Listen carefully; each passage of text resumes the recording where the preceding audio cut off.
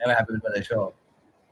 It's the best I thought with the shoe. Bought the shoes. It's a bit not great vest, but it's all right. It's only £1.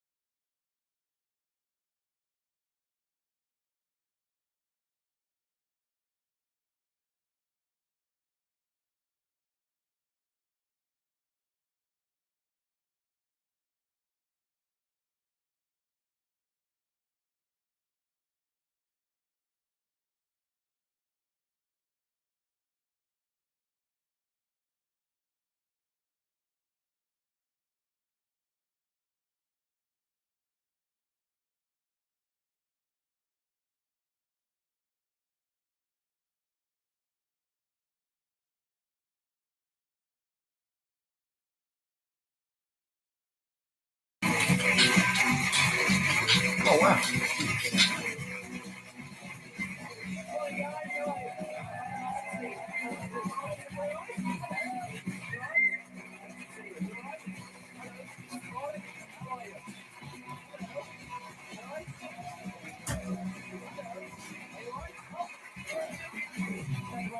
morning, and as ever, a big welcome to the show. Now, first today is Ross. He's here with ex-partner Amy to arrange access to their 6-month-old son. He says that since they split, she has made it difficult for him to see their son, and has even been introducing other men to the baby as his new dad. Let's unravel this one. Ross is on the show, my friends.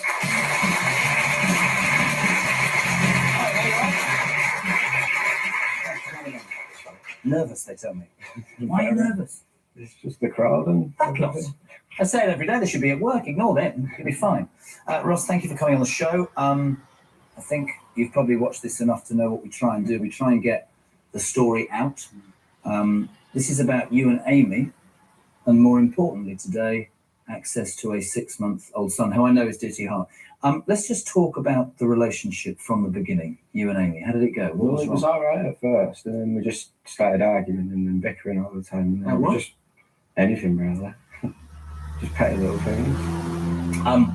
Pregnancy planned? No, it just happened. Did the argument start after that, or were they? Bit of both. Everyone argues, though, don't they? Of course. How long was it before you split? How old was the kid? He was either a month or 2 months. You don't know how old your son was when you split up? It's just like, it was a couple of months ago, so it would have been about a month or two. Okay. So, when the pregnancy gathered pace, the birth and all that, were you close? Were you bonding with this child? I had a bit of bond because I used to because I went to college and then seeing when we could. Cause, You didn't live together? No. Right, okay. When you first split up, you told my researchers, and I know you're nervous, just calm down, you're absolutely grand. You told my researchers that you were seeing the child on a regular basis. Was that a mutually agreed thing between you and Amy? When we both had spare time because we were both in college. And were you supporting this child? Well, not financial because I'm on a low income. So you're on a low income? Yeah. Benefit? Yeah. It's all right. Your big gripe since you split is that somehow she's used this kid as a weapon. She's had other boyfriends. Yeah. Tell me what's going on. Well, it's like all the boyfriends, she's saying that they're the dad on Facebook and stuff like that. She would be scoring points and saying, oh, my latest guy is the dad. And there's a guy that she's with at the moment. We don't need to go into too much detail about Carl because he's going to be on. He's doing the same posting stuff and all that. Does it really upset you? Yeah, it does. It's some guys trying to say that my son's this, and it's just... Is it, I mean, this is really important for me today. Is it that you want to be in this child's life on a regular basis, or is it that you want her back? No, I want my son. I don't want her back. Do you think she still has feelings for you? I've been told that she has, but whether she has or not, it's... Who rang the show? Well, I text the show. Because you want to sort this out, right? Yeah. When was the last time you saw your son? Well, it was the other day. She let me see him. But I think she was just doing that because she knew she was coming in here. Is it true that she lied about your son going to hospital? Yeah, she texted me saying that my son had a lump in his stomach. And I was like, oh yeah. So I rang her, I was like, what's going on? She said that the doctors don't know what it were. So they was going to operate. And a doctor wouldn't operate on a child if they didn't know what it were, would they? Should we get her out? Do we have to? Yeah, we do, because we've got to resolve it, my friend. Okay, this is Amy on the show, ladies and gentlemen.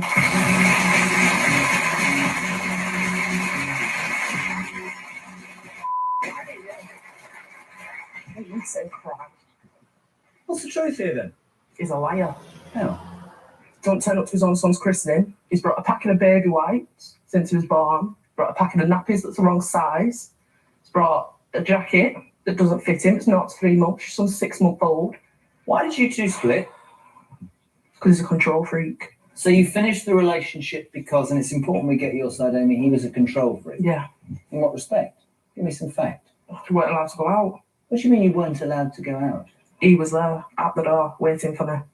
He was at my house every day. I don't mean to be rude, but it's very easy, isn't it? I'm going to say this very, very calmly, right? You can sit here mouthing off, right? Yeah. And calling him every name under the sun. but you laid down and had a baby with him, love. So in my world, you're 50% as responsible as he is. So this today is about trying to resolve this. I want to know why you are saying to my researchers, he's never been interested in our son, and he's on this show saying, I'm being prevented from seeing this by her playing God with this child's life. What's your I'm son? not playing God with no child's life. Well, why at did you all. stop him from seeing the kid? I've not stopped him from seeing a kid. He had a kid Monday and said that I weren't having him back. I'm going to go looking for him. Where did you find you? In an arcade. I told you, right? Talk to her, not me. In an arcade. You told me to be in the bus station for 6ish, right? I said So- 6-ish. Yeah, Between ish. 6.5 past. No, that's not 6. Where did you go? I just- To an arcade. No hat on, no mittens on, no raincoats over him. It was snowing. Is that true? I went to the arcade to keep Why him would you warm go to an arcade? because it was the only place that was Why can't you open take at the the child time. home to where you live? Because I live like it's about half hour away. Are you saying only that he's not a good dad? Yeah. You say he's never changed the baby. It started changing him when he was like 3-4 months old. Didn't wind him either. He used to feed him and then give him to me to wind him. He won't wind him, he won't change him. Are you saying that you finished the relationship because he wasn't up to scratch? I finished it and then it like started talking and everything and then he said it completely. Like, What about money? Has he paid for the child? Nope. No money at all? Nope. Why did you have unprotected sex, you two, then, just out of interest? Don't know. Sorry? Don't know. Why didn't you use something? Why didn't you? Why? You see, you're looking at him, but you're both responsible, surely. What was it you said when you came out? You said you didn't even come to your own son's christening. He didn't. I thought you banned him, darling, because you don't No, know. I didn't. What? No, I didn't ban him from his own son's christening. He didn't show up. No, he didn't show up at all. Didn't pay nothing for the christening, didn't buy him nothing to Don't you think buy that's a mistake? to the christening. I do regret it now, but I was thinking for my son because all we do is argue when we're with each other. Yeah, but you two have got to be mature enough. You're bang your damn heads together. If you're mature enough to have the kids, you should be mature enough to work out what's right for that child in the long run. Can I ask you something, right? How many boyfriends have you had since this relationship finished? Kyle. No, before him. Before who? The one that But you Kyle, All right. And is it true that some of these guys have actually called your baby, said, I'm the baby's dad? no. Ouch! Oh, the Jeremy Kyle Show, sponsored by FoxyBingo.com.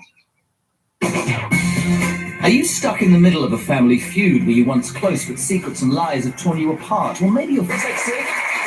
My God. Right.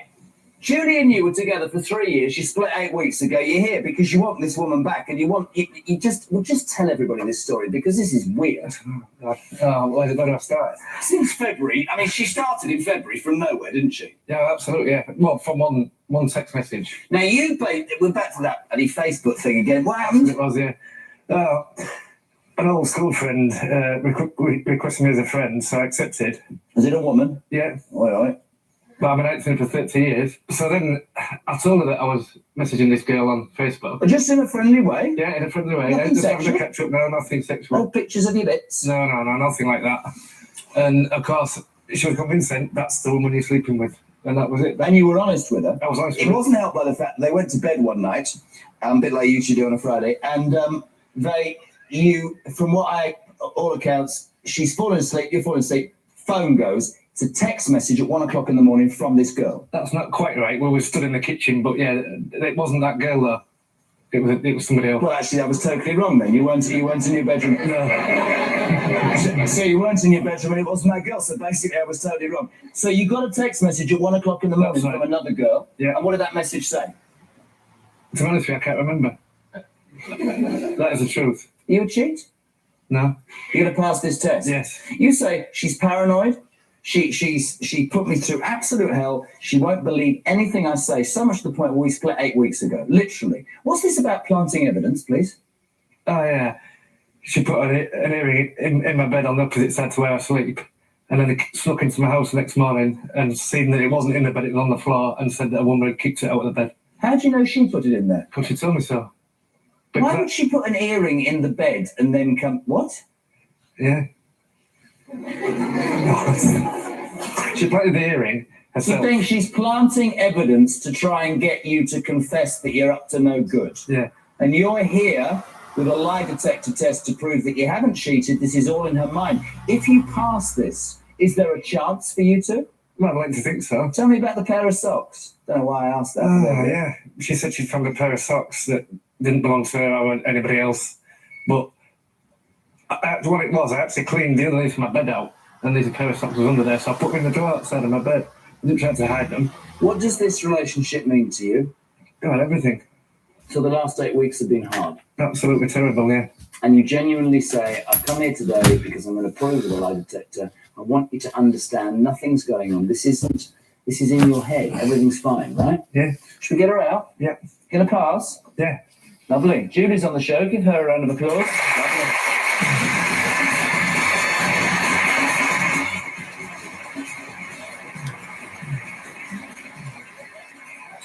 Hi, Jules. How are you?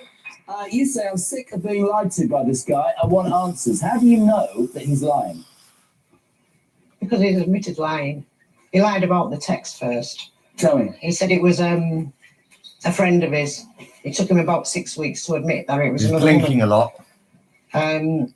Then we've looked at his phone bill, and the same woman's text messages are there till 20th of May.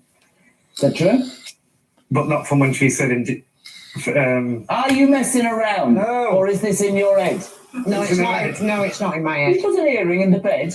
Yes. Why? Very painful if you land on an earring.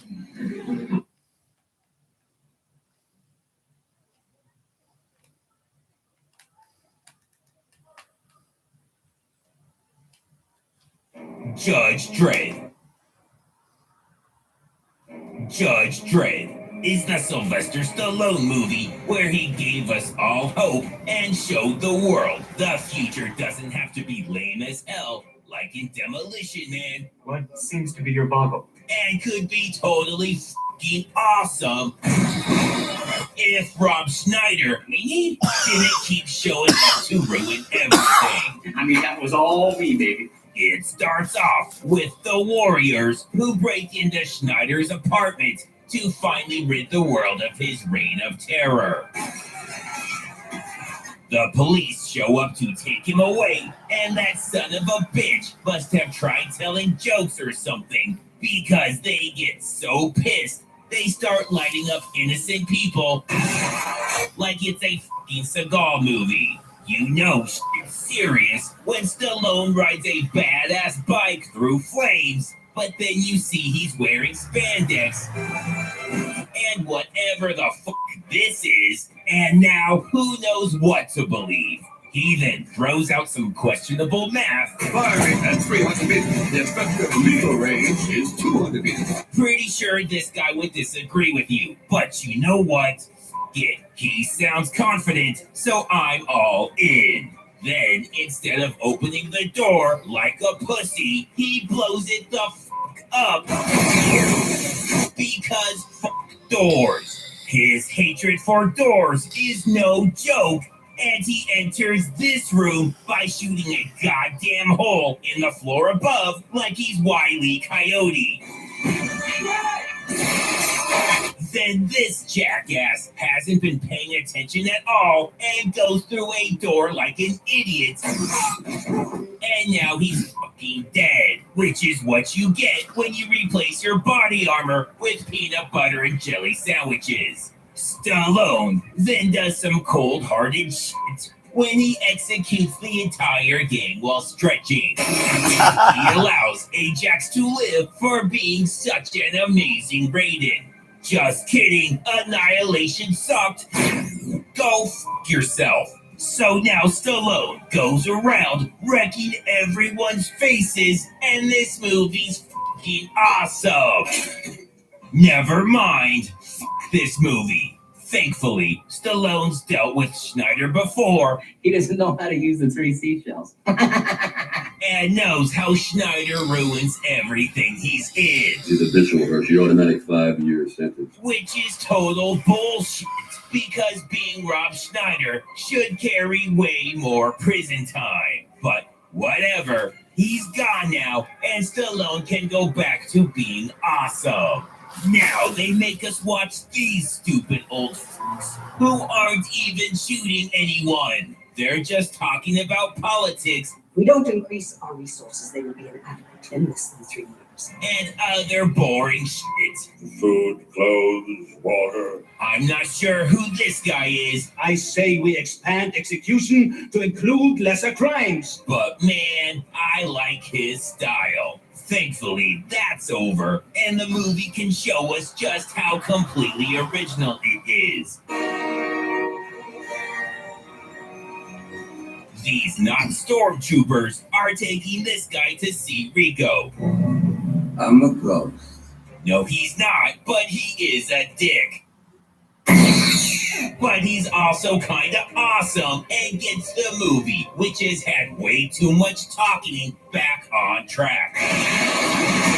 He teams up with Dolph Lundgren for an epic Stallone Drago rematch, and holy shit, now we have a movie again. Who on the wall? Yeah, then the movie shows you it means business with this guy who goes full Neil Breen and says some very vague and stupid things. Cancer of oppression goes far deeper than the street judges.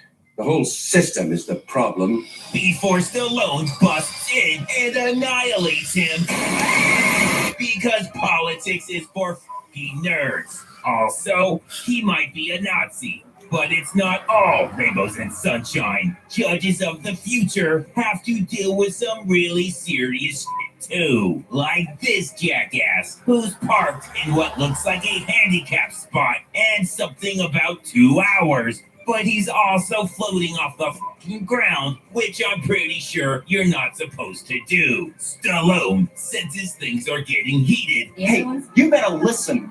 So he de-escalates the situation by laughing in his face when he pleads not guilty How do you plead? Not guilty. I knew you'd say that. and then blowing up his fucking car. The police in the future are so badass. Happy Robin. I hope that passenger lady got out of there, but if not, oh well, it's not his fucking problem. Now what the hell is this? Mr. Ed, you're under arrest. What's the charge? Murder. Yeah, that sounds about right. But don't worry, Stallone knows what he's doing and throws the prosecution a curveball by not getting a real lawyer. Judge Hirschman. Why a street judge? She was at the top of her class in interpretation of law, and I trust her. While both of those reasons might sound really stupid, trust me, Stallone's an expert. This tribunal finds Joseph Dredd guilty. Of course they did, because that was really fucking stupid. This trial has been a farce. And the only way to spare Stallone's life is for this old man to fuck off. The legal system of the future is complicated. So they're flying Stallone out to prison, and holy shit, these not stormtroopers are just the worst. First, they're so afraid of clouds, Due to storm cloud activity over the desert, we will be flying at 60 feet. which seems excessive because the clouds are so high you can't even fucking see them. Then they let this guy on the plane with a knife, and it's not even well hidden. It's sticking right out of his sock. And even though it's not fair to blame this on them, I don't give a shit because it really pisses me off. The worst thing they do is they let Rob Schneider on Hello. the goddamn Oh, plane. flipping Casey. Ugh. Flipping. Everything's a Johnny cluster as this guy cuts himself out of his seat while Schneider makes goat noises because he's Rob Schneider and that's what he does. All this stupid shit is happening at once. And even the guys from Deliverance think this is hard to watch, so they shoot that shit down. When the rescue team shows up, they do the right thing and execute everyone involved in that show. Luckily, Stallone and Schneider were taken prisoner by these friendly cannibals. Allow me to introduce you to my family. Everything's going great until Stallone whips out the sickest bird of all time. With 4 cans of Holy shit, Ron Perlman just got served. Schneider, so he sells out Stallone. Amen, brother. to save his own ass. I'm free, and you're toast. But of course, Stallone eats Stallone and beats the shit out of everyone. His ass kicking is interrupted by these not stormtroopers who come in and save Stallone's life so they can end Stallone's life. But Stallone says, "Look, motherfuckers, this isn't Star Wars." And to prove it, he goes full Rambo on these sons of bitches. Now that it's clearly not Star Wars, Obi-Wan Kenobi shows up and saves the day, and is then immediately killed. But not before telling some boring story about being cloned or some shit.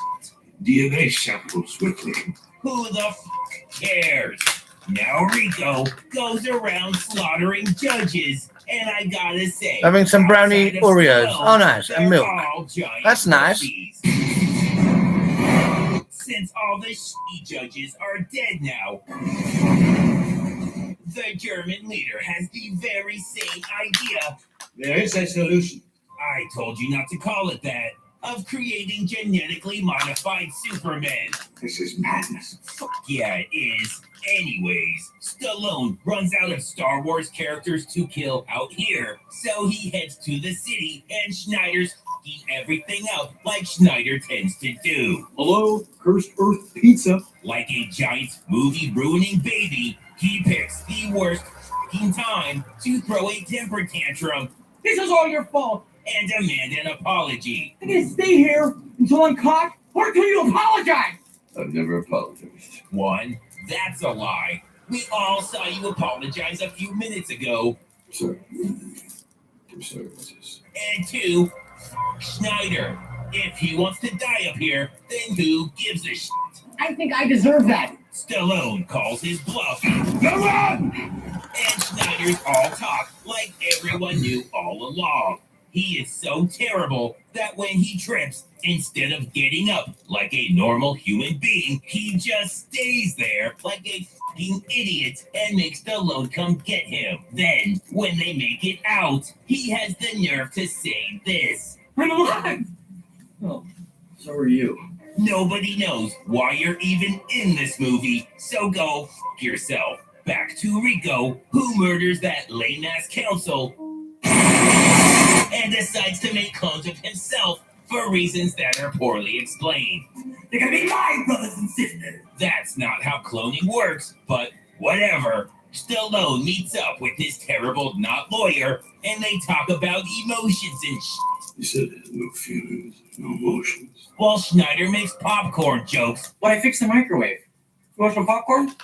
and suddenly this movie's completely unwatchable. Is this a bad time? For you, always. Thankfully, they go somewhere for some reason and are attacked by Dolph Lundgren, who kills Rob Schneider and is now the hero of the movie. This lady is supposed to be a scientist, but what the fuck is she talking about? He looks a lot like you. They look nothing alike. You know what movie will play your stupid game? They're identical. Then suddenly, Drago bursts in out of nowhere and comes out swinging with a sick right hook into a backhand. While that seems awesome, it's really not, because it turns out he's being controlled by Rob Schneider, which means he's still in the fucking movie. And because women just cannot get along, they start fighting for no reason, and honestly, nobody gives a fuck about this. The scientist again proves her intellect by kicking Judge Lady in the nuts. I caught the rain earlier. Oh, it was horrible. But When I left mine, it was 21 degrees. Oh, bless you, buddy. Did you get wet? At this point, I managed not to get wet. Runs out of steam. I was lucky. And everything starts exploding. But we're never told why. Stallone then fights Rico at the top of the Statue of Liberty, but they look so similar, it's hard to tell who's who. I think that's Stallone hanging off the side, and suddenly we're supposed to believe that this guy can't do a single pull-up. But whatever, because Rico doesn't know how guns work and puts his hand right next to Stallone's, so he dies like a f***ing moron. Oh, you were soaked. Bless you. Flipping. And I guess the scientist won after all. Or not. I still don't fucking care. Thank God that shit's over. And now we can get the happy, smiling Judge Dredd we've all come to know and love.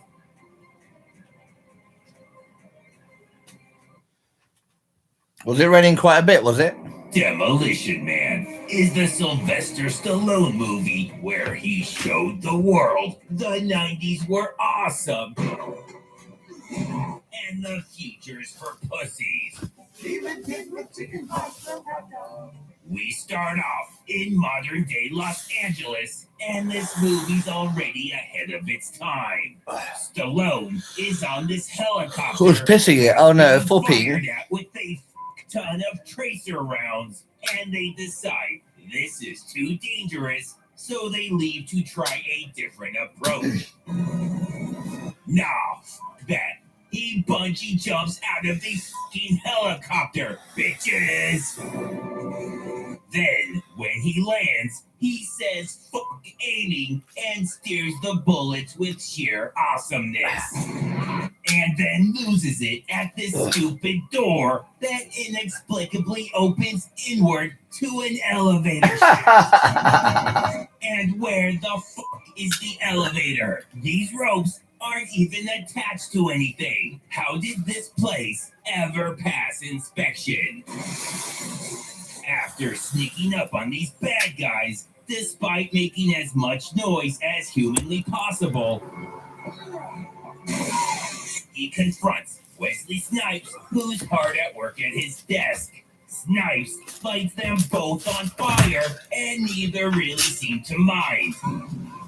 After overestimating his jumping ability, Stallone plays it off like he did that shit on purpose and knocks Snipes the f out right before the whole building explodes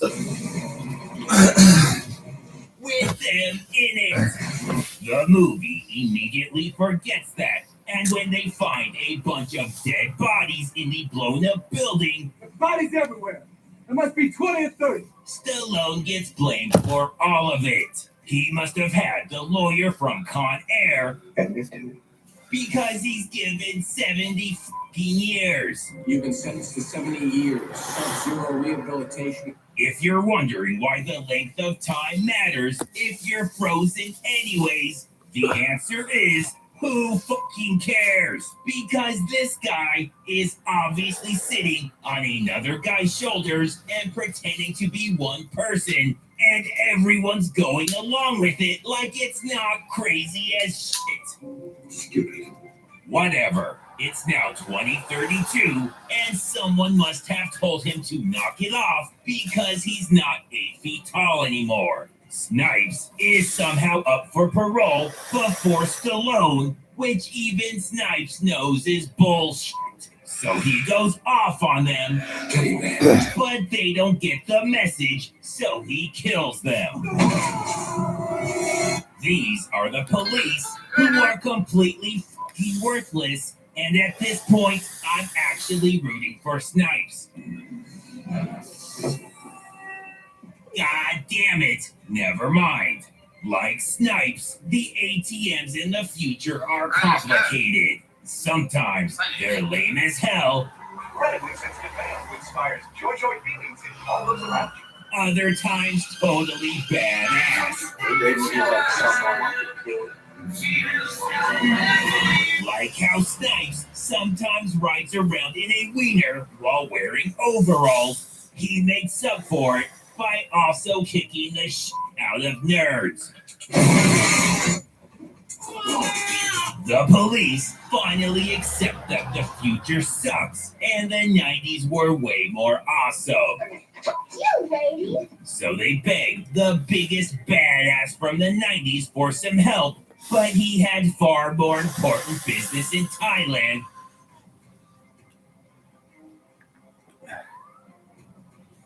So they went with Stallone instead, who's pretty cool too. Thanks. Then the guy who got clowned by Tim Robbins actually has the nerve to give him lip. Hello, my beloved fans. Thanks for joining my live stream today. We've had a wonderful day. I went down to Who gave us Rocky IV? Rochester and we went to the Street Festival, and it was quite fun, quite nice. I was a bit lonely though. I felt quite lonely and quite sad. But it was kind of nice to get out in a way, wouldn't you imagine? Thank you for joining my live stream, and thank you for following me. Muscles Mind will it. always win over shitty brains That's really fucking stupid. and correctly guesses exactly where Snipes is. 2,000 Oh, the 90s. So Snipes starts making up for the car thing by being really awesome again.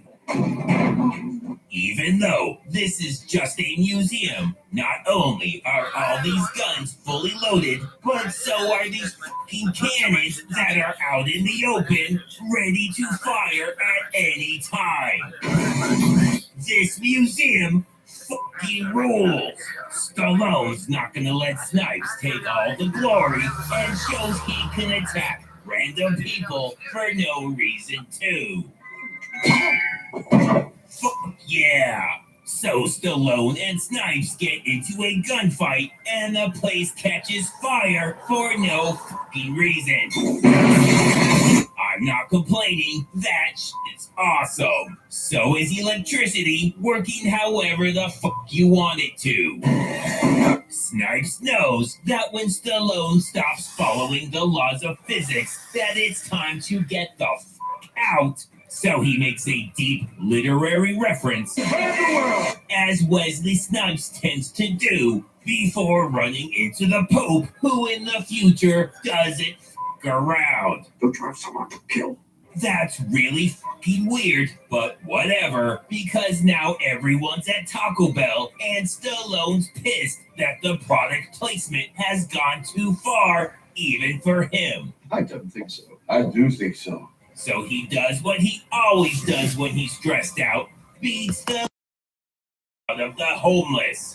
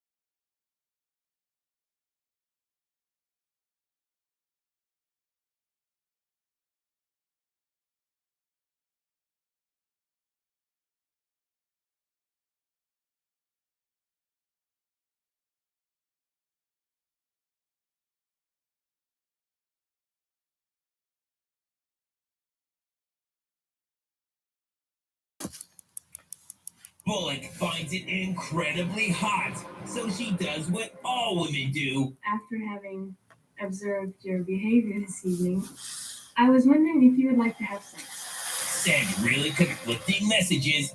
What are you doing? And confuses the out of him.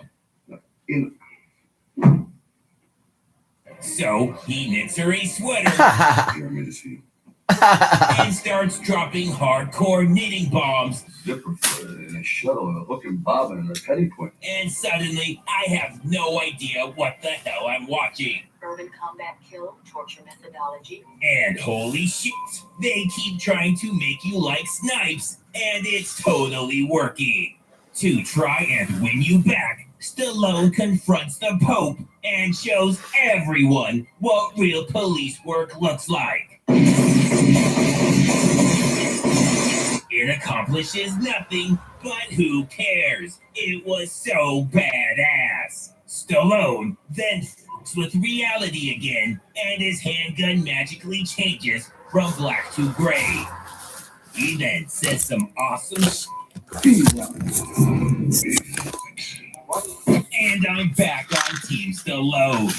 His muscles now tell them to check the sewers. I'll wait here. Sure thing, dipshit. You staying here is really fucking helpful. So anyways, they go in the sewer, and what the is this?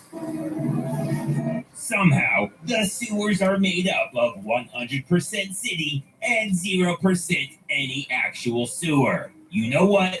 It, because suddenly Dennis Leary is holding them up with a flare gun. Man, that guy. Then he starts doing his fucking act. I want to run through the streets naked with green jello all over my body. I want high cholesterol. I want to eat bacon and butter and buckets of cheese. It wasn't funny back then, and it's not funny now. Thankfully, the movie switches to Snipes, who now has an entire gang who are all dressed like villains from the Road Warrior and act like fucking pirates. I want you to loot, pillage, plunder. You know what? The fact that they recruited her for this is hilarious. I'm definitely on Snipe's side. Are you with me? Hell yeah. While Snipes' gang is awesome, Stallone's is total shit. Not only is this asshole still sitting in the car, I'll wait here. but Sandra Bullock is a goddamn moron. They discover this is another one of those movies where the Pope sends Wesley Snipes to kill Dennis Leary. I can find no fault in your logic. Simon Phoenix is the perfect weapon. No, he's not. He's by far the worst. Literally anybody else could just blend in and sink him. But no, he goes with a black man with bright blonde hair, 2 different colored eyes, and no inside voice. Martin? John's Martin? Oh, shit, hasn't anybody into this century? He then proves me right by just opening fire into a crowd instead of just shooting his target. Just look at how he gives 0 fucks where any of the bullets go. And what the fuck is this guy doing? Their whole crew is a goddamn clown show. And I desperately want to be a part of it. Snipes escapes up above, and are you shitting me? Not only was hanging out by the car his only fucking job, I'll wait here. I hope you know what you're doing. but he left the door open and the key inside. I don't know if he died of old age, retired on the spot, or what the fuck happened to him because he's never mentioned again. Anyways, the movie starts making up for that knitting from earlier. I can weave a throw rug right now with my eyes closed. And Stallone busts through the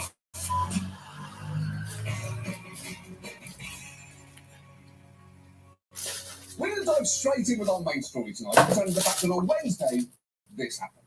Overnight, ABC pulling late-night talk show host Jimmy Kimmel off the air, hours after a threat from the head of the Federal Communications Commission. Brendan Carr called for Kimmel's suspension, over comments earlier this week on Jimmy Kimmel Live about conservative influencer Charlie Kirk's death. ABC pulling the plug.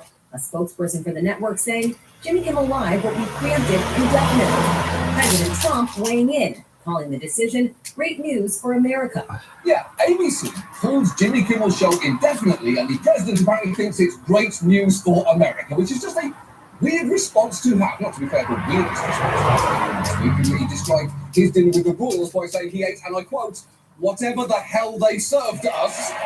But still pretty fucking weird. And look, Kimmel is now one of many who face consequences for comments in the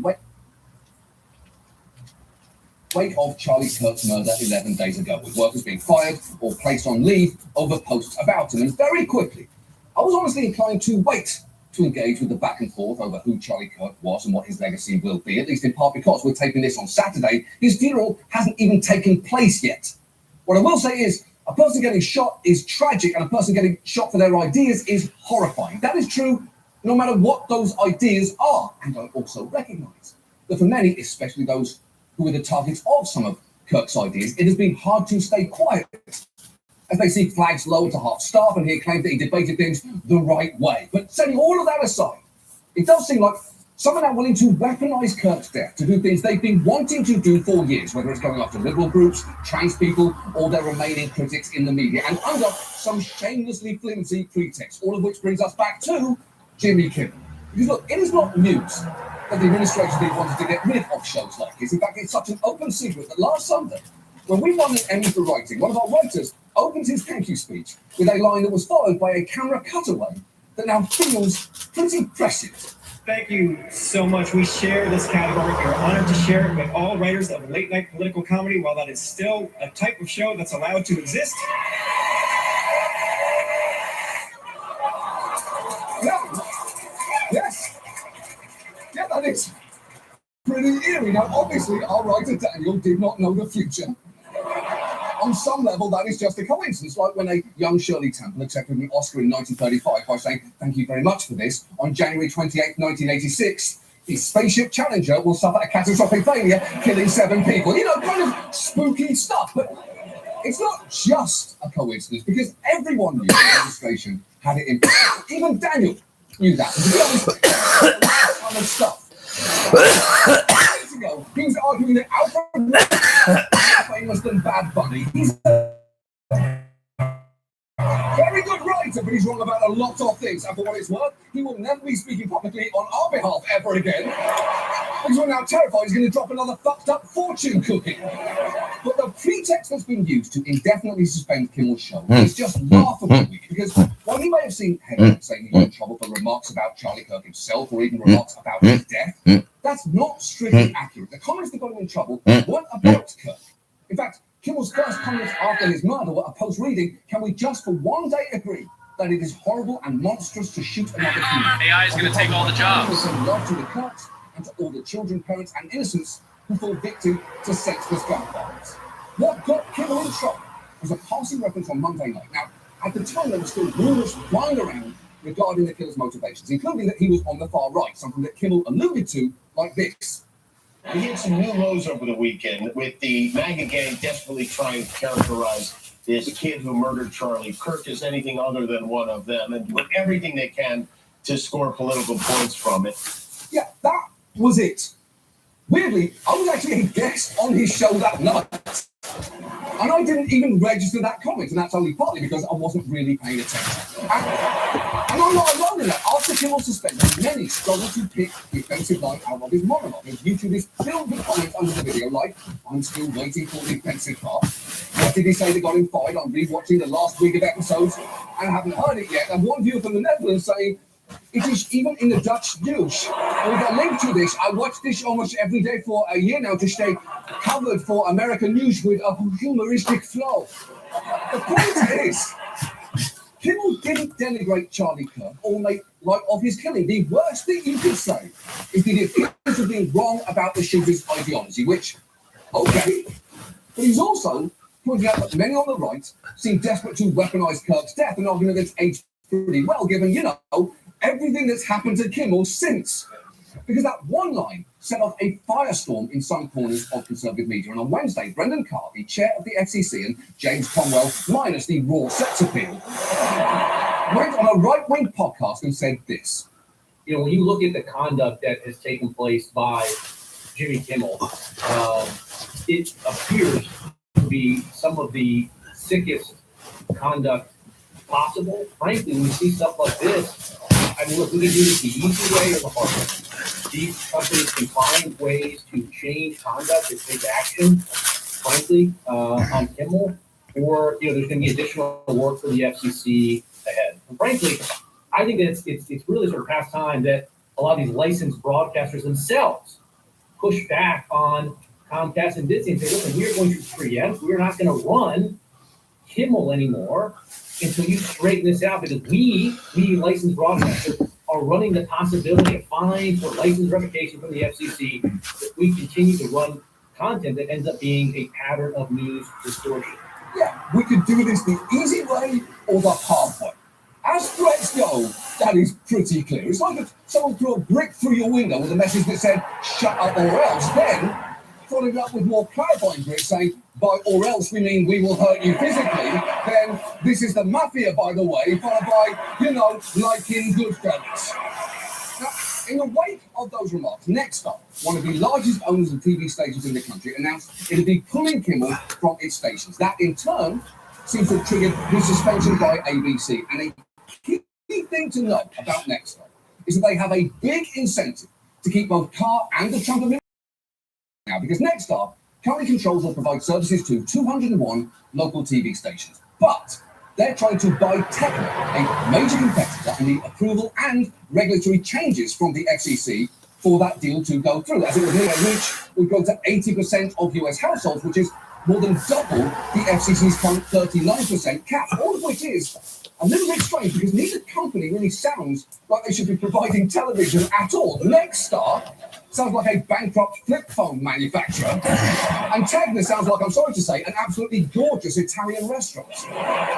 The point is, Nexstar badly needs FCC approval, so it is hardly surprising that when Carr specifically said When you think about Kimmel off the air or face when you think about it, complied. Basically, Brendan Carr said, when you think and about Nexstar took his dick out of their mouth for just long enough to say, when you think how about high exactly?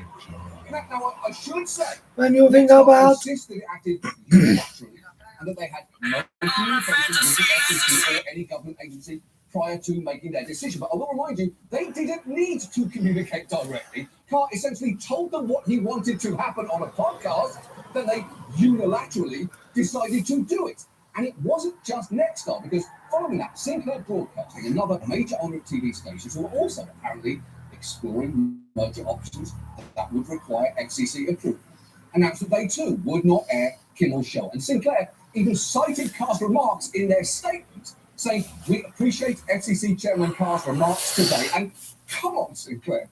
As I believe Alandia once said to Huda on Love Island, don't embarrass yourself going too hard for a man. we want that out now. Just solid advice for the islands of love and for business. And it is not like Carr himself was trying to dissuade I want people someone to from share connecting my the dots here. It was when one media reporter asked him for a comment, he sent back I a need a smiling pound emoji. And when CNN did the same, this is what they got. I don't know if you saw the reaction, the response that Brendan Carr, the chairman of the FCC, gave to Brian Stelter. And Brian Stelter asking for a reaction or response to ABC's pulling Kimmel off the air. We're putting it on the screen. It's a meme. It's from The Office, and that was the actual response by the chairman of the FCC. Oh, very cool. Just when I thought this factory-setting white man couldn't get any hotter, he whips out The Office kits. And look, I like The Office. Who doesn't like The Office? Sure, I could have done without seasons 8 and 9, but if it's on at a hotel, I'm not kicking it out of bed. That said, I want you to run through your friend list in your head right now and pick out the person most likely to text you a gift from The Office. Do you have them in mind? They're your least favourite friend, right? Just be honest. They're the one you invite to stuff just because you're afraid no one else will show up. They're a third-string friend. They're your backup's backup. And if you're thinking there's nothing wrong with sending office gifts, I'm afraid that person might be you. And look, it didn't stop there. When someone posted, "This is all in Project 2025," Carl replied with this meme of Jack Nicholson grinning and nodding. Fun fact, and this is true, the person he was replying to, Artie from Glee. And what a fun detail for historians. I can picture future textbooks now. After the FCC chair took a shit on the First Amendment, he trolled a former Glee cast member on X, a social media platform owned by the richest man in the world and father to most of you reading this. And at this point, I should probably formally apologise to Ajit Pai, FCC chairman during Trump's first term, who I repeatedly made fun of for being the dorkiest man ever to hold that job. I simply did not know how much worse. You feel so lonely. You feel so badly. Today I went for a walkie, but I was lonely. I want to have life partner. I want to have my best friend. Then when we are together, no longer will I be alone again. You know we feeling badly. We feeling sadly. We feel so lonely.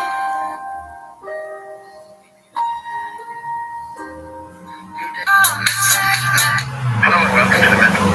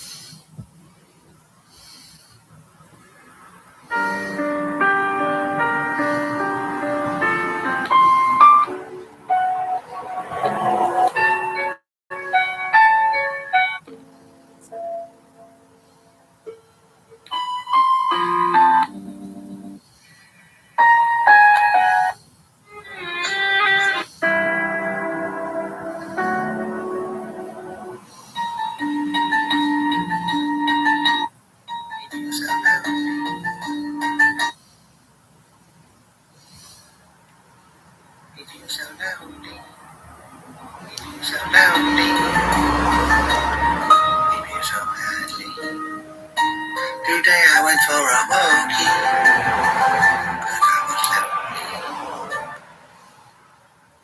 We feel so lonely. We feel so badly.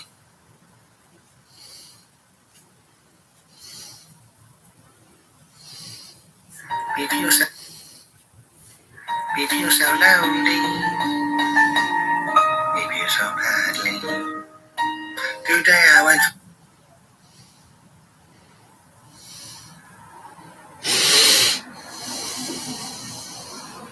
We feel so lonely.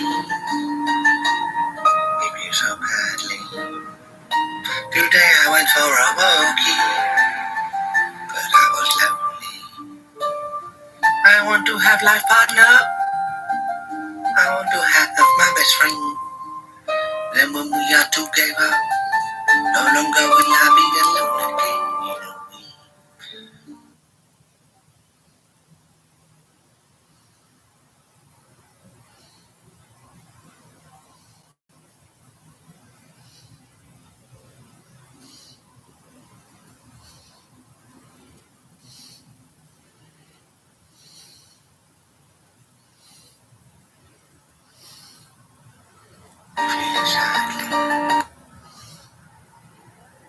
When you think about it.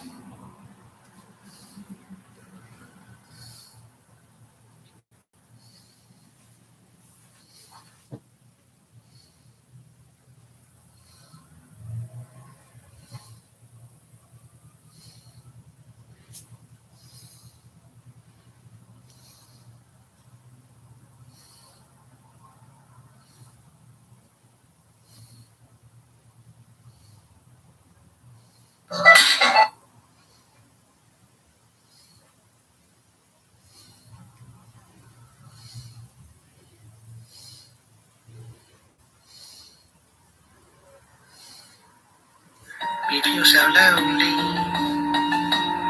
we feel so badly. Today I went for a walkie, but I was lonely. I want to have life partner. I want to have my best friend. Then when we are together, no longer will I be alone again. You know we feel badly, we feel sadly, we feel so lonely, we feel so badly. Today I went for a walkie, but I was lonely. I want to have life partner. I want to have my best friend. Then when we are together, no longer will I be alone again. You know we feel badly, we feel sadly, we feel so lonely, we feel so badly. Today I went for a walkie, but I was lonely. I want to have life partner. I want to have my best friend. Then when we are together, no longer will I be alone again. You know we feel badly, we feel sadly, we feel so lonely, we feel so badly. Today I went for a walkie, but I was lonely. I want to have life partner. I want to have my best friend. Then when we are together, no longer will I be alone again. You know we feel badly, we feel sadly, we feel so lonely, we feel so badly. Today I went for a walkie, but I was lonely. I want to have life partner. I want to have my best friend. Then when we are together, no longer will I be alone again. You know we feel badly, we feel sadly, we feel so lonely, we feel so badly. Today I went for a walkie, but I was lonely. I want to have life partner. I want to have my best friend. Then when we are together, no longer will I be alone again. You know we feel badly, we feel sadly, we feel so lonely, we feel so badly. Today I went for a walkie, but I was lonely. I want to have life partner. I want to have my best friend. Then when we are together, no longer will I be alone again. You know we feel badly, we feel sadly.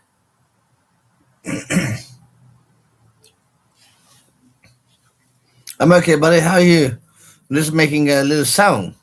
Yes, I should upload it to my YouTube as well, shouldn't I?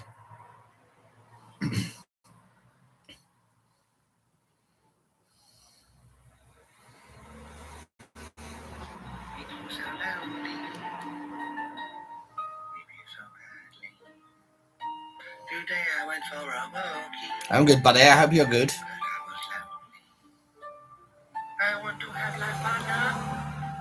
I want to have my best friend. Then when we are together, no longer will I be. Oh, bless you, buddy. I'm okay. I mean, I'm sad. I'm a mixture of things, but I think often people misread my mood.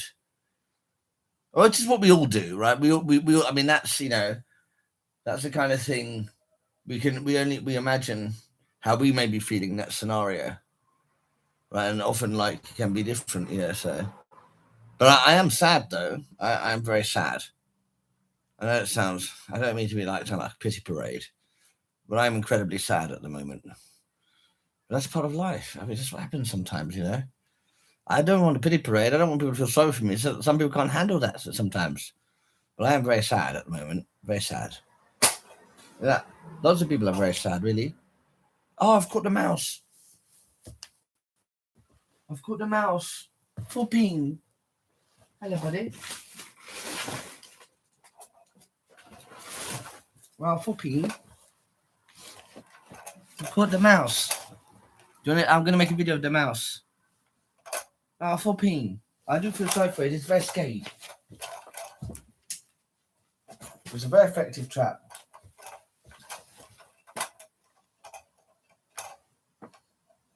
Hello everyone, so I've caught the mouse, but I'm gonna make this video quite short because I think the mouse is quite straight.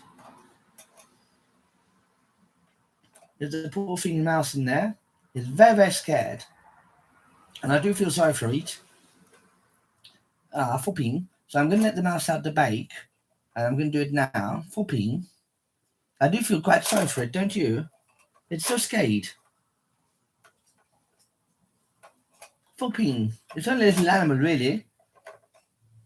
Yeah, it's quite a sweet little thing. Okay, well, I'll let it out now. I was very scared. I should really let it out ASAP. Flipping. I should let it out the back. That's probably safer. I'm sorry, buddy. I'll catch your wife soon. Just trying to reach out of there. Flipping. Oh, look at it. Oh. It's a living animal. I can't lie, I find it very sweet. But it's very scared. Okay, I'm going to let it out now. Okay, bye guys. I caught the mouse.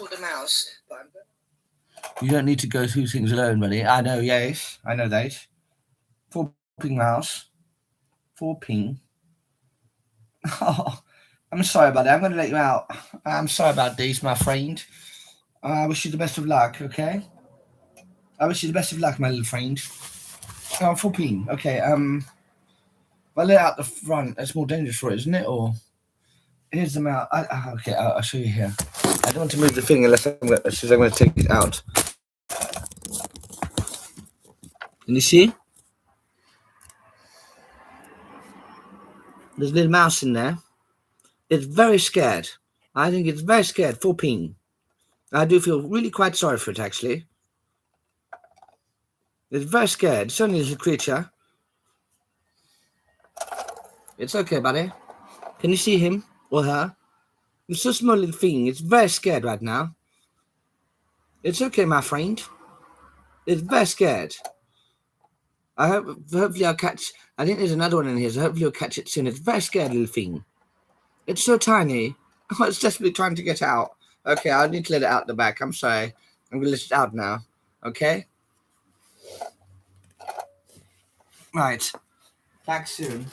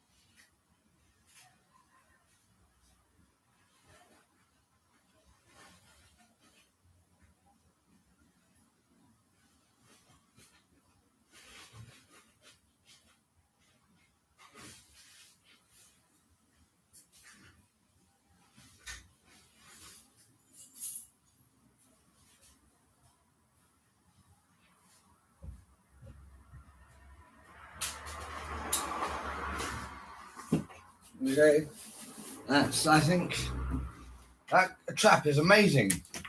You fell right for it.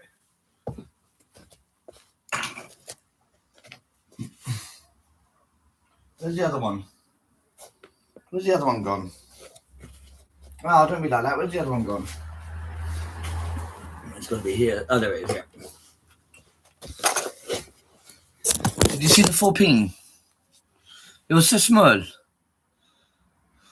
So small, 4-ping. I don't know. I know, I feel really guilty. It's so sweet little thing. It was so scared. It was so scared. Maybe if it's got a partner, I hope you'll catch the other one soon. It was amazing. I heard the clip. I thought, what's that sound? It gave me a shock. Right. I mean, that's really quite a story. That's really quite a story. It's so small. So small little thing. So tiny little baby thing. I don't know.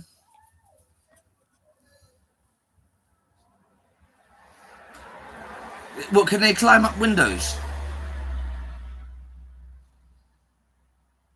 Oh, there. No, but I put them out the back.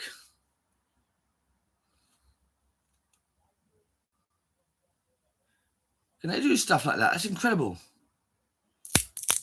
Right, so I'm putting a peanut in here. There's a little trap.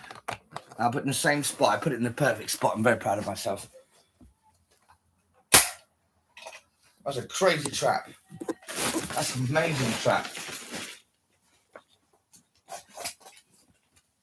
What an amazing device. That's absolutely amazing. It's so clever. They'll find their way back, will they? Fuck. So what, I've got to take it really far away. If we don't take it really far away, it's find its way back then. That's annoying. That's really annoying.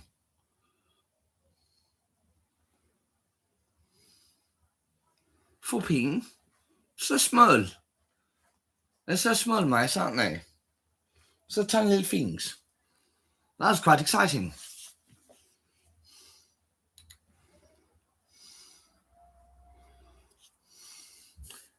I must say, that's terribly exciting. I was here on live stream with Casey, and I heard the thing go off, and it caught a little mouse. Oh my, that was really quite exciting. Very poor thing, was very scared. 4-ping. Yes, 4-ping. It was so scared. Kept on trying to use with little hands, trying to get out. And trying little holes, and trying like that. Oh my, so scared little thing. So I put it out the back, and I don't know, apparently Casey said it's going to find its way back. Oh no, oh no. Well, the trap worked very effectively. It was very incredible. It's really quite an exciting evening. When you think about it, I really need to go to bed. For a minute.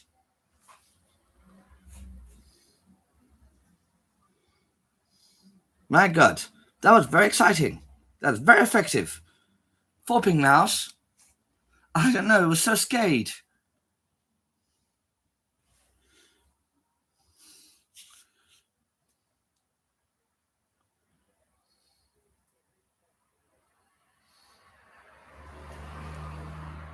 I'm going to make this video quite short because I think the mouse is quite straight. There's a poor thing mouse in there. It's very, very scared. And I do feel sorry for it. 4-ping. So I'm going to let the mouse out the bake. And I'm going to do it now. 4-ping. I do feel quite sorry for it, don't you? It's so scared. 4-ping. It's only a little animal, really. Yeah, it's quite a sweet little thing. Okay, I find it so cute. It's so scared, though. I should really let it out ASAP. 4-ping. I should let it out the back. That's probably safer. I'm sorry, buddy. I'll catch your wife soon. She's trying to reach out of there. 4-ping. Oh, look at it. Oh, it's a living animal. I can't lie. I find it very sweet. But it's very scared. Okay, I'm going to let it out now. Okay. Bye, guys. Hello, everyone. So,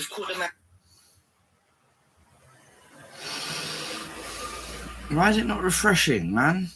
Oh yeah, I need to upload that to YouTube as well. Oh yeah, no. If I do it for YouTube Studio, that should be easier, right? Right. Oh wait, no, wait. Did I upload that there as well? What's going on here? Right. Well, that's a very intelligent and excellent climbers. Ah, fuck off. I'm fucked then. That little cunt's going to come back. I'm so fucked. He's probably going to be back in here tonight then.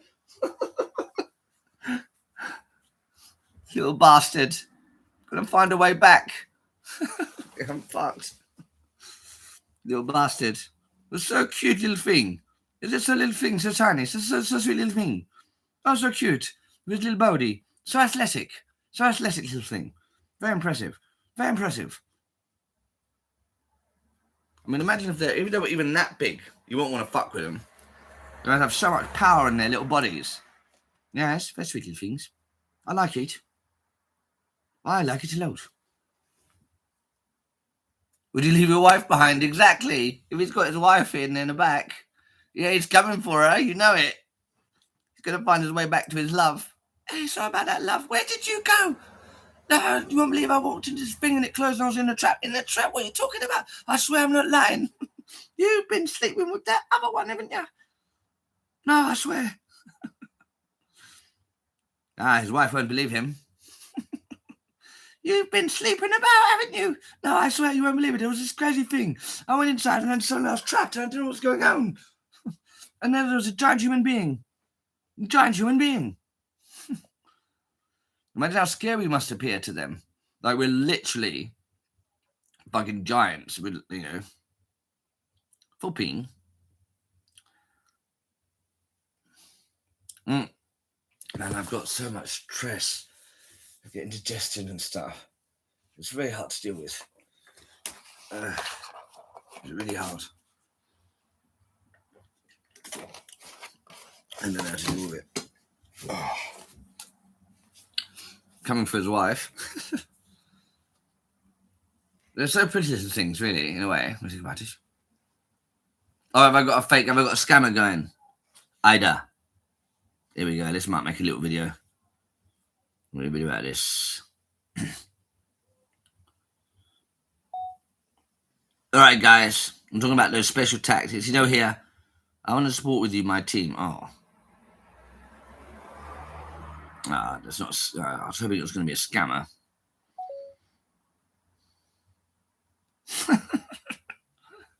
So transparently scammers. I think you have great potential. Yeah, I know I've got great potential. Don't worry, I'll fulfill it, and I'll leave you in the dust. And don't come and try and take some of my fucking profits.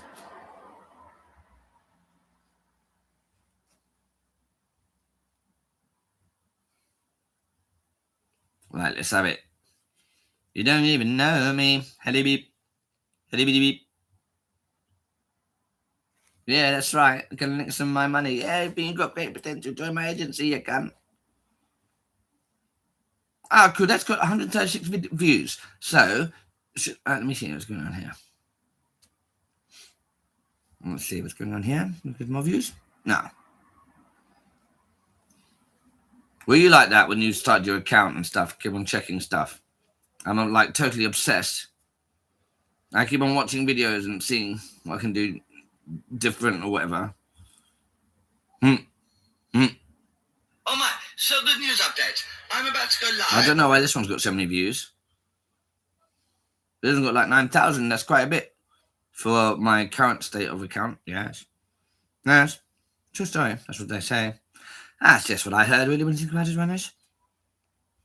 When you think about it, yes. That's what they say when you think about it, yes. It's just true story, isn't it, buddy? You know, when you think about it, yes. You know, when you think about it, in a way, sometimes, you know, if you think about it, I don't know, in a way. You know, sometimes it's the way it is, you know, in a way, when you think about it, yes. That's what I heard, anyway. It must be the truth, surely. Of course, my dear friend, of course. Why, I find you highly agreeable. Follow me a minute. I hope that's entertaining for my fans. I hope you find this entertaining. That's what I heard, anyway. It must be the truth, surely. Of course, my dear friend, of course. Why, I find you highly agreeable. Well, that's my thing. When you think about it, yes, that's what I heard, yes. Apparently, that's just the way it is. You know, when you think about it, yes, that's what I heard anyway, when you think about it, yes, it is what it is. You know, I think really what it is, you know, in a way, when you think about it, yes. It's just not quite like the way it used to be, you know, when you think about it. It's not always the same. Sometimes things change. Sometimes it's still the same. Sometimes fish and chips. You know, when you think about it, yes, that's what I heard anyway, Everyone likes my little phrases. Yes. Your cat is darting around the flat so fast. Oh no, what's going on? Oh, is he just running about having fun? Is he okay? Yeah, fish and chips, that's what I say, yes. Fish and chips, yes. Hello. I would like to drop some mega wisdom on you right now. Have you noticed how things aren't like what they was? Have you noticed things have been changing? Why? Why like this? Yeah, think about it. Oh, so sad story, in a way. It's just like, when you're younger, it's different time. Ah, yes.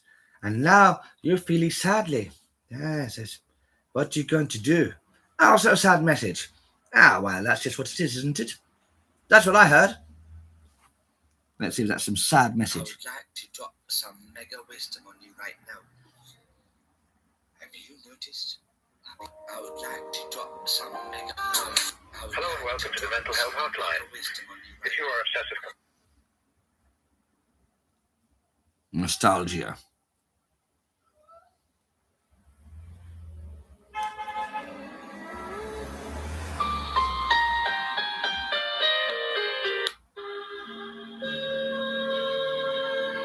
Let's try this. I would like to drop some mega wisdom on you right now. I would like to drop some mega wisdom on you right now. Have you noticed how things aren't like what they was? Have you noticed? Yeah. Okay. Like this. And put captions on each. Also exciting things. Is he spooked himself? Flipping. I love animals so much. I think they're lovely. They're so sweet. Like to drop some mega Let's have it in black and white, man. What's going on? Have you noticed how things aren't like what they was? I have to always fucking edit the captions, man. It's so annoying.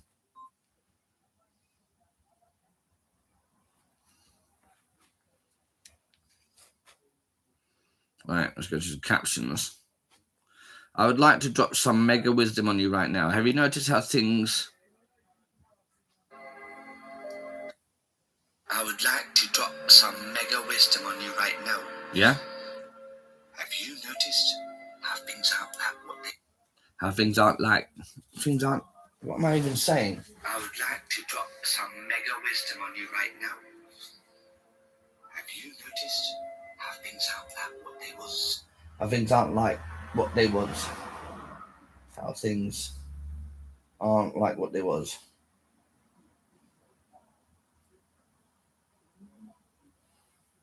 Have you noticed things have been changing? Why? Why like this? Oh, so sad story, in a way. It's just like, when you're younger, it's a different time. Ah, yes. And now you've... I hate that. Well, that'll do. Fuck it. I can't spend forever. Or can I spend forever? Because kids. I would like to drop some mega wisdom on you right now. Have you noticed how things aren't like what they was? Have you noticed things have been changing? What? You know what you think about it in a way sometimes, He spooked himself, flipping. Sometimes it's the way it is, in a way. I think about it, yes. That's what I heard anyway. It must be the truth, surely. Of course, my dear friend, of course. Why, I find you highly agreeable. Wait a minute. You know anything about it in a way sometimes, if you think about it, I don't know, in a way. Sometimes it's the way it is, in a way, when you think about it, yes. That's what I heard. Go on then. What do you mean, go on then, like you're my fucking master? You're my bitch, Amir. You get all clever with yourself all the time. You don't realise how close your time is getting to the end. Do you understand? Do you think, oh, either follow me or I'll block you? I don't need to follow you. You follow me, little bitch. You're sitting there all fucking sheepish with yourself sheepish. The knock on your door will come soon. Who will it be from? Who will that call be from? Who will be knocking at your door? I wonder who. You sit back. You sit back. You lie down. I can feel your heartbeat pulsing from here, boy. You're not getting all cocky with me like any of the people in the box, no? Oh, yeah, you have a little puff of your CBD. Yeah, come on, let's go. Yeah, Mike. Welcome to Barry's life. It's not no Wayne's World, this is Barry's life. And I'll show you what I do. Listen, do not turn around, Amir, and drag a poor innocent woman through. You think this is funny? You think this is funny, Casey? I don't think it's funny. I don't think it's funny you got sexually assaulted. I don't think it's funny and you think it's funny. It's what I'm here about. Barry lies. So do you, by the sounds of it. You've still reported it, yeah? You've still reported this sexual assault of this black gentleman. Was that not just a racist attack? Was that not just a racist attack on a man? You're disgusting. You're as disgusting as Amir is. You're an absolute vile, disgusting human being, Casey. You know, Amir sat there, he's not even defending you. Look at him looking up. You're an absolute pathetic piece of shit. You're an absolute joke. And who abuses women? Who abuses women? They having you. Who abuses women? Melt. Who abuses women? Absolute melt. Who abuses women? Amir. Who abuses women? Who abuses women right now, bitch? Who abuses women right now, bitch? Who's abused a woman right now? I told you she's a liar because she is. People can't go around making false accusations like yourself, saying the police are corrupted, going against you. Are you for real? Are you still on drugs, Amir? Are you still on drugs? Don't test me. You know what I mean? You think you know who I am? You have no idea, boy. I'll show up at your door if I want to, and I won't show up at your door. I'll show up at your court date. Do you understand me? You know I control you. You know this little narrative you're running only gets you so far. You're actually as clever as a spit. That's it. You're autistic. You're something wrong in the head. Well done, you got to Google. But they soon saw the real you, didn't they? You know, all you're doing is violating women. You still don't unblock me, though, do you? Unblock my accounts. Let me come and talk to Tukins Carla. Or is it Cara? Carla? What's her name? That is probably not something What's her name? What's your number one? Oh, Fat Cara, isn't it? Yeah, Fat Cara. With Martin Spencer. Who's abusing women? Who's abusing women now? Who's abusing women now? Checkmate. I'm not abusing women. She's got two chins. She's lies, facts. I'm not lying. I'm not making up false accusations. She has two chins. She is a large woman. She's definitely not an 8 to 10. And you're the one that body shames people. Didn't you call somebody a fat cunt? Didn't you call somebody a fat cunt in here? Abusing women is what you did, is stalking.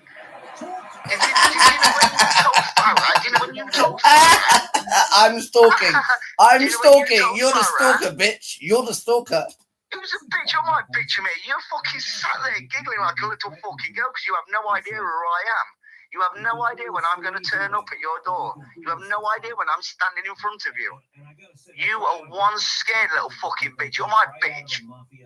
You are my bitch. You are nothing. Sat there in your little fucking piss-stained vest. You're a little goofball. I'll show you. A goofball? You've been watching Rat Rugs. So what is it? What is it? How many people Rat Rugs. Rat Rugs, that's it. Rugrats. You've been watching Rugrats. Goofball. You are You're a a drug goofball. rat. You are a drug rat. That is correct. You are a drug rat. you are an absolute drug rat. And do you know when you, for instance, see Casey, do you know when she puts herself up on camera? It's somebody that smokes a bit too much weed, you can see that. Do you know what I mean? And a bit, got in her head, this, I'm all psychedelic with myself, man. You know, some sort of fucking genius. You're pathetic. Look at your laugh at me. You're laid on your bed. You don't even dare lay on your bed. It's disgusting. Do you fancy KC, boy? Do you fancy KC, Jellybelly? Do you fancy KC, don't you? Hey, Jellybelly. I told you many months ago. Can you remember many months ago what I said to you? Do you remember what I said to you? The secret, come August, when I sit there in the public gallery watching you walk into that box and watch that colour drain from your face. You're going to have your dick in your hand, are you? Yeah, I'm going to have my dick in my hand. I'll be fucking tugging away. And I'll be like, oh my God, I knew this day was coming. Whoa! And he's back to prison, screaming down the phone to his mum going, make sure you bring lots of lube, yeah? Prison! Go back to prison! Is this all because you decided to tell your wife's sister that she was not a fit parent, but you didn't tell your brother, did you? You did not tell your brother the same thing, did you? So when your sister-in-law Farrah decided to let the children play with a knife, did you tell your brother he was a bad dad? What are you putting faces for, you little mongrel? Have a conversation. Let's have a conversation, then, little toe socks. You little freak. How about I'll give you my number. I'll directly give you my number, and let's get two chins in the chat. And Casey, the little pretender, racial abuser. That's what she is. She's a racial abuser. She decided to go. She didn't even see this man touch her. You roll your eyes, you little fucking. See the man touch you. You don't have to see someone touch you. You feel it, you goon. You feel it when someone touches you. What are you talking about? Amir, darling, listen to me now, you little fucking cunt. What about that 15-year-old in Weatherspoons? Do you remember that one? Why's your knees in front of your face? Why's your knees? Yeah, move him now, like I said, bitch. Exactly. Okay. What about that 15-year-old in Weatherspoons? What was that about? Oh, let's stay silent again. Let's do the silent talk. Okay, Amir. Like I was talking to your owl the other night. You fucking mouth. You were sat there fucking breaking it. Like, all right, quick, let's talk. Lil, yep. Hello, Piglet. How you doing? It's better than looking at that fucking cunt. Yeah. Do you realise you've been molested by a stalker? Do you? That's horrendous. I understand. I would not want to be in that man's flat. Look at the fucking state of you. Did he use you as the plunger in his fucking shower, the disgusting cunt? Yeah, all he is, that's what we like. But Amir, you'll decide to put a teddy at my face and try and get me to talk to a teddy because you can't accept what you've done, can you? Look at you. Giggling behind it. Go on, keep hiding. That's all you do. You hide away. I try and get in your chats. Well done. I was Claire. Well done for that. I was Claire. You got me on that one, yeah? But you still didn't let me into your chat, did you little fucking bitch? I requested and you didn't let me in. Doesn't that say a lot about you? Yet Cara was screaming for me to be in. What is it? Oh, let her in. I want to see what she's like. I want to. You'd have seen me. But you was fucking shit scared. Again, Amir. Again. This is becoming a fucking joke. This is easy work for me. I expose you by your own actions. You are thick as fuck. You worked for Google, I don't know what for. What was you, like a janitor? What was you doing, like a fucking little cunt under the fucking desk sucking people up or something, you little bender? You're there in your little cross-dressy bag and like, what are you? Who are you? You're nobody. You're sat there in a flat that's riddled with mice, riddled with cockroaches. You're sat there about 3 feet away from about 6 pints of piss. Go on, you laugh. psychologist. Do you know what people do? They laugh. Well, there you go, Amir. You keep laughing when the truth comes out. How old are you? I'm younger than you, and you're more immature than me. This is ridiculous. This is going up on my YouTube too, and this is going up on my TikTok too. So, do you know when you come back? I'm 3 times. I think it's about 3 times as many followers as you. And you This think is my ridiculous. TikTok's no filter. You're simple, boy. Oh, it's very You're simple. simple. This is What are you ridiculous. itching for? You got fleas? Oh. But let me in the box. I'd have brought you loads of views, Amir. I'd have brought you loads of views. You sit there giggling all the way behind Piglet, scruffy little poor Piglet. Like she's been up Pooh's ass. What the fuck's that about? Or has Amir done some... No, you're not telling me them white stains are on the side of your bed or because you took Piglet to bed. You looked at Piglet and you saw Takara, didn't you? You did. You saw 2 Chin Takara and you thought, go on. So who's being mean to women? I'm talking to you now. Who's being mean to women now? Who's being mean to women now? You are. Yeah, of course, Kara's been mean to me. I'll always say that. Kara calls me out and calls me names. And what you think I'm going to do? Sit back and be quiet?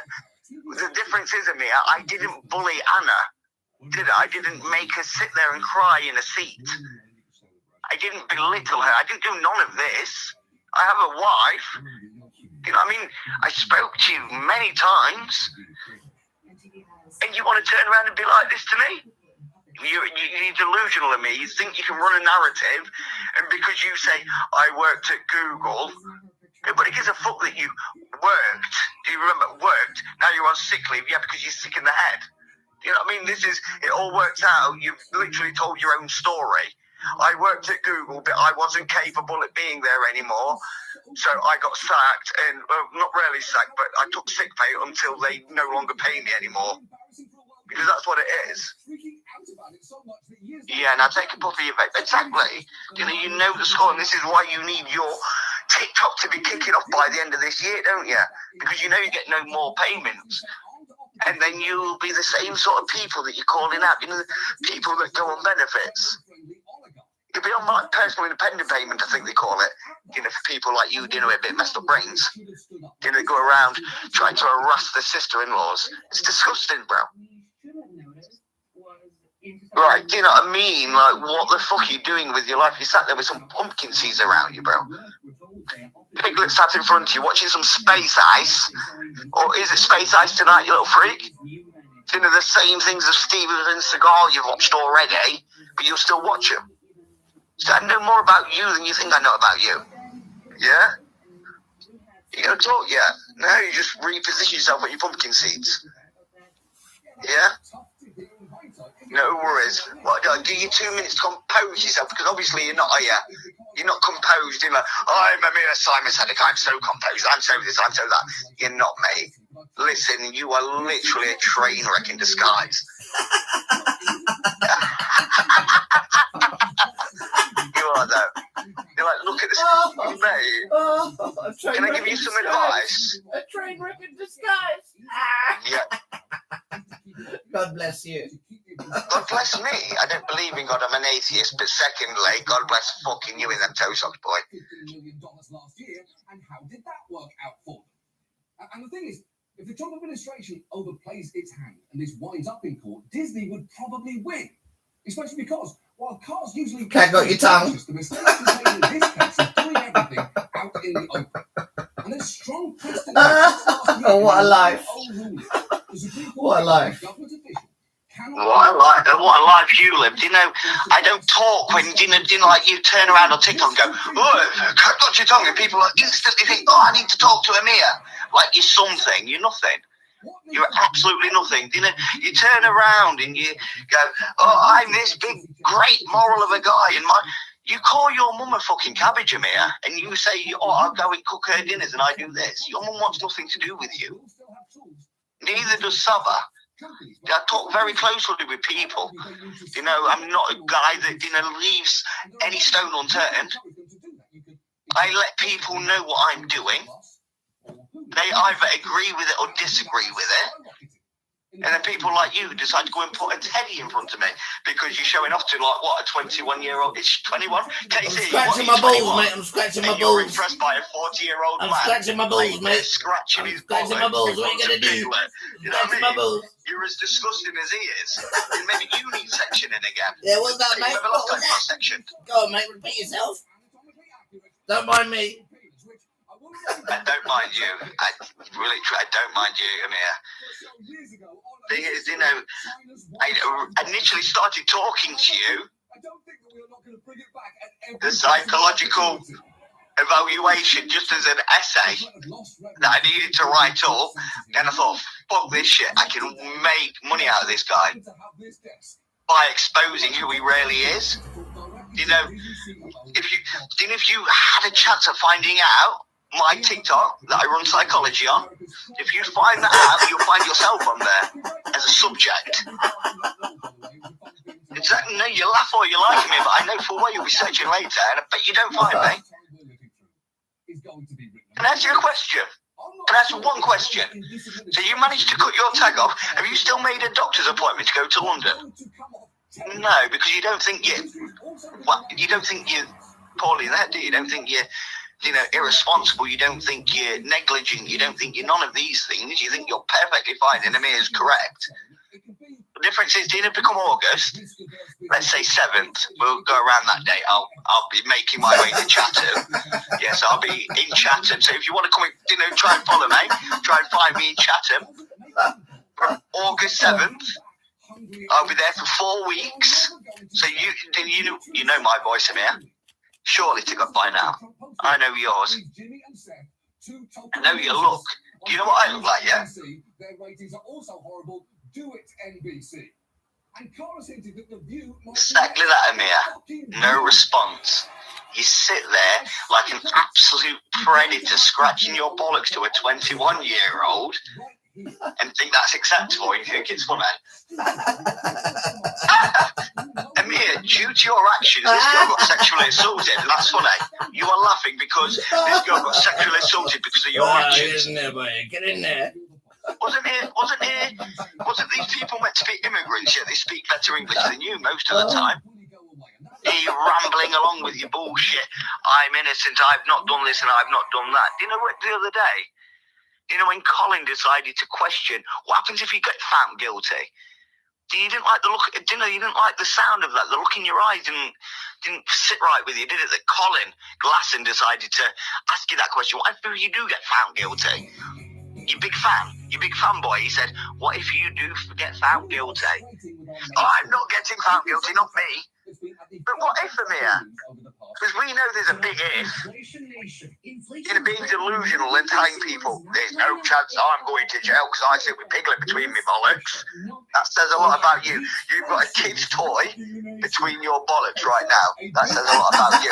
I've always said that I don't think you're a nonce. I don't think you play with children. I think you're giving off a lot of fucking things that show that you are definitely what I've said all along, a predator. Look, exactly that, a predator.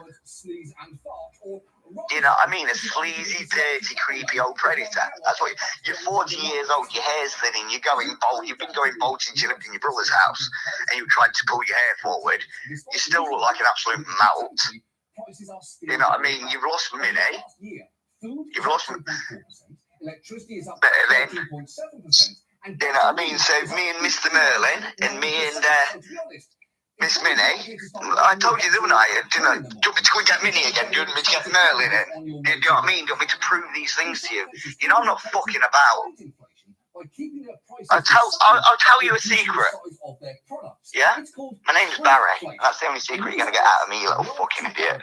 Like, you think you can go around calling people punks, calling 14-year-olds out? Step to me. Step to me. Step to me. I'm not talking about no confrontational fists.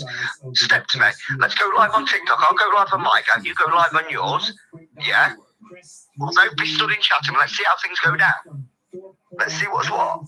I'm being serious, you know what I mean? You want to get this to bed. I mean, you shut me down, you know what I mean? In a confrontation and a proper debate and a talk, live on TikTok. Or you scratch your bollocks like a nonce. It's up to you. But you'll scratch your bollocks like a nonce and people have got you. But you know, and then you get splattered all over the internet that you have literally been sent to jail for stalking and harassing. No one's going to be there, Amir. Do you know what I mean? You think you're going to have this whole show at the end? Just scratch my ass, mate. Just scratch my ass. Don't mind me. No worries. Just scratch my ass. I Don't mind doubt me, you mate. even Carry use on. the toilet. Didn't have to sing the shower. I doubt you even use the toilet. The state of your house, bro. So I can quite imagine you just sit there and shit yourself. You know, when you think it just shows the person you are how disrespectful you are. Giving you the opportunity. I will meet you, Amir. You know my voice, so you know it's not going to be no fake person stood in front of you. We'll both go live. I'll come to Chatham. I'll meet you in Chatham. We'll both go live and we'll talk this through, and you tell me where I've lied or where I'm wrong in anything I've ever said. And I swear to God, I'll make my way to you. I'll tell you where. I'll tell you my town I live in right now. Yeah? Have you ever heard of Bingham? It's in it's in Nottinghamshire. Bingham Town. Search it. Bingham Town. Yeah? It's a little market town. I live in Bingham. Yeah, I will travel to you. I swear to God, I will travel to you to have this out. You know, people calling me out, people messaging me. Do you think I've got a life to live? Have you never noticed I only call you at these times in the morning because I'm busy working? Do you know what I mean? You're sat there scratching your ass, scratching your bollocks, doing nothing, mate. I'm working.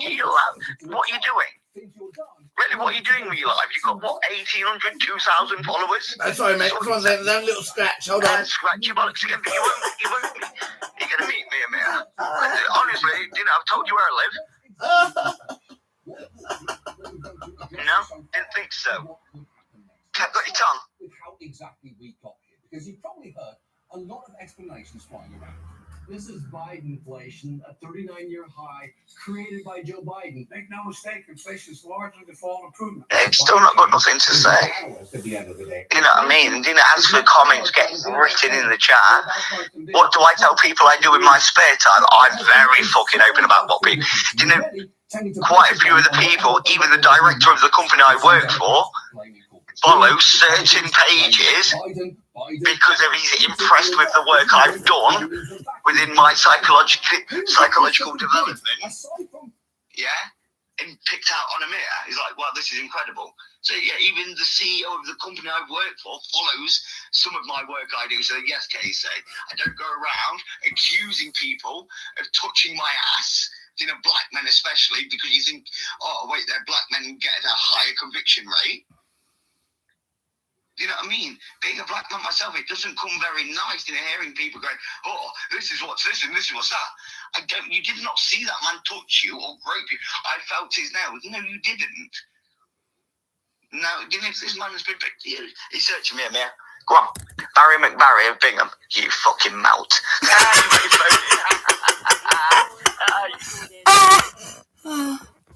Good evening, Amir. Nice to see you, my friend. Are you recording it now? Why are you recording it? I thought it was already recorded on YouTube, my friend. And on TikTok and all these things. Oh, you've not shaved your chest, you dirty bugger. The dog, they're probably all at least a little bit right. Because the truth is, there is no... You can do, obviously, stop. If you got it not just on voice record, you've got it on video record so that people can see you scratching your bollocks and things like that. Oh no, we'll just use a bit of a voice note over for a video tomorrow. There you go. But we know you won't use a video, Amir. So what we'll do is we'll say, stop for now. If people have lots of money to spend, they usually want to buy more stuff. But if what a pussy. What a pussy. You give up that easy. You give up that easy and you hang up and run away. What a coward. What a coward. What a coward. What a coward. He gave up the phone call that quickly. What a coward. What a coward. What a coward. He gave up calling that quickly. What a coward. What an absolute coward. What a coward. I know, what a weirdo. He did so many fucked up shit. So much fucked up shit. He's got a problem with women. Yeah, mate. Go on then. Let's see what you got then. Go on, son. Let's go then. Go on. Let's have it then. Go on. Let's have it the big one, yeah? I'm willing to talk with you. See? Look at him. Look at him. Look at him. Put it on record. Let's go. He wins the lottery. And everyone now has $40 million to spend. What are they? Wait a minute. Okay, no, put it on record, whatever. You've threatened me multiple times, rolling pins to the head, slicing my throat. Let's go. Let's talk about it. What do you want to? How do you want to solve this? Because what I can quite easily do is I'll send the police straight to your house with the evidence. I've tried to make people aware of who you are, to block your access into being a public profile, which you claim you are, because you're a danger to yourself and to people. You flick that piglet's ear up, that's fine to me. This shows how pathetic you are. Yeah, but you're not willing to have a conversation yet again. Are you? So you threaten to slit my throat, you threaten to beat me over the head with a rolling pin, this, that, the other, but you're not willing to talk. Is it all for show of me, just on your TikTok videos and things like that you're actually a decent human? You know, because you are, you know, I'm pretty sure, I forget her name, but she said the other day to you, I'm not quite sure which part of you is acting. You know, she knows that one part of you is acting and one part of you is not. You know what I mean? The thing is, the whole of you, Amir, is an act because you're a dirty creep. Look, there you go, point proven. You know as well as me, there's many people about screen recording your little nonsense behaviours. People will see it. It's fine, Amir. It's great. I understand you have fleas. I looked at the state of your shower on your video. And plunging it like that, I feel sorry for the landlord because we know it's not a council property. We know you don't own it. Yeah. And I understand bank holiday. Sorry, Amir, I got it wrong, mate. I understand you're a crackhead, aren't you, Dinny? We take some of the drugs, we take some of the rugs, however you want to put it. Are you itching for? Are you withdrawing again, Amir? Like in the cells where you was withdrawing? Are you withdrawing and you're itching? Is that what that is? Appliances, or I don't know. Yeah, I take that as a yeah, because that's silence. Just describing what most people did in 2020. And what's more, the notion that our economy would be... The problem is, Amir, the whole of this scenario isn't working out well for you. You've tried to play this old scenario out into a one-sided track rather than giving people an option. You're now demanding on people to tell them you have to do this to be able to be in my lives, and then you still block them. So you have no actual dignity within yourself because even your true fans are getting blocked because they don't do as you say. It will only be so long before Cara, Jade, people like that get thrown to a side because they don't follow suit. You have Colin, and I've watched Colin through ever since he started following, and Colin has such a lovely heart. But we both know, where Colin sits in life. We both know, Colin's life. I'm not going. I don't dictate, and it's not me to judge. But Colin has such a lovely heart.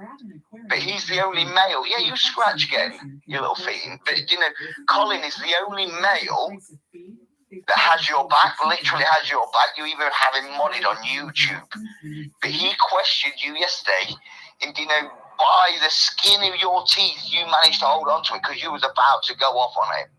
He had to turn around to you and go, I don't believe it, I don't believe it. Yeah, he asked the question, so he must sort of believed it. You know that, and I know that. Colin knows that. He sort of believes that there is a chance, because there's not a 100% chance of a not guilty Amir. You know that. I know that. Colin knows that. You turned around and tried to jump down his throat, make him feel like shit. To the point where he's then gifting today and doing all these mad things. Just for what? For your appreciation, because he's scared you're going to block him. Because in that scenario where everyone won the lottery, if there happened to be enough frog statues for everyone, Casey, then there wouldn't be any imbalance. So you met Amir what from, I don't know, what was you ollieing on the half pipe or something like that down at the skate park as Amir was walking through the park, and you go, shoot pass. Well, for me, as a 21-year-old, when I was 21, I wouldn't have seen some random tramp walk through a skate park and start screaming his name. I wouldn't then attach myself to him. And then when I get sexually assaulted, I'd definitely divert away from him. And you say I'm stalking Colin. Colin and Barry go back far. far, far back, way before you was even around with Sheepers. You only know this little segment you decide to listen to and believe because you think you're all moral when you're stoned out your head. You're not. You have literally no idea of this situation. And genuinely, I've told you many times, I feel sorry for you for being so naive, so vulnerable, that this 40-year-old predator is going to take full advantage of your naivety. Simple as that. You can keep writing comments to me like I give a fuck. But he's only wanting you to do this just like he wanted Colin to go. I don't think you're going to be found guilty. You think that Amir has any chance of being proven guilty come August? I have no idea about your situation. What, that you supposedly got touched by a man on the pier? That's all I know. I'm not that bothered. You called it out. My issue is this happened whilst you was with a man who is currently under bail, under whatever. I'm not going to describe it. But for stalking and harassment, that's literally what his charges are. You got touched whilst you was a man who's been charged with stalking and harassment, and then prior to that, 2 weeks prior, he had confrontations with this gentleman in a train station. What is Amir some sort of god or thing? Like he says, I'm King Sheepers. Like he turns around and things are just going to disappear like he's law.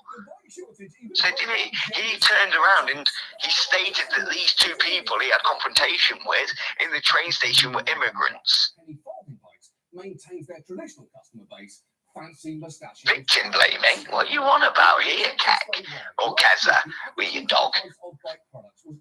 I'm not victim blaming. What, like I'm stating, is Amir is within all of these situations. I'm hoping, with a bit of knowledge.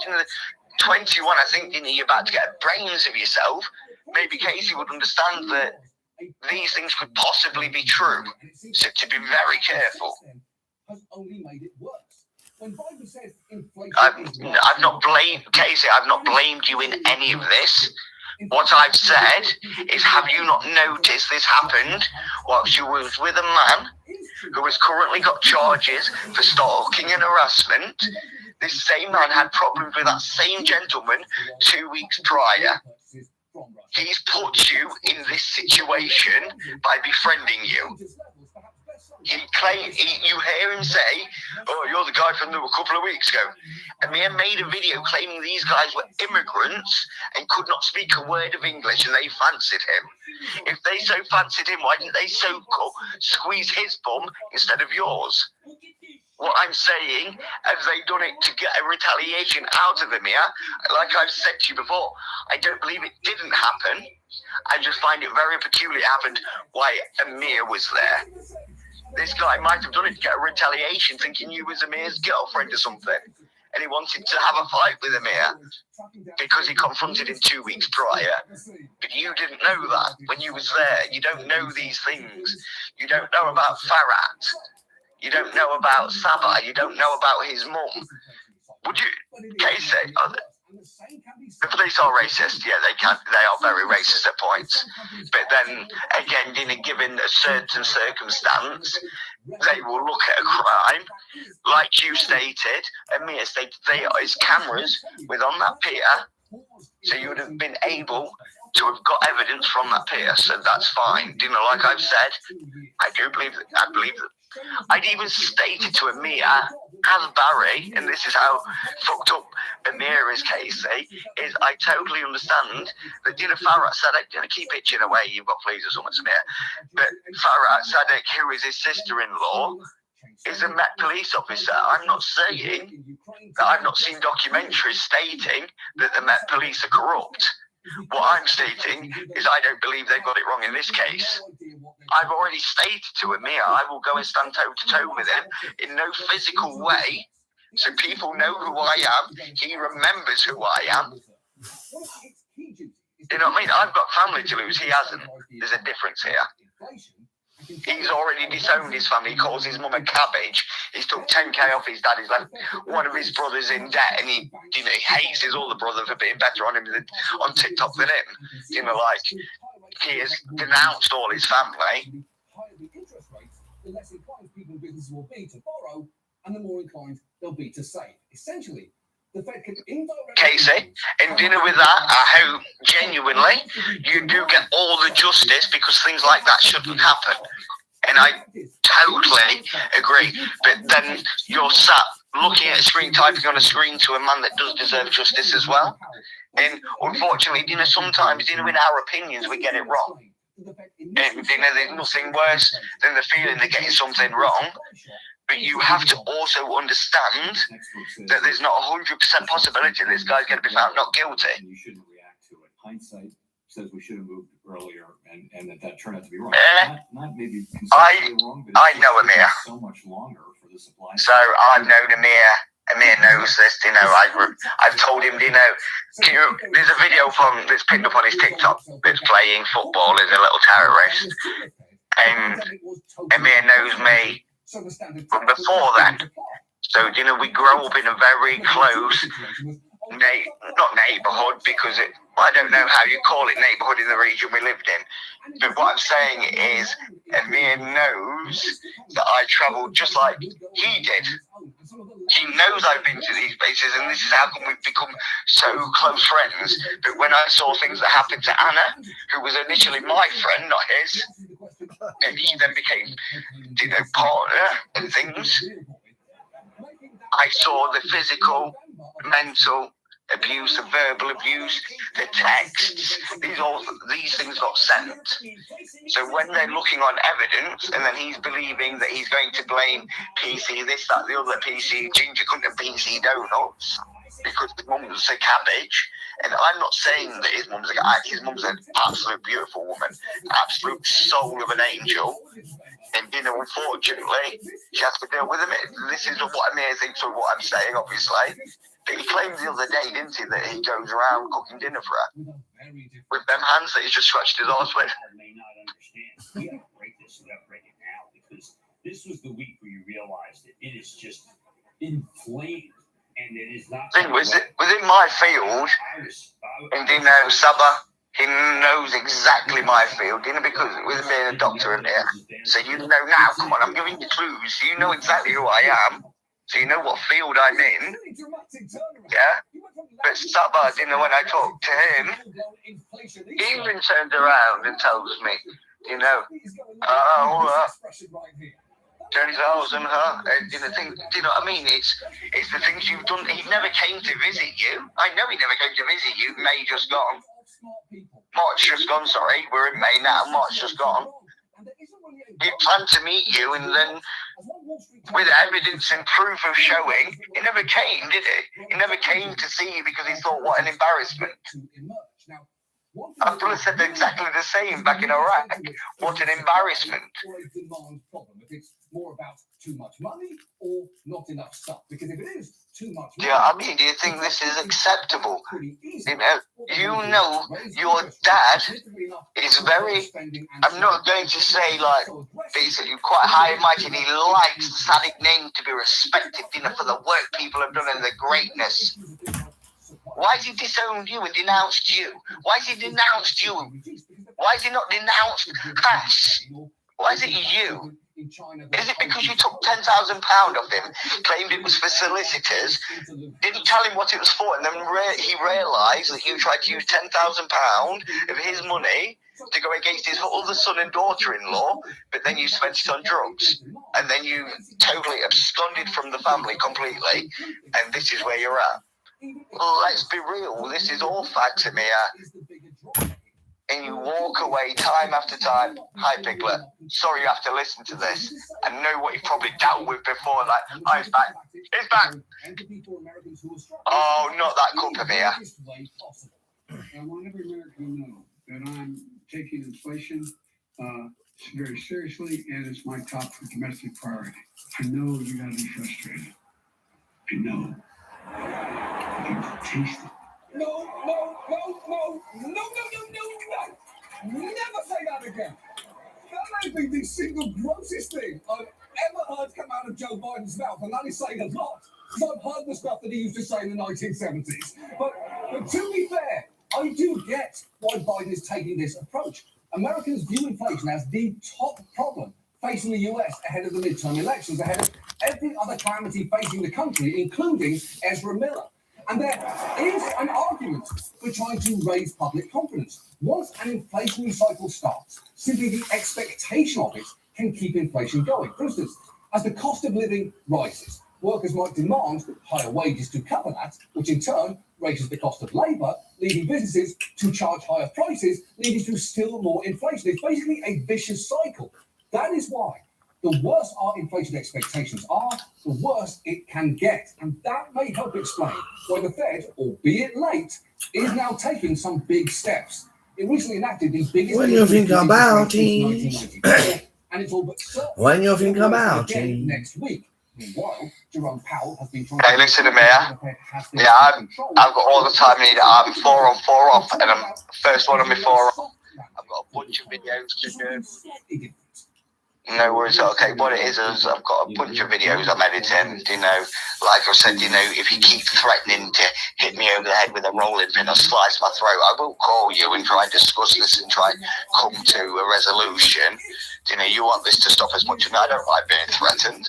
But you want to slit people's throats? Well, that's disgusting. But what it is, like I said, I've got some videos to edit and things. I've got some work, you know, some work to carry on with from work. Not that you know what that is, but anyway, anytime you want to talk, take Piglet away, pick your camera up, give me a wave, I'll unmute you, and we'll go again. And long-term inflation expectations recently ticked down after the Fed's intervention. Most economists now... Just for the heads up, you know, the more you keep goading me, the more you keep trying to push my buttons and chucking threats out there at me, I won't not stop calling. And if you think I'm not like one of these TikTok guys that turn around and go, oh, follow me or you're blocked, you can't block me, Amir. I'm here. I'm living 24/7 within your brain. You think of Barry, you sleep thinking of Barry, you wake up sweating because of Barry. Okay, so we'll leave it at that.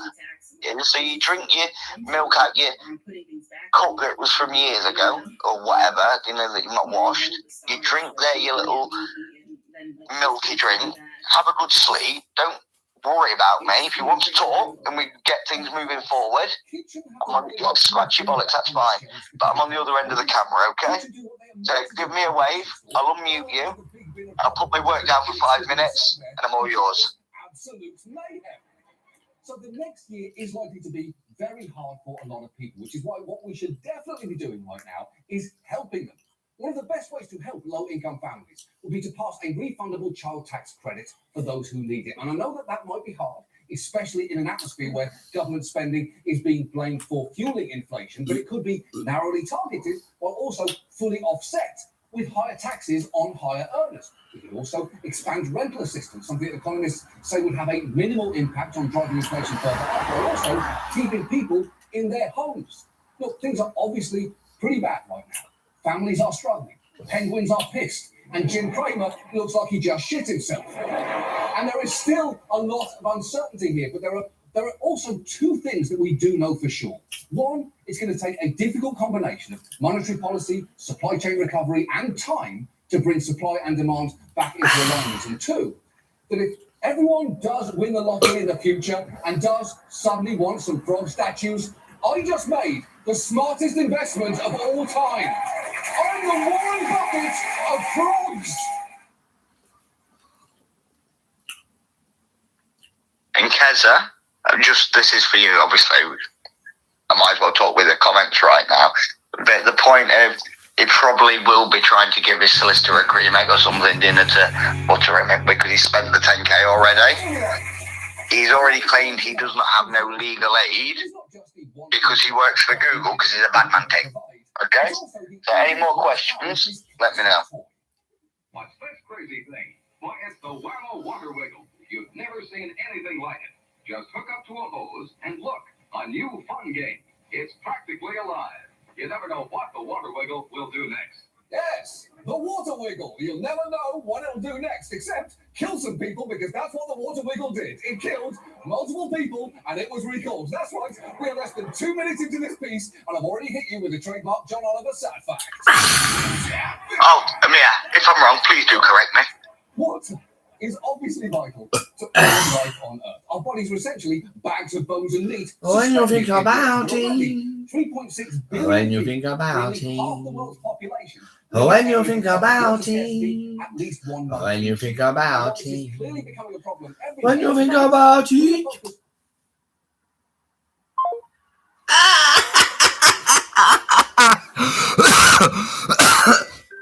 What a quitter! What a quitter! I wasn't giving you my voice to wank over you dirty little nonce. Anyway, when you think about it, in a way, you'll get convicted, in a way. When you think about it. Partly because I can't believe that someone back then was even keeping drought records. It was probably the 9th century version of me, some lanky, nearsighted twink who squealed, "I'll be the official drought daddy. I'll count the wets." And this drought has had massive impact on the economy. This call is being recorded. It's a key source of water for most of the southwestern states. Amir, I'm here to chat with you, not your chat. You know, they can be gullible little minions, like you like them, your little pets, whatever you want. Strangest women, but anywho, you know what I mean? If you want to talk about this, let's get talking, boy. Because you're a big monkey. You're doing this and that, and you're the man and you're the boss. I'm the boss. I'm the boss. You are not the boss. Okay? Get that into your skull. I'm the boss. And if you've got anything different to say about it, say no. Exactly, I'm the boss. Okay? So if you've got anything to say, or to correct me on anything, give a little wave at the camera, little boy. In just 1 week, which really freaked me out until I remembered that I dumped that hitchhiker in Lake Mojave, not Lake Mead, so I'm good. And while you would like to think a situation this dire would cause people to be more mindful of our water usage, instead, we're seeing stories like this. Right now, KC, ask him me, I'm sure he will tell you the truth about what my name is. He knows my name. the open desert will be And I don't think Barry begins with an E, by the way. $1 million Thermal Beach Club. Under the current plan, the developer wants to build 326 luxury homes here at the site, all surrounding a 20-acre surfing lagoon. That's right. A 20-acre surfing lagoon in the middle of the California desert. One of at least 4 lagoons proposed. That is just monumentally stupid. I'm honestly surprised they didn't go even further. Not only do we have surfing lagoons, we also have a wall of constantly flushing toilets. I'm not like you, Casey. I don't give my name out. You know my name's Barry. Amir knows my name's Barry. Amir actually knows my real name. So, you know, if you want to get into it, ask Amir and then post it in the chat. Obviously not ideal. It is depressingly consistent with our approach to water out west because it has been a history of denial and wishful thinking, especially around the Colorado River, that is now crashing into harsh reality. So tonight, let's take a look at our water shortage, how it's been impacted by the choices that we've made, and what we can do about it. And let's start with how the Colorado River is managed. Exactly like my name isn't Barry. Can be traced back to decisions that were made a century ago. This precious resource is allocated based on a 1922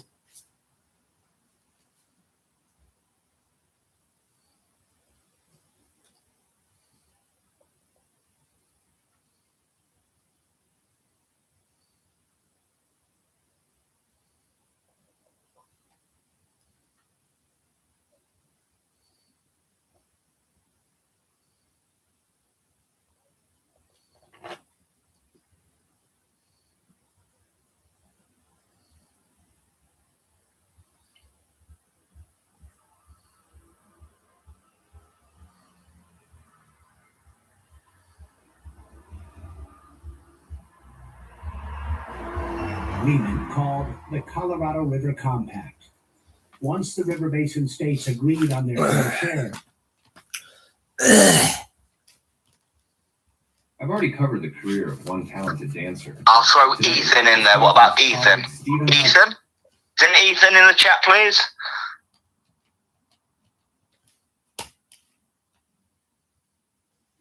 Fateful Findings is the Neil Breen mega smash hit that broke all the rules by giving us 100 minutes of movie where almost nothing happens.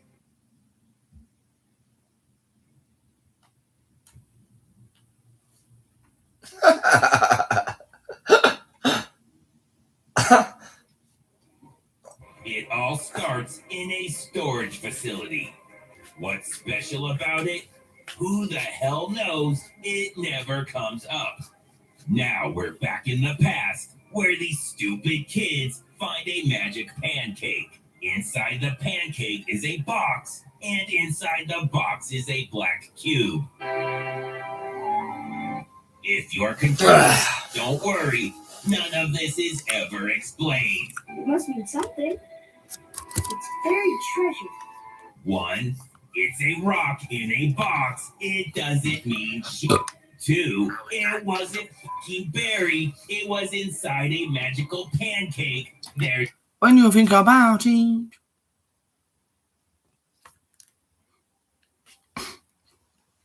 Oh no, I can't hear it. What a shame.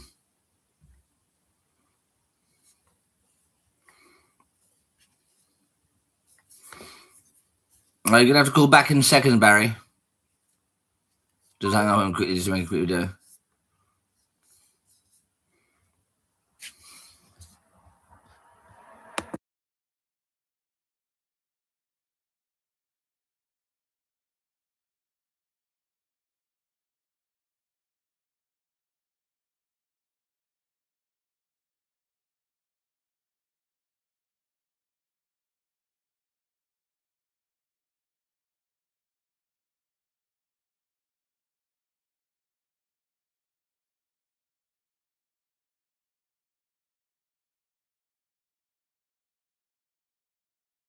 Barry gave up, mate. Barry gave up. What a gooner. What a gooner. Barry gave up again. Barry gave up. Literally. What a gooner. What a gooner. What a gooner.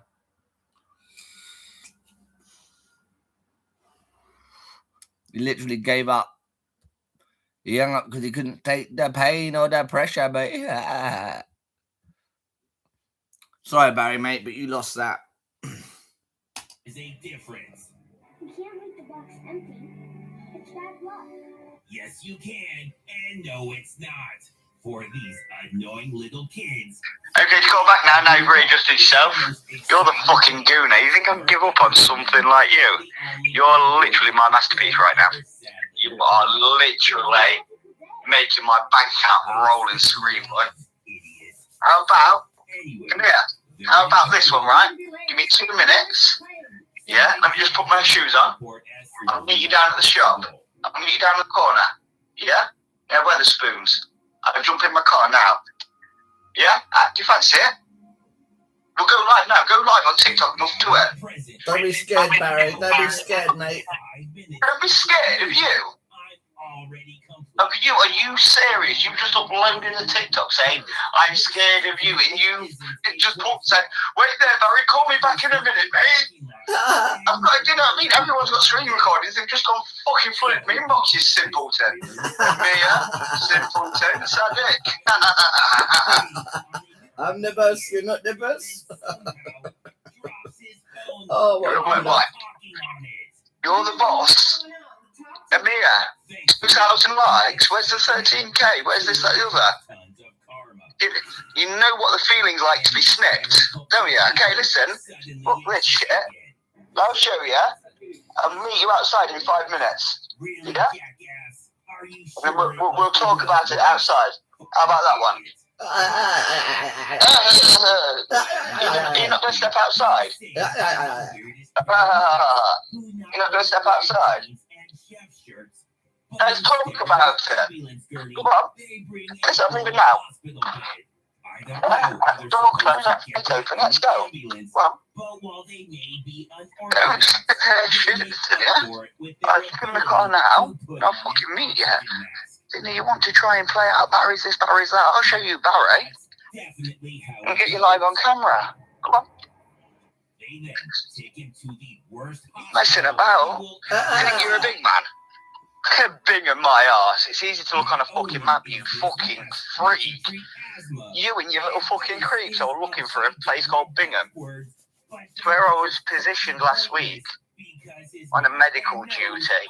It's easy to pick a name out of here, but what it is, I'll come outside, I'll park myself just down the road a little bit, and I'll stand outside, and you can come and see me.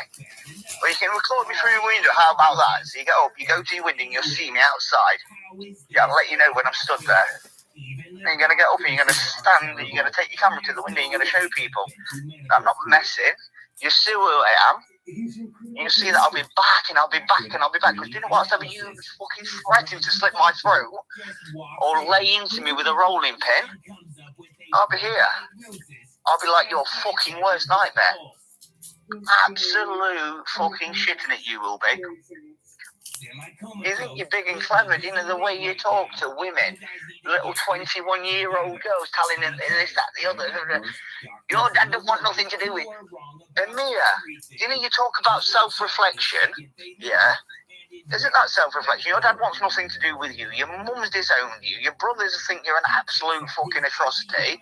And your sister in Iraq thinks, fuck this shit, I'll stay with Saba. You know what I mean? You're nothing. None of them like you. You're just literally an existence. Unfortunately. You know, I sent these texts and that. It shows you have no bollocks because you sent these texts saying you were going to do it. But you didn't. So it's just, you know what I mean? You're a ballless little fucking chicken. You know, I'm going to do this. What did you send these fucking texts for? What, to give your brother and your family some mental distress? Are you fucked up? You know what I mean? You turn around, come on. 2 minutes, wait there. Park my car up. I can see you, wait there. Is checking up on him for some reason, and his wife tells her just how great he's doing. He seems to be fine. The rest of this movie is all over the place, and at the same time, almost nothing happens. I feel like something's inside me. So I'm going to speed through all the subplots, which is everything, as I refuse to believe any of this could ever be considered a main plot. This is Jim and Amy. Can I offer you a drink? Their only purpose is to waste everyone's time with pointless bullshit. You don't have sex anymore. Do you realize that? My office at the bank is having major problems. My back is killing. Come on, Amir. Are you coming out or what? I'll put my car down the road to you a little bit. That all sounds like bullshit. Oh, what are you? I haven't even got you on YouTube. So obviously you fucking, you're still slumped out. I think we're supposed to not like him. Look out your window. He is just so. Just see me sticking my middle finger up here. Come on. Maybe you get a fucking view of me. Oh wait, let me go through the lights. Everyone would. Right, let me turn around, I'll come back. Yeah? You're not going to come out.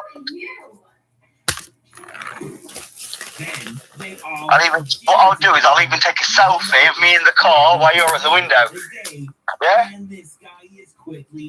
Oh, wait there, let me turn around here. Are you up? I need to know if you're up or not. You won't be turning around to come back outside your fucking window. You stood up, are you at your window? Are you at your window? If you're not at your window, how am I meant to know? Okay, wait there, I'll turn around, I'll come back if you're not stood there. Yeah, again, slumped out like a little fucking crackhead. What are you scared of? Have you just driven down from Bingham, have you? Just driven down from Bingham? Get wrecked. Like I said, Amir, that's where I was positioned last week. Well, I was positioned in Nottingham's Queen's Medical Centre. But yeah, that's where I stopped. That was my Airbnb in Bingham. So I know that place, yeah. And what was your job there at the medical centre? What, were you a lamp? Very much, yes. That was it, Amir. Very much. You are so funny. Are you coming to the window then? You coming to the window then? Are you coming outside? Come on, let me park my car up. Are you coming outside? Well, you can go live. Do you know what I mean? Obviously, you've got a lot of pent up anger. Is that why you don't want to come outside? Because you think you'll show yourself up? Are you coming or what? Or are you just going to leave me sat here? Amir, don't you think I live in Medway? Don't you think I know? This is the crazy thing. You don't actually take on board what I'm saying. I'm giving you the chance to come out. Let's sort it. You know, you can put a face to the name that you don't know, supposedly. But you won't know. What are you doing? Are you still sat down? Are you coming out or not? I didn't think so. This is where I've got you, Amir. You know that you were sat back up on your phone thinking that I was from Bingham. How could you have done this? How could you have committed suicide? You know, you think, oh, I've got people and I know how to play them. You're simple, Amir. You think I was from Bingham? This is their daughter, This is, if you search, did it just like Suzanne has? She has an Airbnb, doesn't she? That beautiful one in Ireland. Just like, I booked an Airbnb, so now I'll give you a bit more research to do. Go and have a look. Airbnb's in Bingham, and you'll say, oh, shit. Maybe. Just maybe, because it's only a 20-minute drive from the QMC. It's far easier for me to drive 20 minutes than drive X amount of hours to cover shifts and go to college. The writing in this movie is just top notch. Well, university, Nottingham Queen's Medical University, but I have same difference. No, you come in. Oh my God! So you are literally showing yourself up now to be the wet wipe you are, the melt you are. You're going to lay there with your cup, whatever you're doing, probably scratching your bollocks, shagging piglet, listening to Space Ice, Steven Seagal, because Claude Van Damme or whoever it was the best. They were all wank. It was all fake. You know what I mean? Grow up. It's like watching WWE wrestling going, oh my God, I love fucking Hulk Hogan or whoever they are, and he's the best because it's fake, man.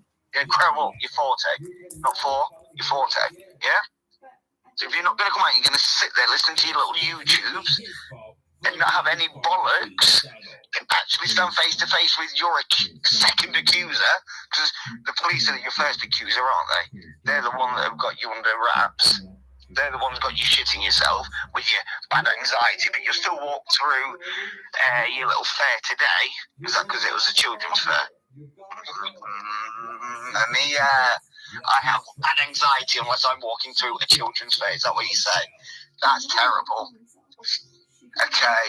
Anyway, what it is, I'll head back home. I'll be about 10 minutes. Yeah? I'll pop back up.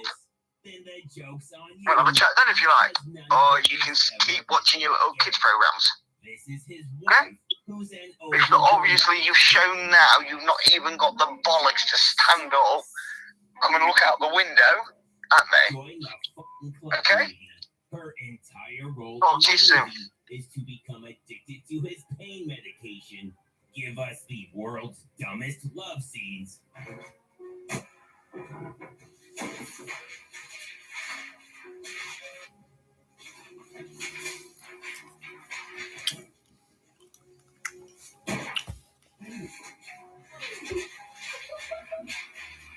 And then die of an overdose while he's out having an affair. This is Leah, the shitty doctor from the hospital. When they have a barbecue, she just randomly shows up uninvited. The doctor at the hospital. And the shocking twist, she's not just a terrible doctor. When you think about it. But she's When you think about it. from the beginning. When you think about it. You're probably wondering how that's possible, since he's now 20 years older than her. Well, tough shit. The movie never explains anything, so why would it start now? So, they're both terrible people and begin having an affair. I fell in love with you that day when we were walking in the forest and finding a black cube. Finding a black rock is truly a momentous occasion. You're everything I've ever wanted. That is the saddest thing I have ever heard. His wife dying was super convenient, and she moves in the next day. If you're wondering just how strong his game is and why women can't resist him, check this out. Talk about a ladies' man. So now, this not suspicious at all looking guy uses hydrogen peroxide to kidnap her as awkwardly as possible. Luckily, he has elite detective skills and finds a note explaining where to take her that the kidnapper dropped right next to her purse.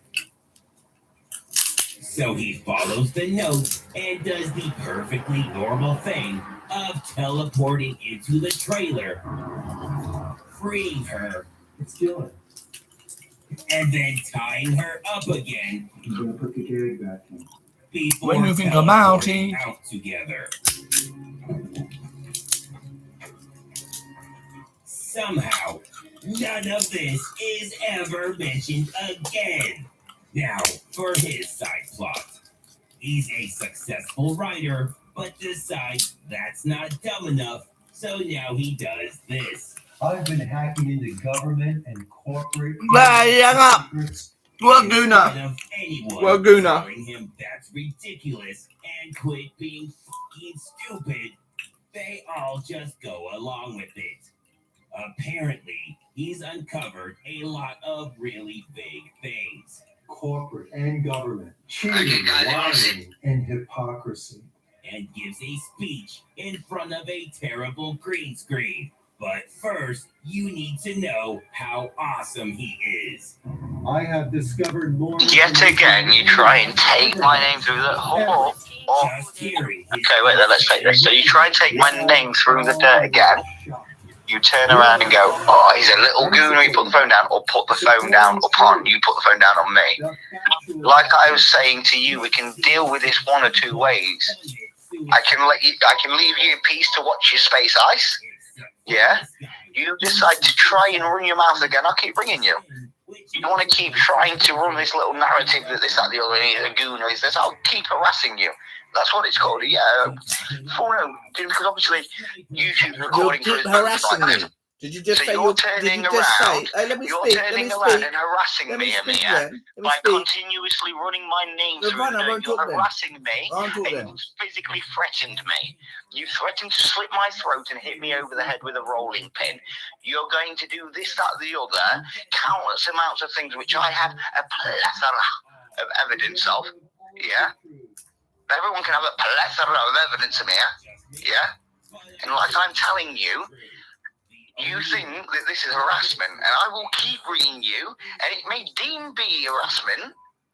Exactly. You're harassing me. Exactly. You're harassing me. You're running my name through the dirt like I'm nothing. This is on your YouTube. If you want to keep running your mouth, I will keep ringing up and defending myself. Because you think you are some sort of God complex hero sort of figure. You're not. So you can't decide, oh, today I'm going to dirty this person's name and say this, that, the other. You won't let the courts. You know, there's two sides to every story. You've only said yours. My side's the other side, and you don't like that. Why don't you like that? Because that's the truth. Okay? So I can leave you, yeah, and I'll put the phone down. And if you try and say, oh, this is winning, I'll ring you back. And I'll keep ringing you back. Yeah, that's harassment. Exactly. And so what are you doing by continuously calling me a gooner? That's harassment. You're calling me names. That's harassment, Amir. You stop, I stop. It's a deal. So I'll put the phone down. I'll leave you to watch Space Ice. You want to run your mouth saying I'm a gooner, this, that, the other, and I'm only in my rights to ring you back and defend myself, just like I have, and said you put the phone down on me again. So you want to play all these silly narratives. I'm not a woman that's going to be, Oh no, Amir's going at me. Do you like Cara? Cara could defend herself with her. She's been on tag, this, that, the other. But she's still a nodding dog for you. She's still a yes person for Amir. But Colin isn't. It's only women. So I'm giving you the opportunity, because I'm the boss, to put the phone down. You play it for you like you're a tramp. Everybody knows this. Everybody's seeing. Everyone's pointing it out. You know, your views, your likes, your comments, they're all skyrocketing. Do you know what I mean? Oh, no, they're not. Sorry, they're plummeting. Wrong turn of phrase.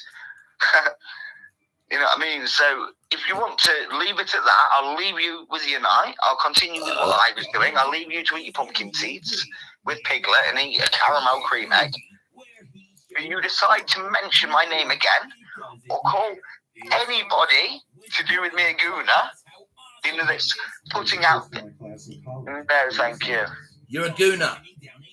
I'm a gooner, but they got to stop on the phone then, and you know, I'll give you your so-called entertainment. I understand you're lonely, Amir, and maybe calling me a gooner is a way of keeping me on the phone to record my voice a bit more. So you know, when you go to sleep, it's like a story tale. Like, oh wow, Barry's talking to me again. I love this. You're a gooner. I'm a gooner. That's brilliant. That's fantastic. And what are you? What are you? You're a stalker. You're an harasser. You're a thief. Oh, you're medically sick.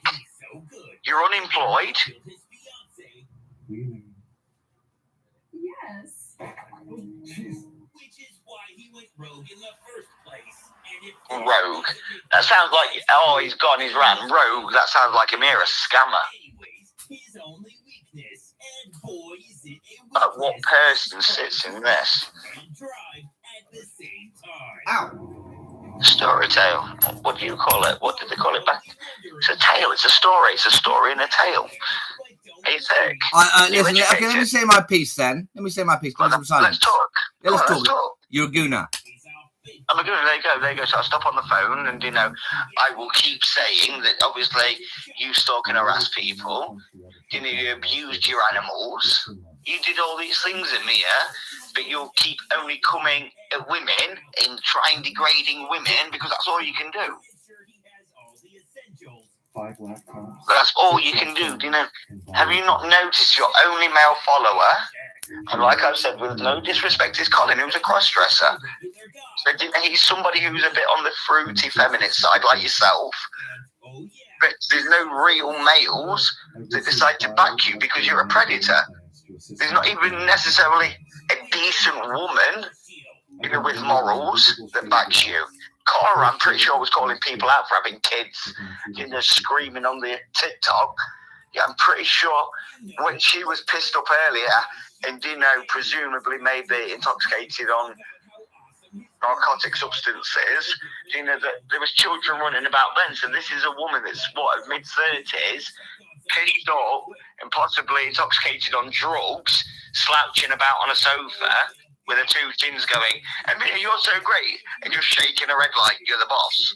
You could have made her scared to not do so, because what you'll do is you'll put a video up of her saying she's this, that, the other. You know, I've been on all your profiles. You know, I've been here since the start of here. I'm like your first page. I'm the open chapter to this book. And Okay, fair enough. Okay, fair enough. How about this then? You're a gooner. I'm a gooner. Oh, well done, Amir. This is how intelligent you are. This is how mature you are. You sit there at 40 years old going, how about this then? You're a gooner. I'm willing to sit here and have a conversation and try and put this slightly to bed so I can let you get on with your evening, but you seem like a really lonely man. So yeah, I don't mind sitting here, and it's part of my profession that I sit with mentally ill patients. Yeah. And the fact that you have to use Piglet, that shows, you know, a bit of an autistic trait or something like that. You've got ADHD, I understand that. Not very hyperactive around your house, but when you see young girls, very much so. I understand that. I was wondering, you know, have you been tested to be on the spectrum or anything? Or just whether you're mentally fucked completely? You know, like a Bronson character, but a bit more feminine.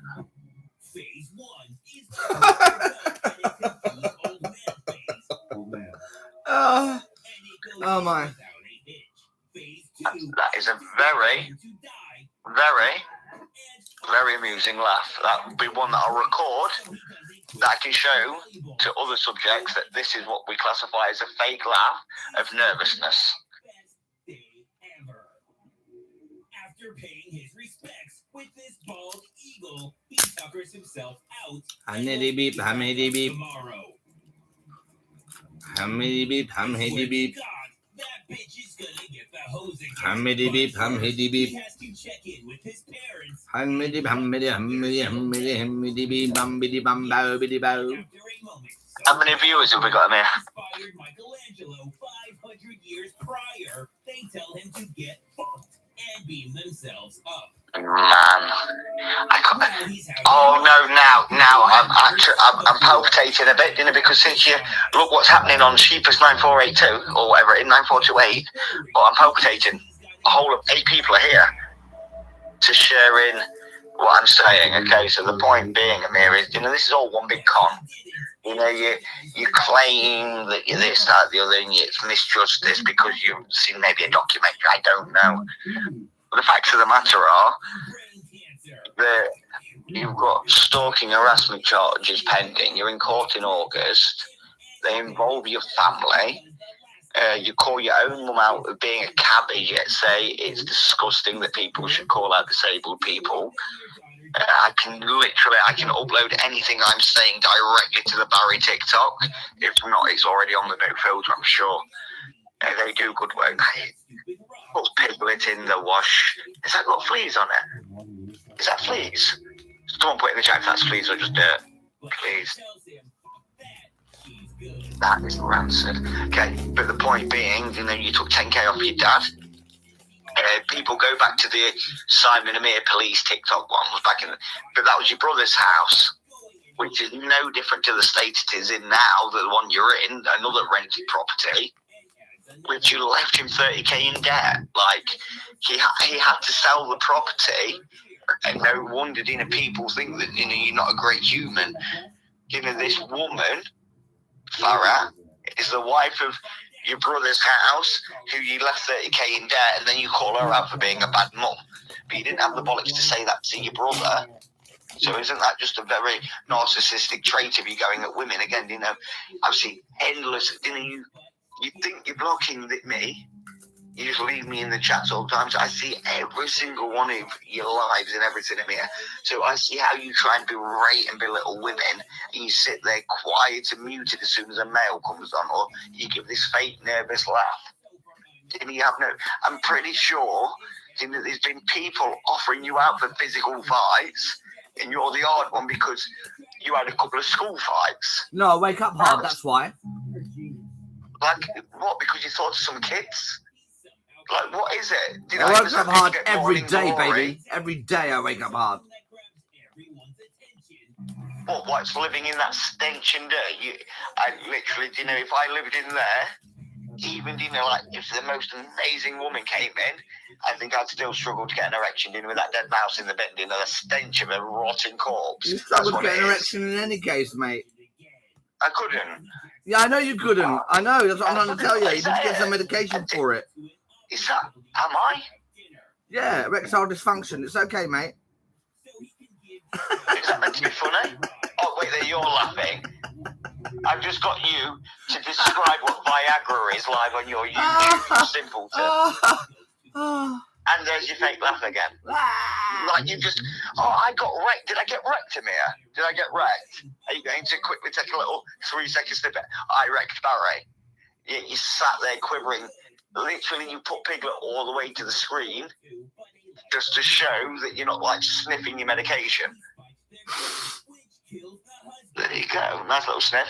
Oh, quick, let's bait everybody out because I can bait everybody because Amir. Yeah, exactly. I'm one step ahead of the game, boy. Well, you got Game Boy Advance. I'm one step ahead of the game and you're still 2 steps behind. So, boy, you got Game Boy Advance, have you?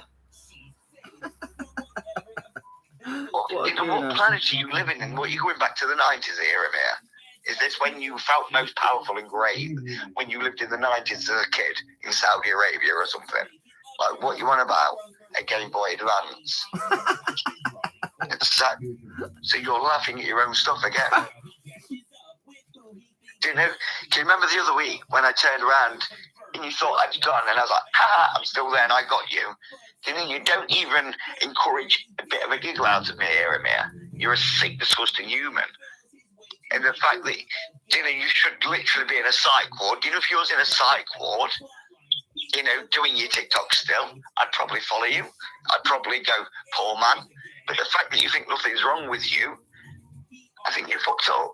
Simple as that. But then we grew up together, mate. Exactly. Shut the fuck up, you dickhead. Who are you talking to? Your mum. You're not talking to my mum, she's passed away. Oh, I'm sorry to hear that, mate. No, don't be. Yeah, it's right, it's what it is, isn't it? Like? So there we go. You're getting close to the area where there's a problem. You nearly got there. It's you that has problems in your life. Why have I got problems? My mum got murdered. That's not, I'm sorry to hear that, mate, but that's not my problem, is it? I'm not taking that out on you. Your mum, so if I had a mum, I wouldn't call her a cabbage. You know, even if she got bludgeoned or was in a car accident in Saudi and she was paralysed, I wouldn't call her a cabbage. You know what I'd say to that then? I'd say this: you're a gooner. I'm a gooner. Yeah, there you go. I beat you to it though. So no, you didn't. I beat you still. There you go. You're behind me, mate. You're behind me. No, I'm smarter than you, Amir. You know, I knew already what you was going to say. That's why I said it simultaneously. You're slow. You're slow as fuck. Honestly, Amir, you really, you know, to some simpletons, you know, to some people that aren't very well educated, you might seem really clever because you have a posh accent. Brilliant. But it isn't what we pretend we are, it's who we actually are, isn't it, Amir, you know, in life? You know the morals as children we grow up with. You know the morals should stand by us as adults, but you seem to have lost that along the way. I know, you know, I say this, you know, and everybody can hear this, you know what I mean? You can rebroadcast this. I know many years back, Amir, and you know as well, I'm talking the truth, you was far better. And I don't mean a better like at doing things, you was better. You was well. You know, I never meant to come out and, you know, show you up like I have. But I need to show people who you really are to try and get the old Amir back. The one that did used to come round to Mum's house and cook her, you know, lunch. The one that did do a dinner. Not the one that makes her scared. Do you get what I mean? I know this person's there. But, you know, just like people... And I totally agree with you. You know, there's people in your life for instance, you know, they have to take acceptance for what they've done. But you also have to take acceptance for what you've done to be a part of all this again. Do you get me, Amir? You know this is true. You know I'll keep talking because you know I'm talking from the heart to you. You know what level I'm on with you. Yeah, we've begged you as friends and family to rejoin this circle. We want you here. We know who you are and who we love. But you keep doing this. You keep pushing this narrative that we're all this, that, the other. So, you know, I've reached out as a friend. I'm not saying I've been friends with you over the most recent years, but you know I've been friends with you prior to you losing your marbles. You're a gooner. Or I'm just someone that's talking the truth to you, Amir. You know, it's easy enough to hide behind a teddy bear and going, you're a gooner, you're a gooner, you're a gooner. The facts of the matter is, this is all going to be laid out in court. It's going to be proven what's happened. And it was with every help of your family to try and make this not happen. Every help of everybody that could physically give you the help tried to do, and you just rejected it all again, Amir. Do you think we want to see you go to prison again? That, I know what that did to you from an outsider, and I know what it did to everybody inside as well. And I don't mean in the prison, I mean in your family. You know, I mean, that was a low point for us all. You know, because, you know, I will give people a point of image to go back to. You know, if we search Amir on LinkedIn, you know, we see Amir for who he was back then. You know, the bright button, the great person he was.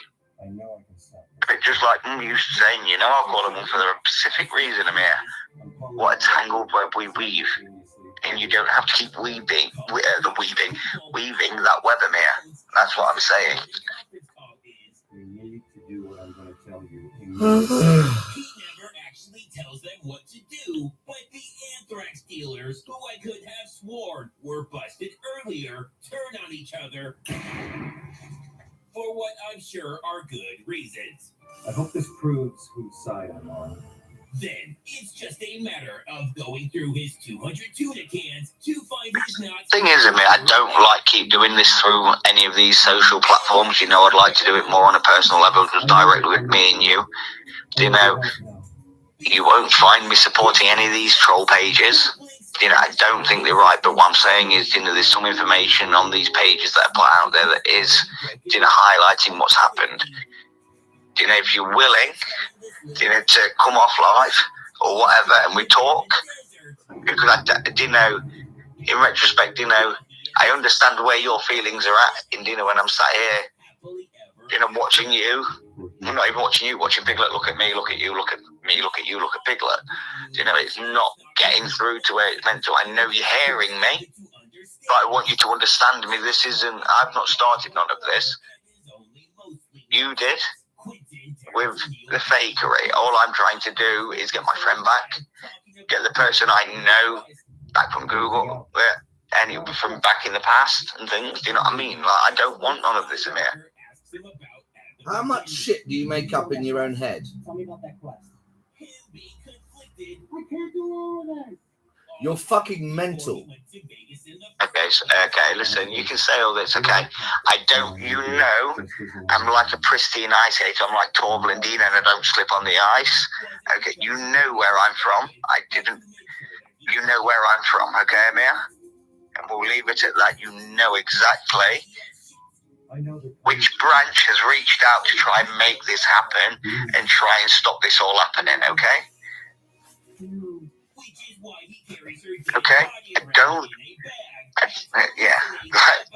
well, I mean, this is the person I know, that the person that can get somebody to say the truth. You know, I'm just okay. Yes, you do know me from Google. Well, not directly within your group, but yes, from Google.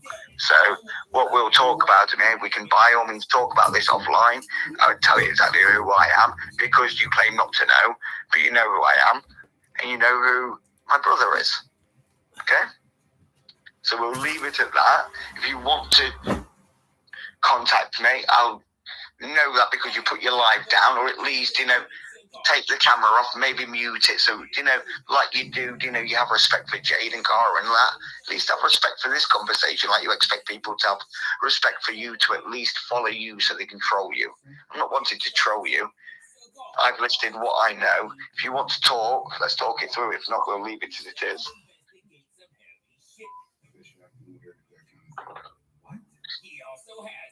You can say anything, you know, that just seems another narrative, you know, that Amir's ran. But this person's in love with him, that person's in love with him. But the point is the fact, has Amir actually sat here tonight at all, Keza, with your Staffy dog, or whatever dog it is, didn't he? American Bulldog? Has he actually sat here tonight and tried to talk? You know, yes, I understand, you know, pardon me, I don't know, you know, if your life, you know, this is passion, and I don't mean passion, you know, like Amir means it. I mean passion, you know, from the heart, as a friend to a friend, or a family, you know, a relative to a relative. This has gone on far longer than you can imagine. So, you know, for a second you say, I'm in love with Amir. No, I'm not in love with Amir. I'm not homosexual. But yes, I do love Amir. And I won't stop loving Amir, but I just think he's made some wrong decisions. And I think, you know what, somebody tries to call me out on me calling him out, I'll be here like a thorn in his side. Before hauling ass out of there. Now that we've established Seagal is a real person who understands how real people act, Yes, sir, I was thinking. No, the fact is, Amir has mentioned it in videos before that we have a very brotherly relationship. So, I understand things might become spiky, in things you've heard, but it's not anything that I've not heard directly from voice notes from Amir recently. The thing is, I don't want him to keep using this narrative to try and make himself free from his burdens that he's got. So if he wants to call me out, and like I stated earlier, he's made threats to slit my throat, hit me over the head, and do me in, via voice notes, which the police are aware of. This only compiles into the evidence towards his case come August. But the point being is that I will continuously reach out, because just like everybody else does, there is good in Amir. That is, what everybody misses. There is good in Amir. It's just getting a shovel and a spade and digging down and finding that good. Because this guy's lost, and he can't keep using a narrative to think that it's okay. Oh my goodness.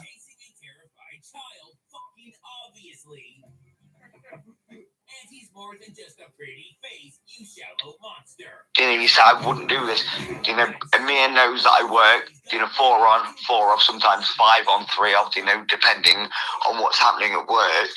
So I don't dedicate myself to any hate that goes towards me. I have personal hatred, as brothers do, as family do, as friends do. And I think that's right for absolutely anybody. So yeah, I do have hatred for Amir, because I know who he was and who he can still be.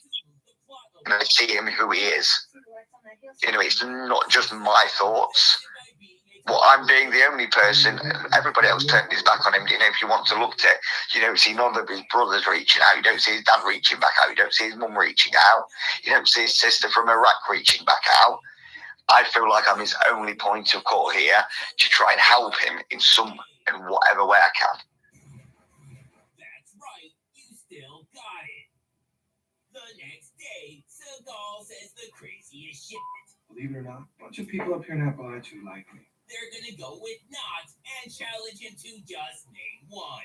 Unfortunately for you, Amir, just the little post on TikTok didn't make it go viral, so we could both speak and didn't get each side out there.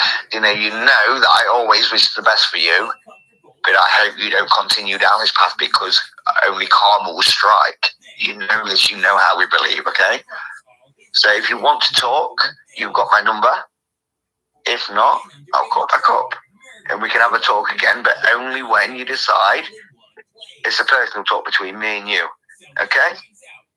And please, anybody that keeps giving these harassment threats that they're going to kill Amir or do harm to Amir, will you just stop, just for the pure fact?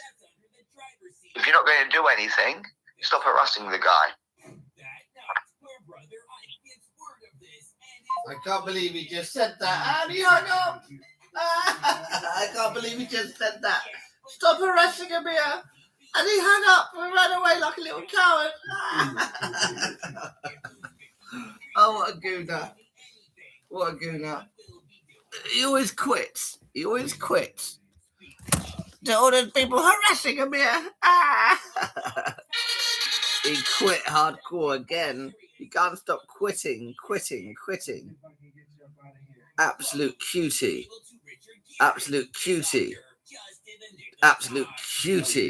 The way he quits. You say the way I quit. I don't quit Amir. I thought, so we're being recorded again. Just like you put yourself on TikTok and you invite trolls to keep going at you. I don't take no benefit from going at you. When I ring you, I'll talk with you, and I will get frustrated. We're not going to deny we've not said stuff to each other. I've said, yes, I will slap you up the side of the head. But like I said, stated to you with an open hand slap, but you came back with, I'll slit your throat and bash your head in. Are you threatening to hit me? You keep going around in these circles. Are you threatening to hit me? I'm not threatening to hit you, no. Good boy. Good boy? Who are you talking to? to hit you. I'd never lay a fist on you because you seem too feminine. I'd maybe give you a slap to the side of the head because you needed to sort your brain Are you out. threatening to hit me? I would hit you, yes. Yeah, so you're threatening to hit me? And you threatened to slip my throat and smash me over the head. Confirm it. Pardon, say again, sorry. I didn't understand your mumbles. So what was that? You said you was going to hit me over the head with a rolling pin and slice my throat. So as long as we get that, because obviously we're about equals here, Amir. We'll be equals. So obviously you'll acknowledge you threatened to slip my throat and hit me over the head with a rolling pin and do bash, bash, bash, this, that, the other, which there's actual proof of. And like I've just said, I would love if I had the opportunity, open hand slap you around the side of the head because I don't think your brain's in the right place. Are you threatening to hit me? I didn't threaten to hit you. You said you hit me upside the head. Are you threatening to hit me? Did I threaten to hit you? You did. Are you threatening to hit me? Did you threaten to slip my throat? Are you threatening to hit me on the side of the head or not? Just answer. Did you threaten to slip my throat or not? Fine, see? You're in trouble now. Did you threaten to slip my throat or not? Did you threaten to slip my throat or not? Did you threaten to slip my throat or not?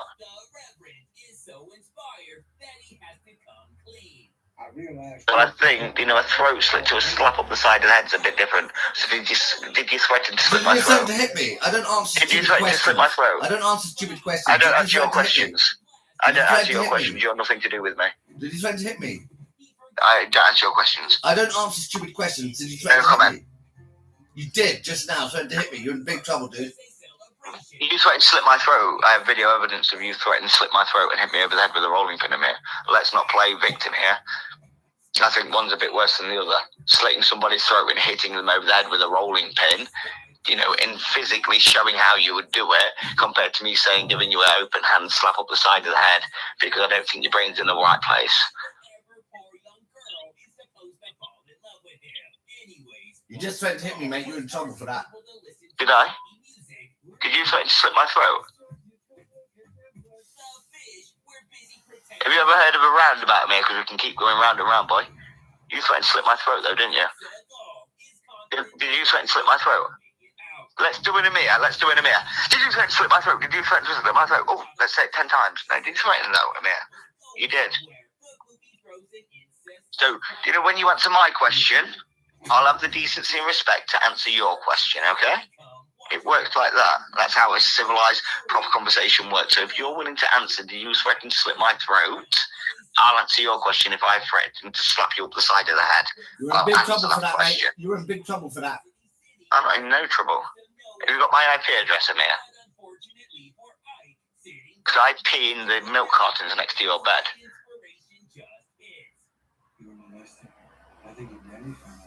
How does it feel sleeping like 3 feet away from your own piss?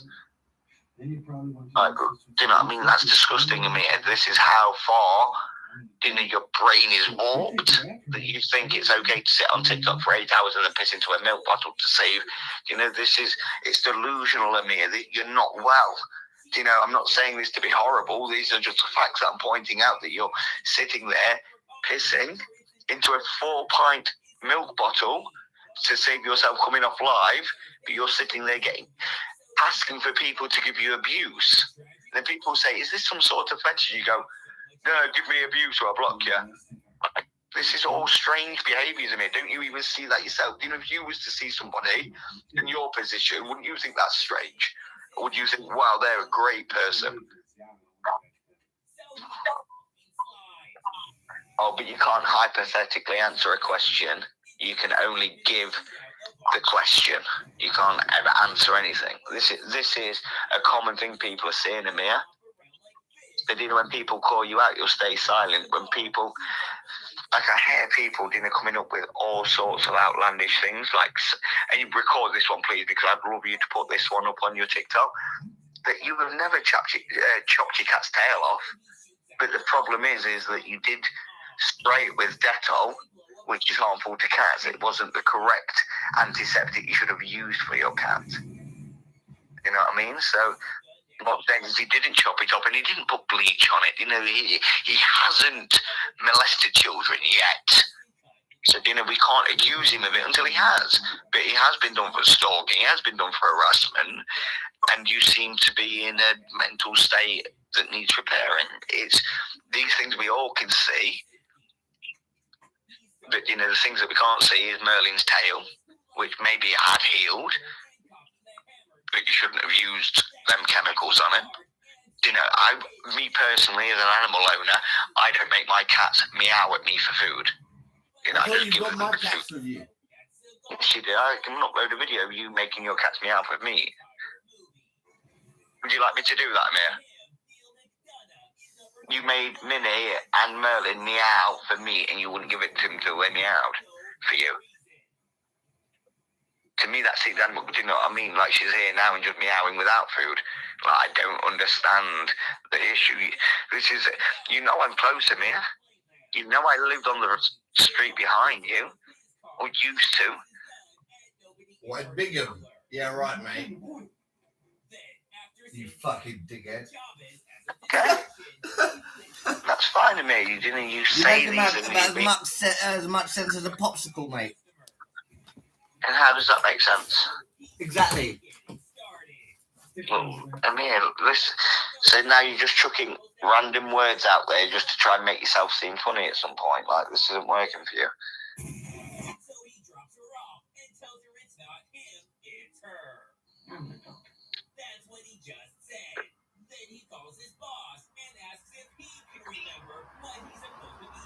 Oh, sorry, it's just refreshing the chat. What? So they're turning around at you thinking I'm repeating the trolls, or do you think the trolls are repeating what I've already previously stated many times on YouTube, on TikTok to him? I'm a blocked character. This is the only time I can call is when he's decided he's give up on trying to make any money for the day. Like, you think this is all fake? Or I'm sorry, Keza.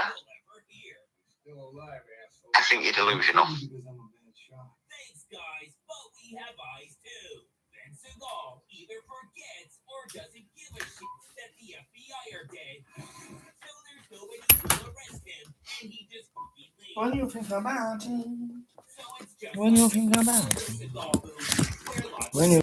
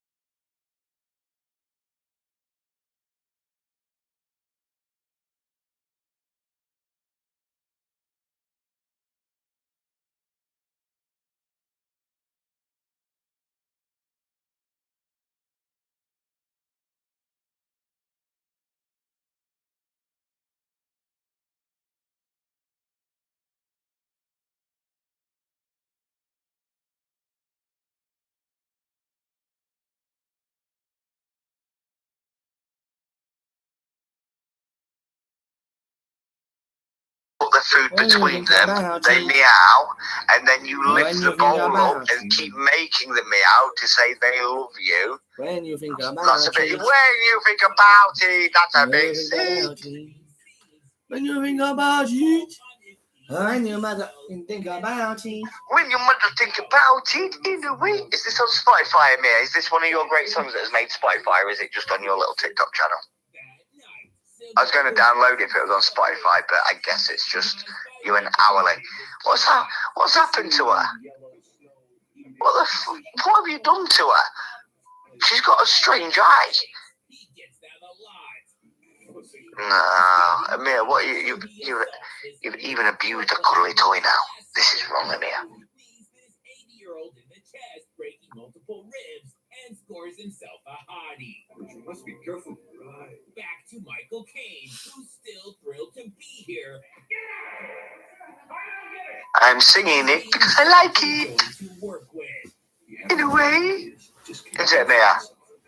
If you think about it, you'll get convicted. In a way. In a way. What sort of way is that? Like in a guilty way? I think so. If you think about it. Oh, look at him because I told him his bed was scruffy, giving it a good wipe down. Good boy. Good boy. Keep wiping away. Keep wiping away. Good boy. Good boy. Make that bed clean. Good boy. So you can have a nice sleep. Good boy. Aren't you a good boy?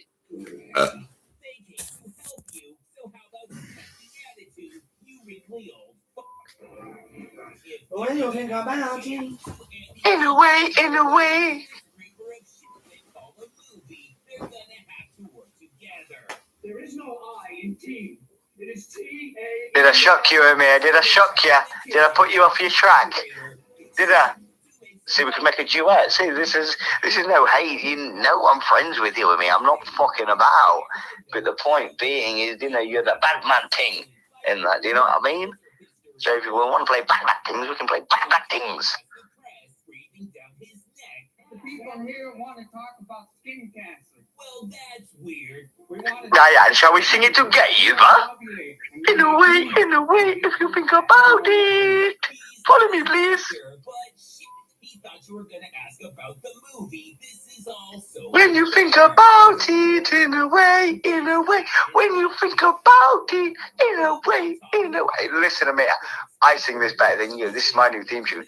When you think about it, in a way, think about it. When you think about it. Oh, in a way, you can think about it, yeah. Drop it in a way, think about it. Oh, one bad guy, in a way.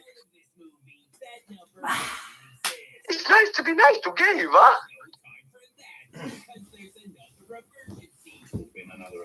I heard you laugh. But the only one with the expertise. I didn't know Sheepus was in here. In a way, if you think about it, it's me and the owl.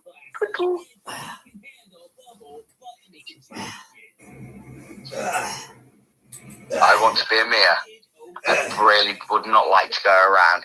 It's just the way, like he thinks he can control the narrative and things. I'm one step ahead of the game. I'll sing his song for him. He's now sat there quiet, pulled his laptop down. In a way, if you think about it together, you know what I mean? It's all, let's call it baby talk. It's not hard to copy. It's not original. If you think about it, you know what I mean? Like, it reminds me a bit of Borat. Can you remember Borat? Oh, he's my number one sister in a way.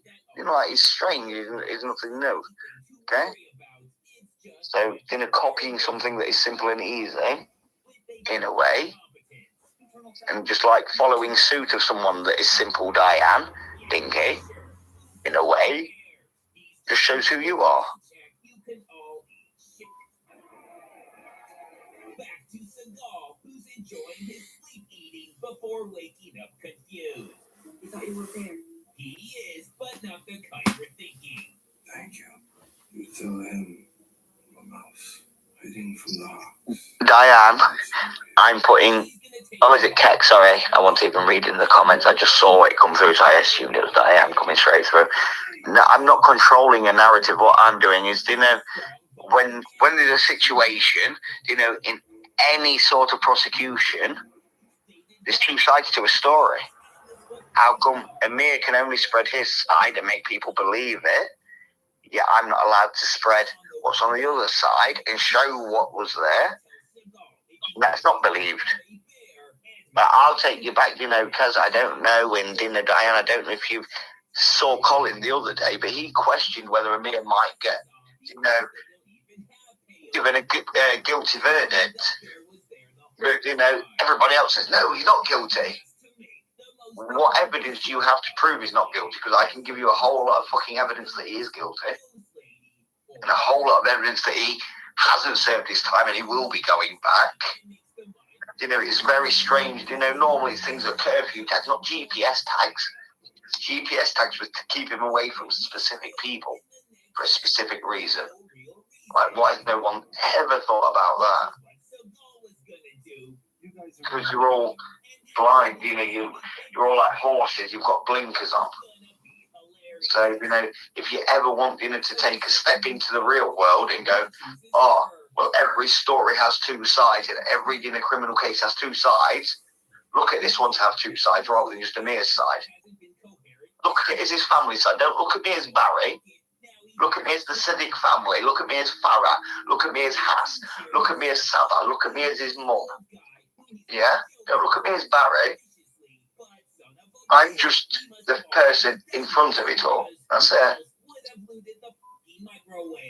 And why else would he keep a change of clothes there unless they have sleepovers like their 10-year-olds? Just like I've said to Amir, I'm willing to meet Amir to go on live to do all this. I've got all the evidence. Like I said to him earlier, I've got a plethora of evidence. He knows the evidence I've got, and so this is why he won't meet me. I'm willing to go out my way. None of you know who I am. You don't know my face. I'm willing to give all that and stand in front of Amir, but he won't do it. Just do it. How can I just do it? What, you expect me to go on my platform, go live for people to try and report me and block me? No, what we'll do is we'll both go live on both platforms. We will do it, like they do a battle sort of thing on TikTok. So, both of us are live together, and we'll join each other's live, and then we'll put our phones outside. We'll have people there. I'm sure there'll be people there.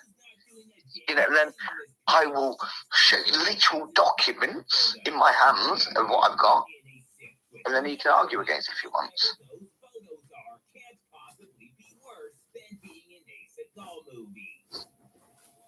Who's scared?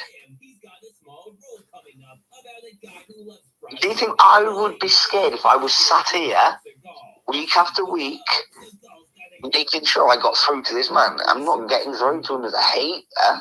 I'm getting through to him as a friend, as somebody that knows him.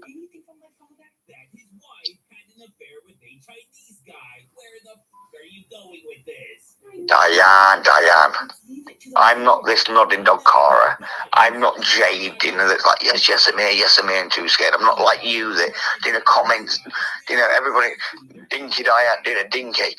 You're the only one of only 2 or 3 people that comment along with Tasha. It's been maybe Cara. He gets about 7, 8 likes on stuff. That I crave his attention. What I crave is for this guy to be well. You're judging on what you've seen on social media. You don't know the life behind what we've had together. You don't know where I know Amir from. You just take judgment because you listen to his side. Why not listen to my side for once? Why not listen to what's gone on and then make a real judgment rather than being, a narrow-minded prick? Okay, Diane? Yeah? Well, same with you, Kazza, because let's be real, Kazza, you follow Barry, and you have followed Barry, and I removed you because I know you talk to Sheepus. So let's not beat about the bush here.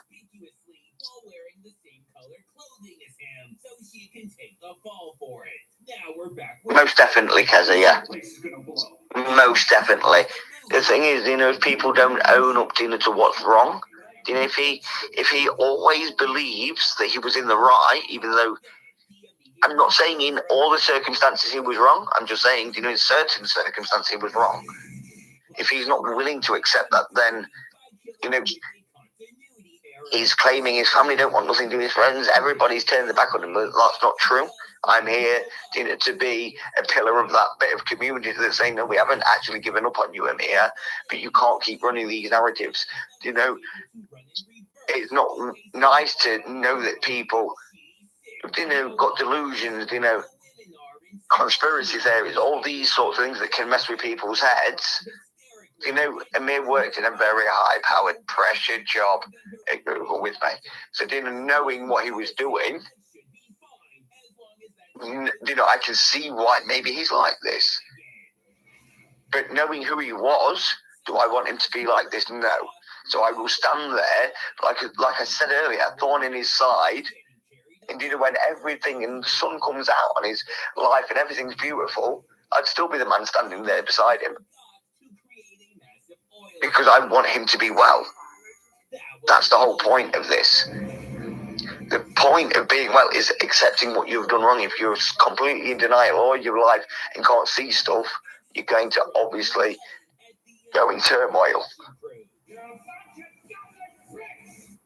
I would not like to disclose what I do as a profession. But when I said I worked at the QMC, if you search the QMC, you'll understand what the QMC is. It's close to Bingham. I was positioned there. I do 4 on 4 off, if that helps. So what I'm saying is, what I do is close to what Amir's dad did. Okay? This is how I know Amir. His dad, not an inspiration, but he's someone I knew that done very well within his profession. You know what I mean? And it was the same, not the same, but it was a medical profession. So, it was always an inspiration to see Saba. So, these things, I just see, I'm just trying to help him in a way that maybe other people haven't reached out. I understand his family have turned around and, sent the police. I'm trying to reach out in a different way directly to him, but he keeps cutting me off. I don't want to keep being cut off. I want to be there through all his turmoil because I want to be able to support him when he comes through the other side, if he comes through. It's as simple as that. And, I can guarantee in 5-10 years' time, you'll see us together if it's better. If not, this will probably continue happening because they'll keep running a narrative that everybody hates and it's not the truth. And you can hear, I've been sat here now ages trying to just talk to Amir and I've ended up talking to his comments. It shows yet again, that he's trying to block me off. He doesn't want to argue with me like he does the trolls because he knows what I'm talking about. Belly of the Beast is the last Steven Seagal movie where he actually seems like he gave a shit. That's not true. And you know it. Tash, Terrible. have you not noticed Tash Barry doesn't even come on anymore? But still. You got something else to say? Yeah, so I came on, I wanted to give him a bit. He knows how we work, and I wanted to give him a bit of a pop-up, like a Jack in the Box. That's why I use the clown picture and things like, hey, Amir, look, I'm going to... And he knows who I am directly from that. This has been going on ages, Ash. This isn't something that, unfortunately, Pasha sending him some donuts or you sending him some money for chocolates isn't going to help. You know what I mean? This isn't going to go away tomorrow for him just because people have liked his TikTok or something. This is still a prosecution that's going to go ahead. It's as simple as that. And if you're thinking about the fact that I'm trolling him like I'm no filter or something like that, I have way more important things in my life to be doing than running a TikTok page like that. I understand you'll say that's trolling. I'd say some of that is very valuable information for people. And some of it, whereas in a pizza hot air balloon, I think it's ridiculous. You know what I mean? He's not a paedophile. He isn't a child molester. He isn't these things. But he is some things. And he knows he isn't. I'm not going to keep going over him because you call me out for being a troll or nasty. All I've tried to do is, if you put all these phone calls together, all I've tried to do is be there for him, point out his faults, and help him direct himself back. Amir won't tell you this, but when I was 19, he helped me in a very similar position. So this is how I know I'm trying to help him. So if you come with all your BS, let's say, of you know everything, you only know what Amir's told you or what you've seen possibly on TikTok. You don't know a life before that. You know, if anyone was ever stupid enough to actually fight him. For all the haters out there. Amir, are you going to either come and talk to your so-called fans? Come and talk to me, or I'm just going to have to get off, mate. And you know I'll call back again, and you know I'll try again, and I'll keep trying, and I'll keep trying. And you'll put it down to this, that, the other, just like you did with Haz, that I'm stalking and harassing you, in fact. But you know that's not the case. You know what's what, Amir. You know you know my number. I'll be on the other end of the phone if you need me. Yeah? I'll call you again. Was I talking to you, Keza? Like, in truth, I have no respect for you whatsoever. I don't know you.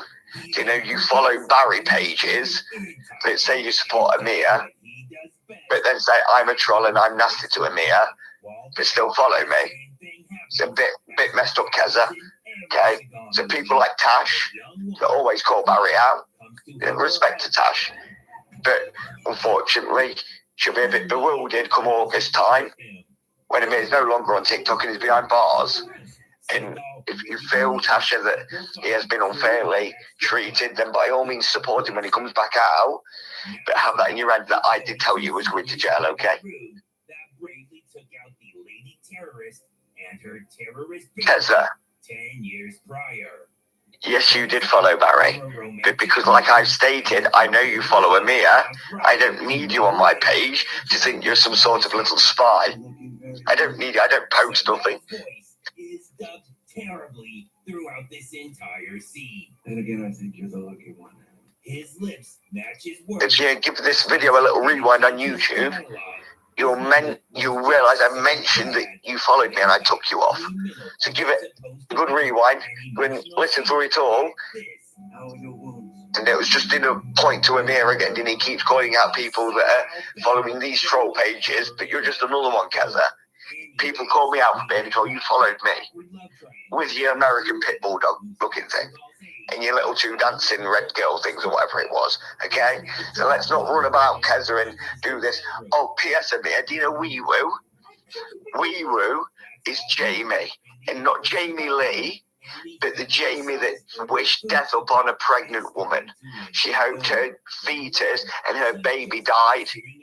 So whilst ever you support Wee Woo and Wee Woo's in the chat, you will also get a lot of hate because a lot of people are against Wee Woo for wishing death on an unborn baby. So I just go back and if you can remember the Jamie that wished death upon a baby on Sheepus Maximus 2, that's that Jamie. So I wouldn't maybe allow her to be a supporter, bearing in mind she wishes death upon unborn children. Train station where an arms deal is taking place between the terrorists and this smoky hot woman. And like not to put it back at you, but you actually first called her out, Amir, so you know exactly the Jamie I'm talking about, okay? Yeah? So just have a little close think about who them Jamies are.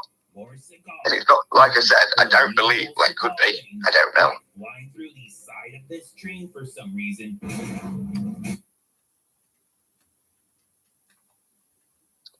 Tash, how long have you been actually following Amir? Because there's YouTube videos and things, I've done many voice calls with him saying, if he doesn't get sent down, I will be the first person to hold my hands up and say he got proven not guilty. The point being is he was in court for these things. So anybody to have a belief and see the evidence, and all I wish for Amir if he gets proven not guilty, because I know if he gets proven guilty, he'll get help within jail. If he gets proven not guilty, but he gets help on the outside and not just believe that this was all just something. This isn't no fake narrative. He's been charged. He's been arrested for stalking and harassment. You just fiddle with the slide and continue firing. So, anyways, Seagal is arrested because Listen, Kez, I'm not. You've changed your dog picture.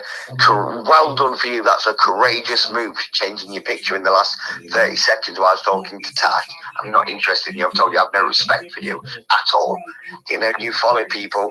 Tash, from what I've gathered, has never stepped the line onto. You know, she might call Barry out, and then Barry might have a go at Tash, and there's a bit of laughter because it's malice laughter between each other, but there's never no following of Barry off Tasha. There's no on any of these troll accounts no follow, but there is with you, Keza.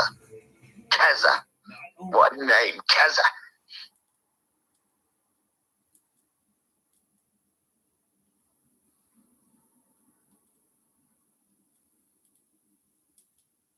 In Keza, how would I know you were Keza, and how would you be arguing at me that wasn't you if you're not Keza? Silence.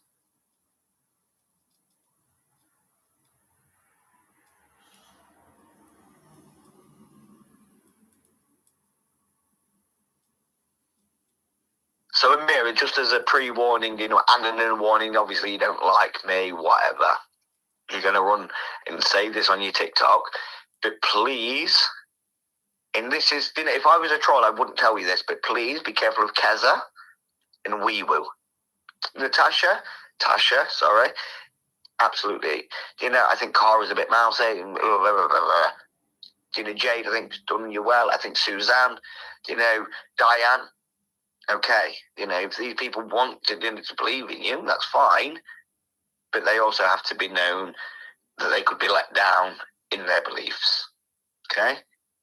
I'm not willing to sit here and keep chattering away to your chat because I thought you was trying to become the content creator and in a chat with each chat and things like that. It seems that I give them more content than you do. And I wish you all the best, Amir. You know that, what will be in August. But if you want to call me out again, I'll call you up again. Okay? Take care. Good night, Owl. Good night, Piglet. Good night, Amir. Sweet dreams. Yeah, what a gooner.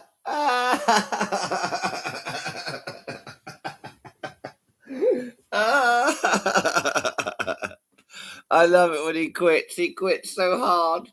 It's crazy. He's such a quitter. He's so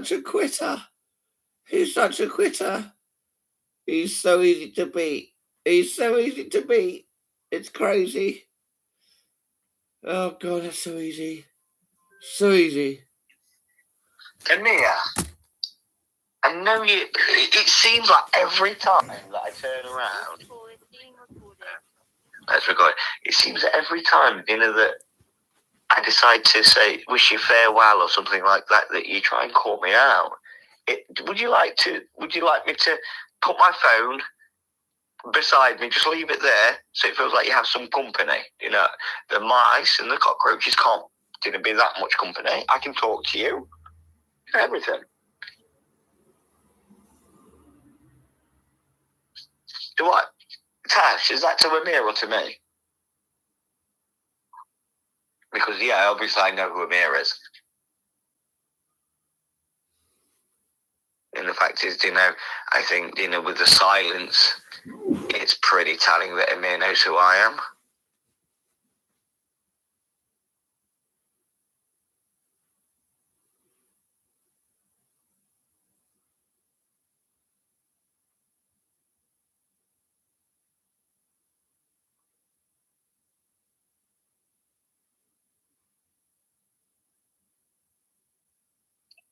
The thing is, Amir, I'll let you run off, run your little narrative, pretend you're asleep now, and then jump up in 10 seconds and go, oh, he's a little gooner, he's this, that, the other, he's gone off. The thing is, talking to your chat or, to a pillow of yours is just deflecting what I want to do. I want to talk to you. You don't want to talk. You're not willing to face the facts of the matter. So I'll leave it with you, and I will call you again. You understand what I mean? But I just want, a couple of friends to say goodnight to you, if that'd be okay with you.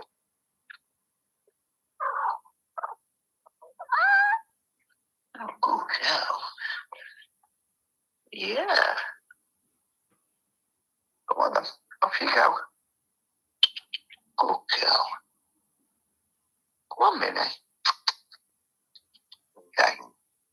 I'll leave you with that one, Amelia. Just to let you know, when you're well, I'll give you them back.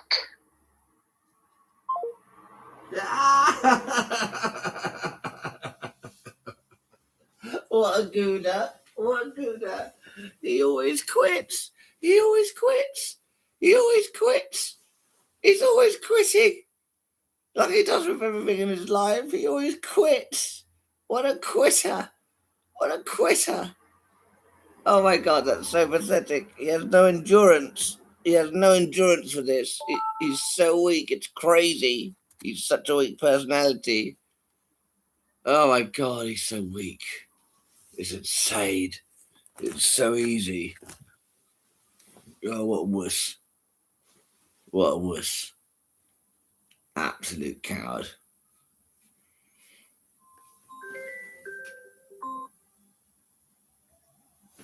Amir, do you know, ice can be slippery. You just slipped up there. They didn't like when you just turned around and said, that's what he's like. Yeah, we're not going to go into it, but like I said, I've known you since I was 19. My job, yeah? And that's what he's like. So you were trying to now throw me under the bus, yeah? It's not nice, that, Amir. I've tried to help you, so now you're trying to turn what happened to me when we were younger on me and try and run a little narrative. This is what he's like. And then you claim you don't know me. Come on, Amir.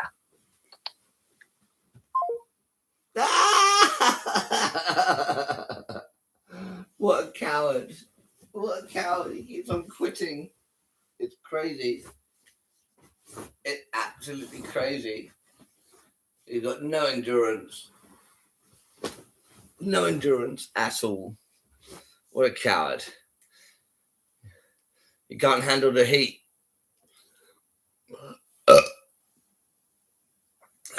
That was easy. Absolutely easy. I control the narrative. That was so easy. Absolutely ferociously easy. Such a sad little child. So confused. So angry. So weak. Such a weak personality. Very weak person.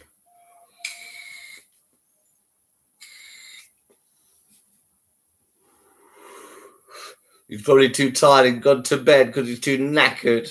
What a wimp. I can do this all day, baby. Easy. All day. That's right.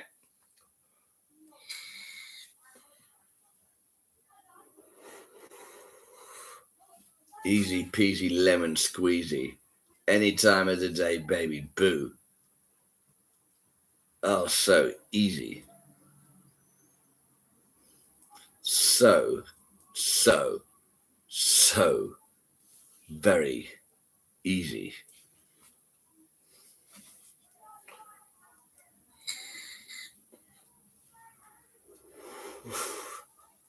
He had to give up. He couldn't keep the pace. No endurance. 14. So that's that story. So pathetic and weak. Couldn't hack it. So he had to try and run away. What an absolute wimp.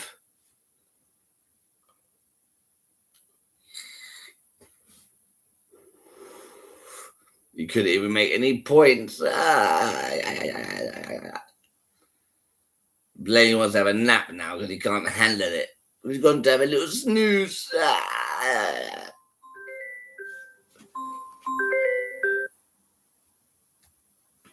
I just had to call, because obviously you put that TikTok up to try and summons all your biggest, greatest fans to your YouTube. That seems an unlucky number, 13.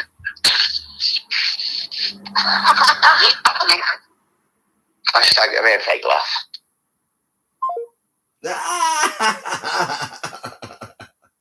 What a gooner. What a gooner.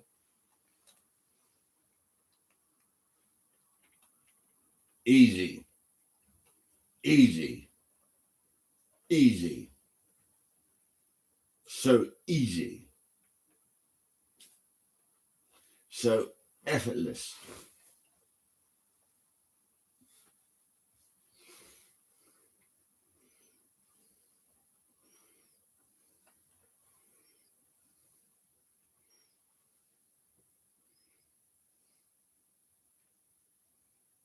What a wimp.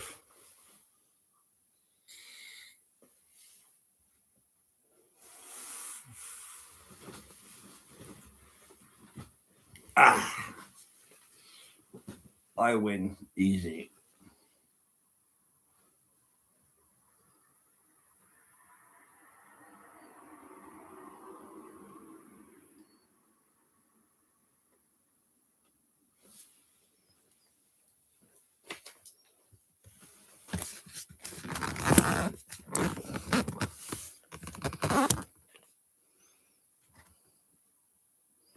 Easy.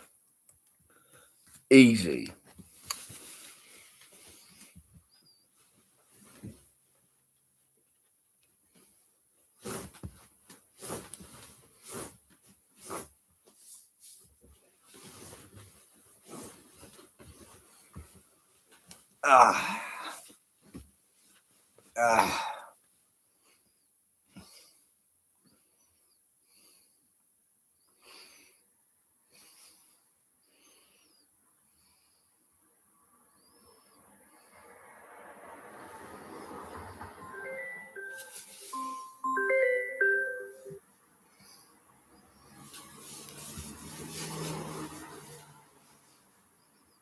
Easy.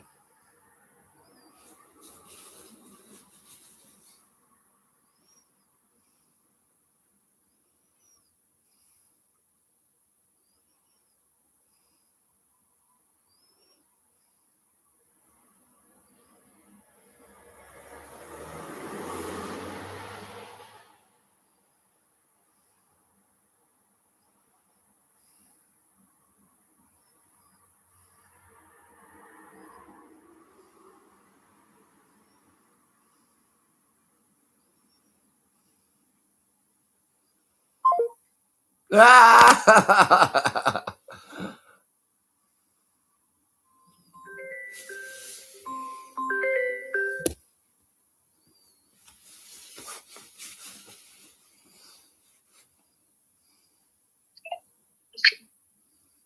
you hear me?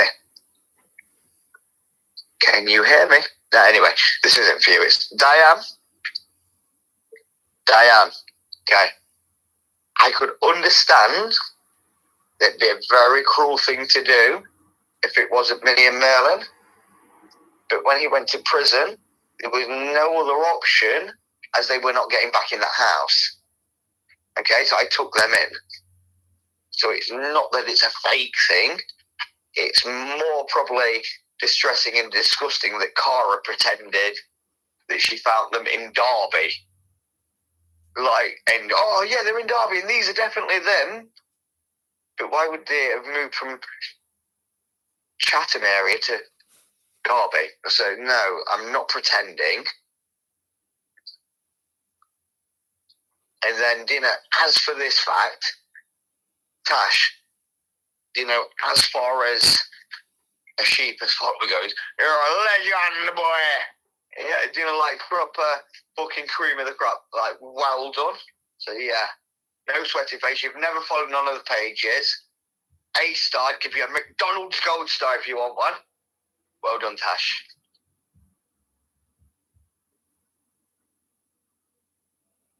But that's for you, Keza. Yeah, you're a fucking Barry follower, you bad woman.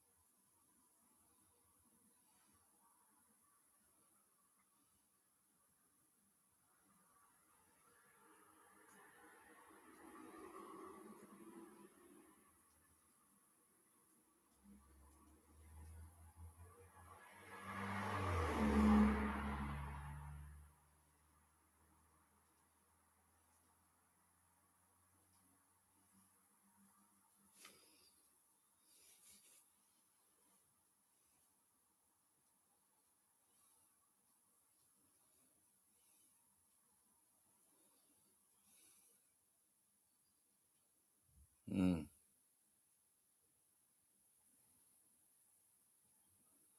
Mm.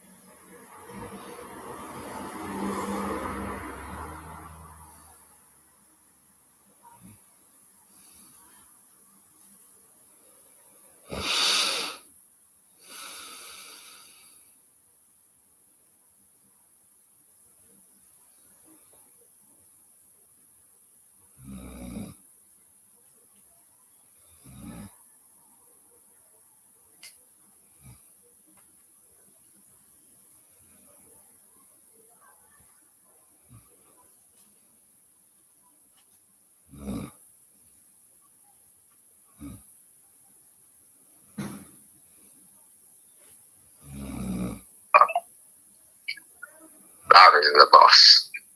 Who gives up easy?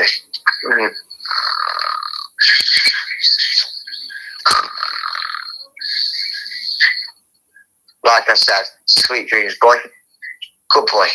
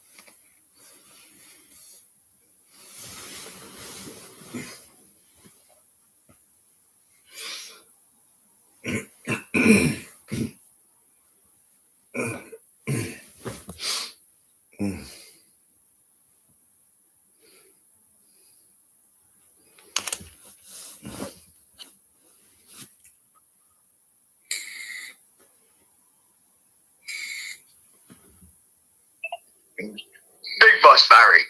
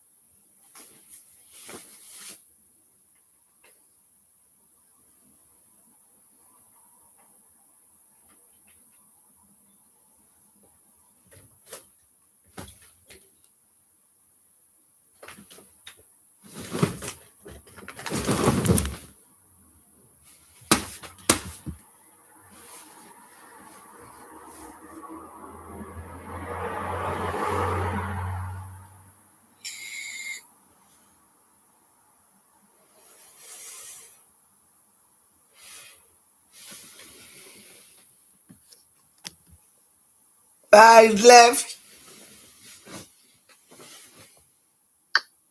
Who's left, you fucking sausage? Pretending to be asleep. You fucking idiot. 40 years old pretending to be asleep. Thinking I was gone. I've got more time in the world than you. I'm not getting locked up in August. Sausage, you fucking melt. Get back to sleep. Go on, keep pretending you was asleep, Amir. You fucking idiot. You just lied to people like Tasha, pretending you was asleep. She was telling you good night. You fucking horrible bastard.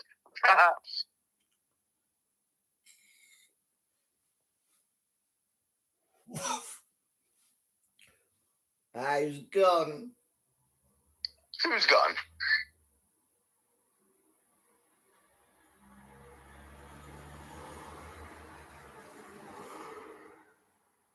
Just carry on Like talking. I said, mate. I'm the Just carry on boss. talking. Don't you get I'm the boss. Don't you I'm get the the idea? landlord, Amir. I'm the Don't you understand landlord. what I'm trying to do? I'm the I don't landlord. want you to talk. I'm the landlord. Shh. Go back to sleep, little boy. Keep on talking. Don't you get it? I want you to keep on talking, for fuck's sake. Just talk. Go on. Exactly, you fucking gooner. Ugh.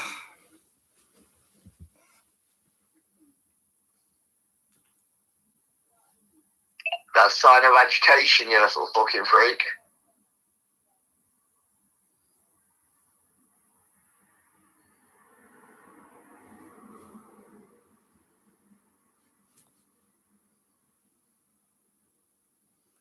Answer my fans. Answer my fans' question. Entertain them, for fuck's sake.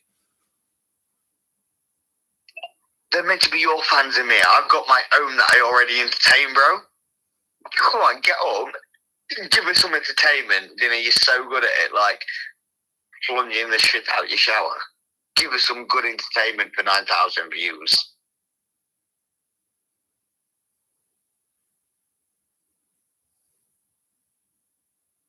Like, you think I'm going to go away? I'm here till the morning. I'm here till the sunrise, and I'll still unmute myself to say, good morning, Amir. Are you still there?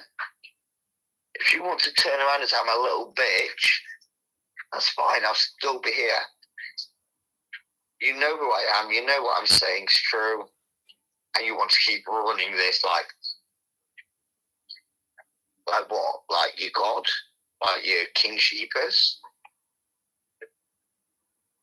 We should just have a conversation, meet up, deal with all this, but you keep wanting to run this big social media show. It's really quite pathetic. Oh, and P.S., you're very predictable in there, you know. So, you know, when you come out with Gouda or something like that, come up with something new, so I don't catch you out before you say, okay? You're right, Guna. Oh, no, you got me, Amir. Oh, no way. You are so fast. Oh, my God, you're as fast as the tortoise. Guess what, Amir? You're a gooner. I said it back to you now. So does that make me as pathetic as you know? But why can't we just talk, Amir?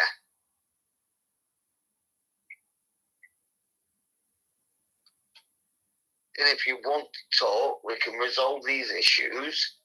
We can show the internet for what it is and what you've done or what you've not done. But you don't want to.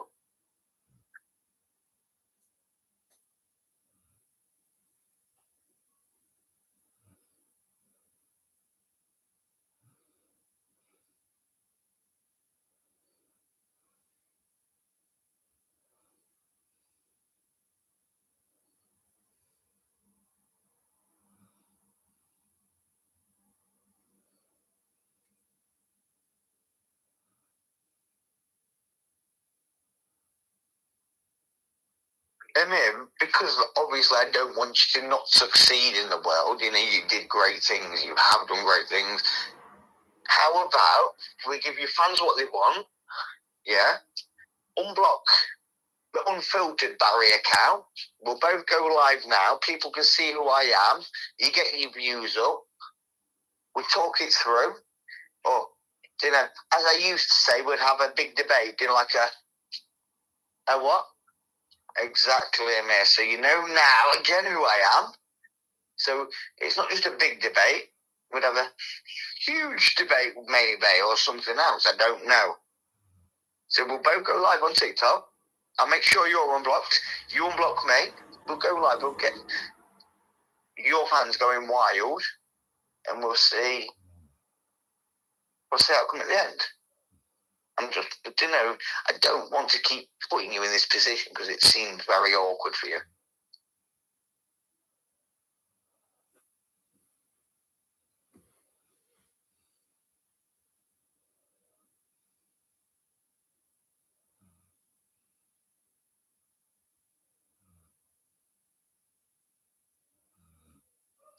Keza, but isn't it dangerous, the obsession that you have to following troll accounts as well as following this man and supposedly supporting him?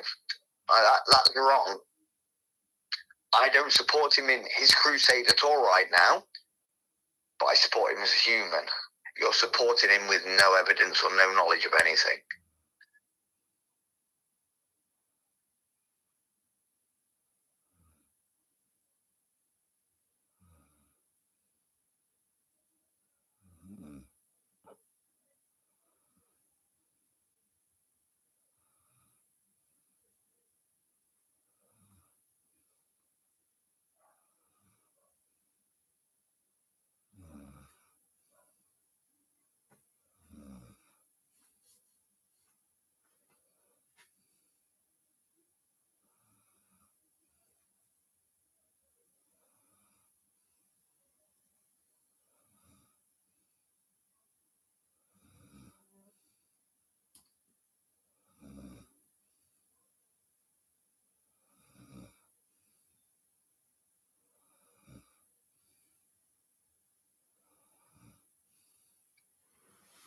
Kaz, have you ever heard of something called hard love? Sometimes when people pussyfoot about and, it's got a bit of soft love and, oh, come on now, we can... It doesn't necessarily work. And, for many years, this hasn't worked. So, as somebody in the trained field, you'd try another step of approach, okay? So don't keep commenting on things you don't know about. You seem very uneducated and very desperate, bearing in mind you've been following Barry No Filter and things. So, okay, leave it out, Kez, okay? I prefer to talk to Tasha than you. That says a lot.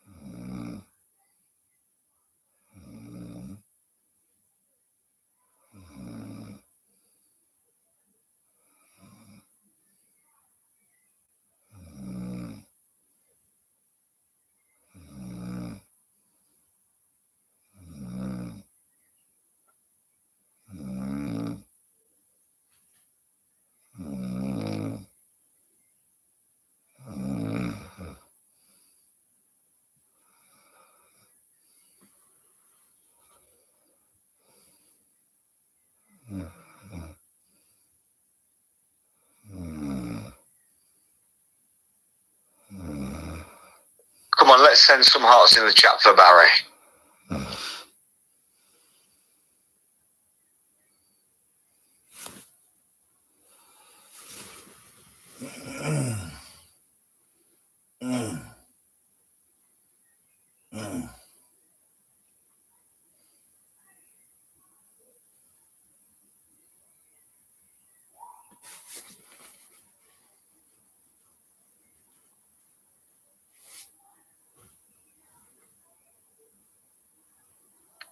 Well done, Kez. You managed to move your thumb and put some laughing faces in. Well done. Well done, Kez. Oh, you're a #1 supporter? No, you're not. You're still a traitor. The thing is, you're very lucky and made asleep now because I swear to God, he would have gone all out on you for fucking following Barry and No Filter. And the reason I mention that is I'll watch this tomorrow. And no, you followed Barry and No Filter. You're an absolute hypocrite.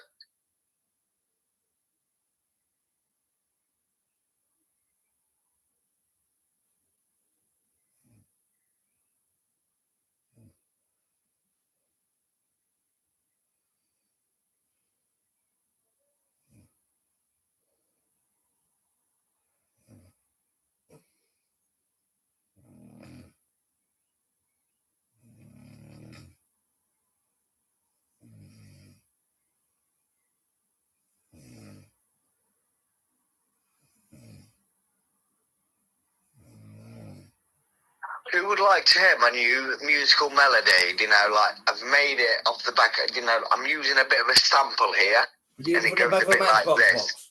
Shut the fuck up. Get back to sleep. Get back to sleep, you fucking prick. Get back to sleep now. Shut the fuck up. You got me. No, you didn't though. I didn't care whether you was awake or I knew you was asleep. Oh, or was you awake? I don't know. Oh, Amir's playing tricks on me. Do you want to hear my new song? He's asleep again. Oh, here we go. No worries. Did you see how many hearts got sent in the chat then for Barry? Did it make you feel lonely and that's why you woke up? Whooping. Hearts in the chat for Barry. Hearts in the chat for Barry. This is my new song. Hearts in the chat for Barry. Hearts in the chat for Barry. B to the A to the R to the R to the Y.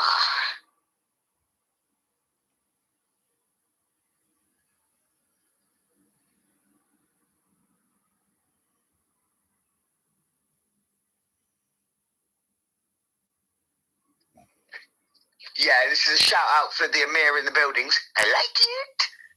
Together, in a way. Warping. Yeah. Oh no. Have I put you back to sleep, Amir? Oh, what a shame. Okay. Oh, it's in the chat for Barry, I guess, then. Oh my days. Amir. Go on. I know you're looking. Go on.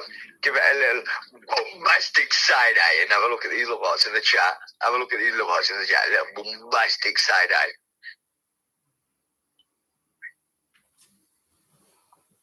Do you know when you talk, Amir? Yeah. Michael, Mozilla like a rat. Shanice.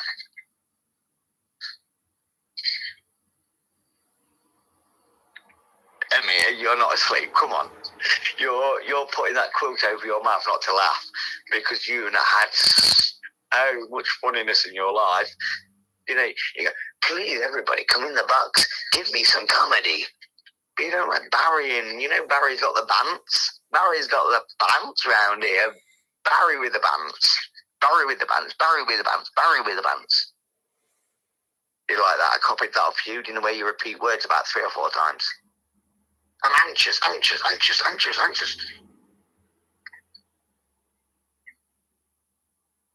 Gaza. You're irrelevant.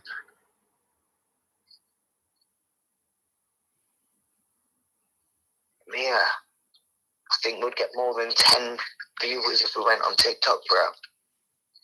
We're about big things and that. And you can win. You can win, Amir. Because that's what you do, isn't it? You win because you're the boss. So let's go on TikTok and let's see if you win because you're the boss. In a way, together. Together, Amir. We can do it together.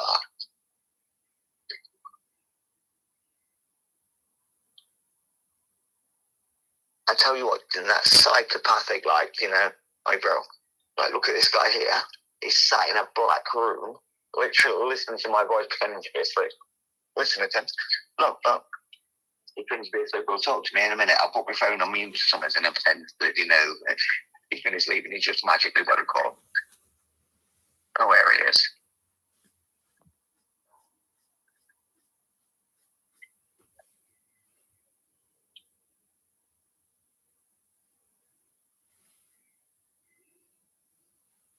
Yeah, anyway, fuck this chat. I'm off. See you in a bit, guys.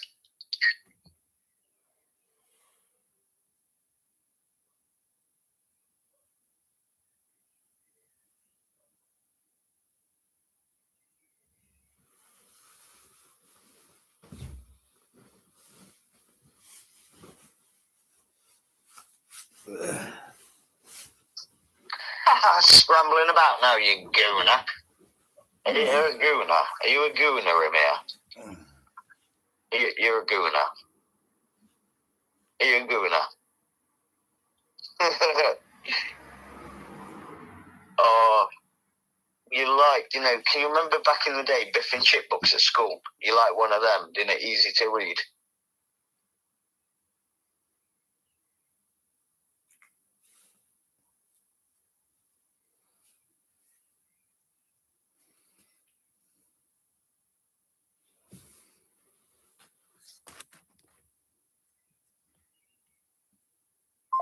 Hey, hang up. What a gooner.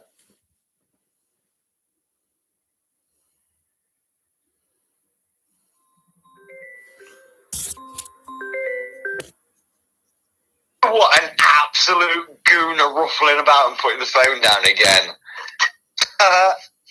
You absolute fucking melt. You're so funny, Amir. You put the phone down again. Honestly, you're unreal.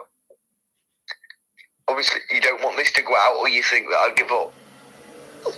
Like I just said, I've done 4 days on that. I've got 4 days off.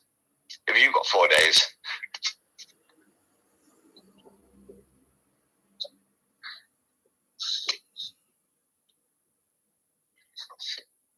Oh, we're fast asleep, but we're not snoring this time. We're not putting the fake snore on.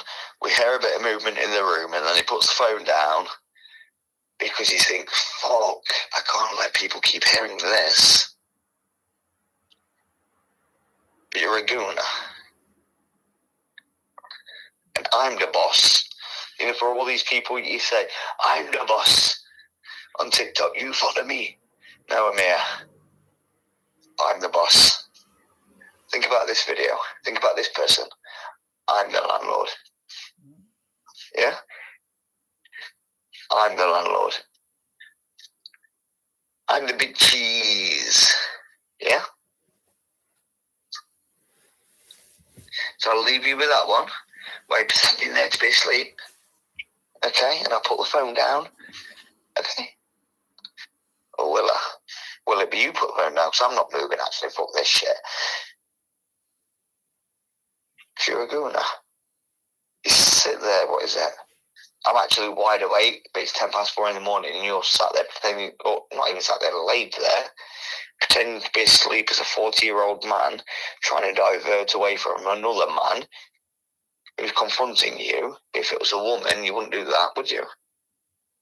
It's a strange predicament you find yourself in there. What a tangled web we weave.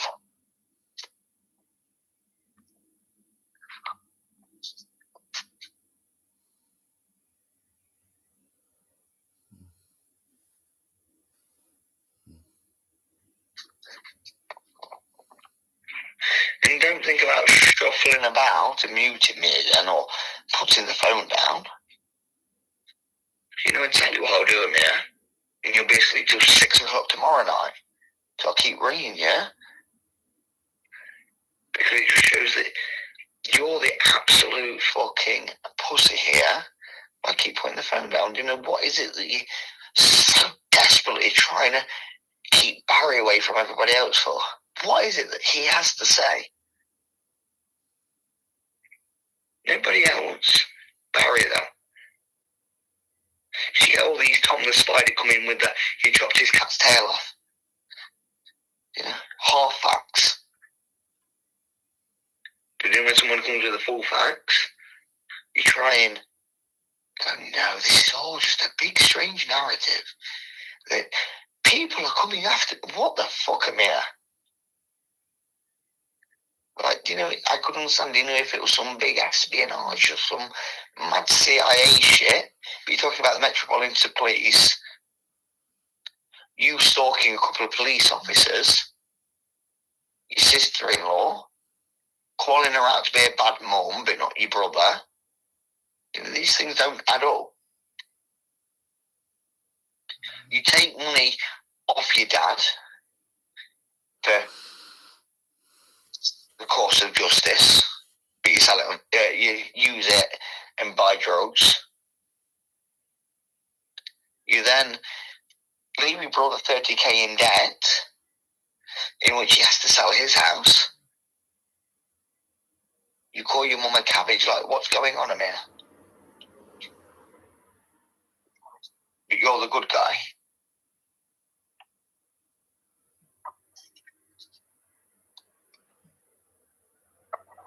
I don't know if you heard that, but this is how inundated you get dealing with people sending you stuff.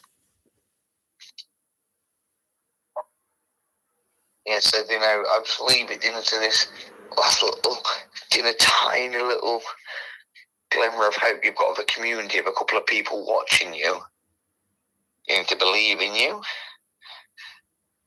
But subsequently, they'll know the truth as well, come April.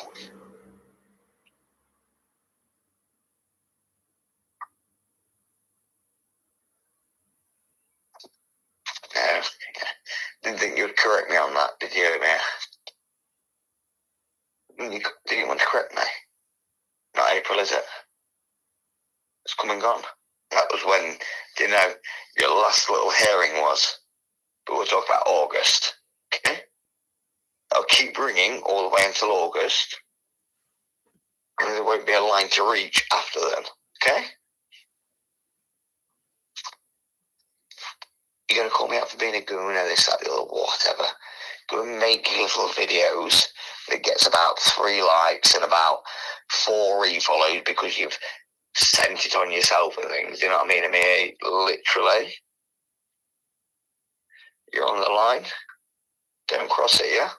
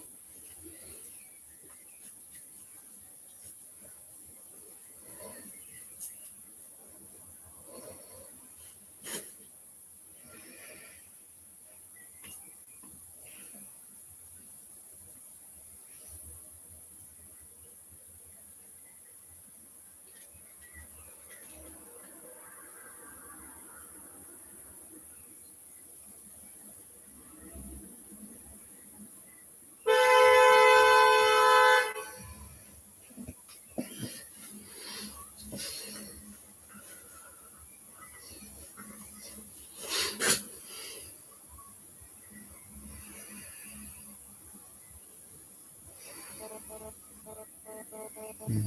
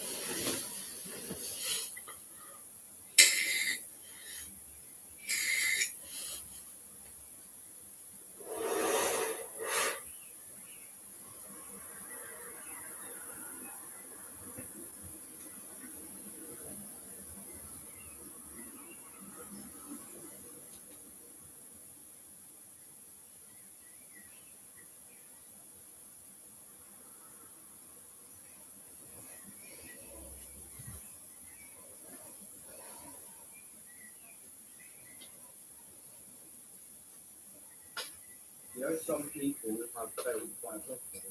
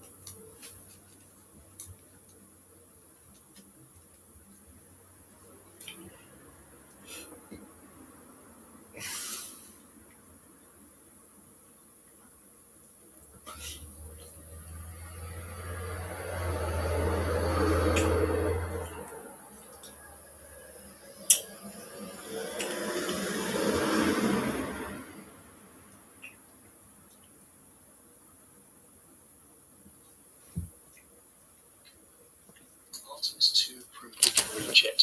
But reaching the moon and surviving on it are two completely different problems. The surface temperature swings over 300 degrees Celsius between day and night.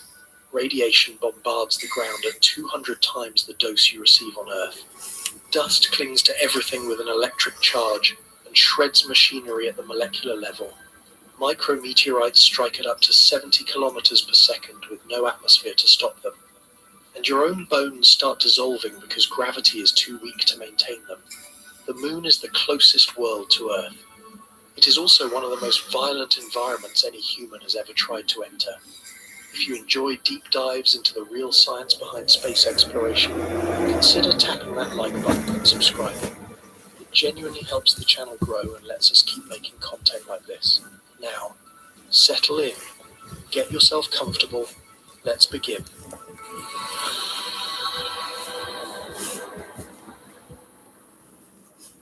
Look up tonight.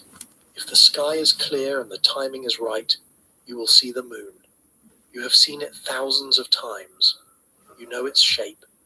You recognize the dark patches of its Maria, the bright splash of Tycho crater, the soft grey glow that has accompanied every civilization in recorded history.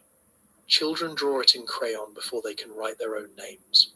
Poets have compared it to a lantern, a coin, a watchful eye. It is the only celestial body where you can see surface features with the naked eye, where you can point at a specific dark splotch and say, that is the Sea of Tranquility. That is where Armstrong walked. No other object in the night sky offers that kind of intimacy. It feels close. It feels familiar.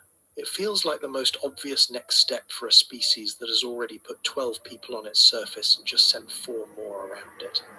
On April 1st, 2026, NASA's Space Launch System rocket lifted off from Kennedy Space Center and pushed the Orion spacecraft carrying Reed Wiseman, Victor Glover, Christina Koch, and Jeremy Hansen toward the moon. 10 days later, Orion splashed down in the Pacific Ocean. The crew set a new record for the farthest distance any human has ever traveled from Earth, surpassing Apollo 13's mark by more than 4,000 miles. They circled the moon at roughly 4,000 miles above its surface, watched an Earthrise from the far side, witnessed a total solar eclipse as the moon passed between them and the sun, and returned safely. Artemis 2 was a triumph. It confirmed that the Orion spacecraft can keep humans alive in deep space. It proved the heat shield can survive re-entry at lunar return velocities. It demonstrated that 53 years after the last Apollo mission, we can still send people to the moon and bring them home. But here is the detail that matters most. They did not land. They did not touch the surface. They did not step outside. They flew past, observed, and came back. And that distinction contains the entire story we are about to explore, because the gap between flying past the moon and living on it is not a small step. It is an abyss. The moon looks close. It is close, astronomically speaking. The average distance between Earth and the moon is approximately 384,400 kilometers. Light crosses that gap in about 1.3 seconds.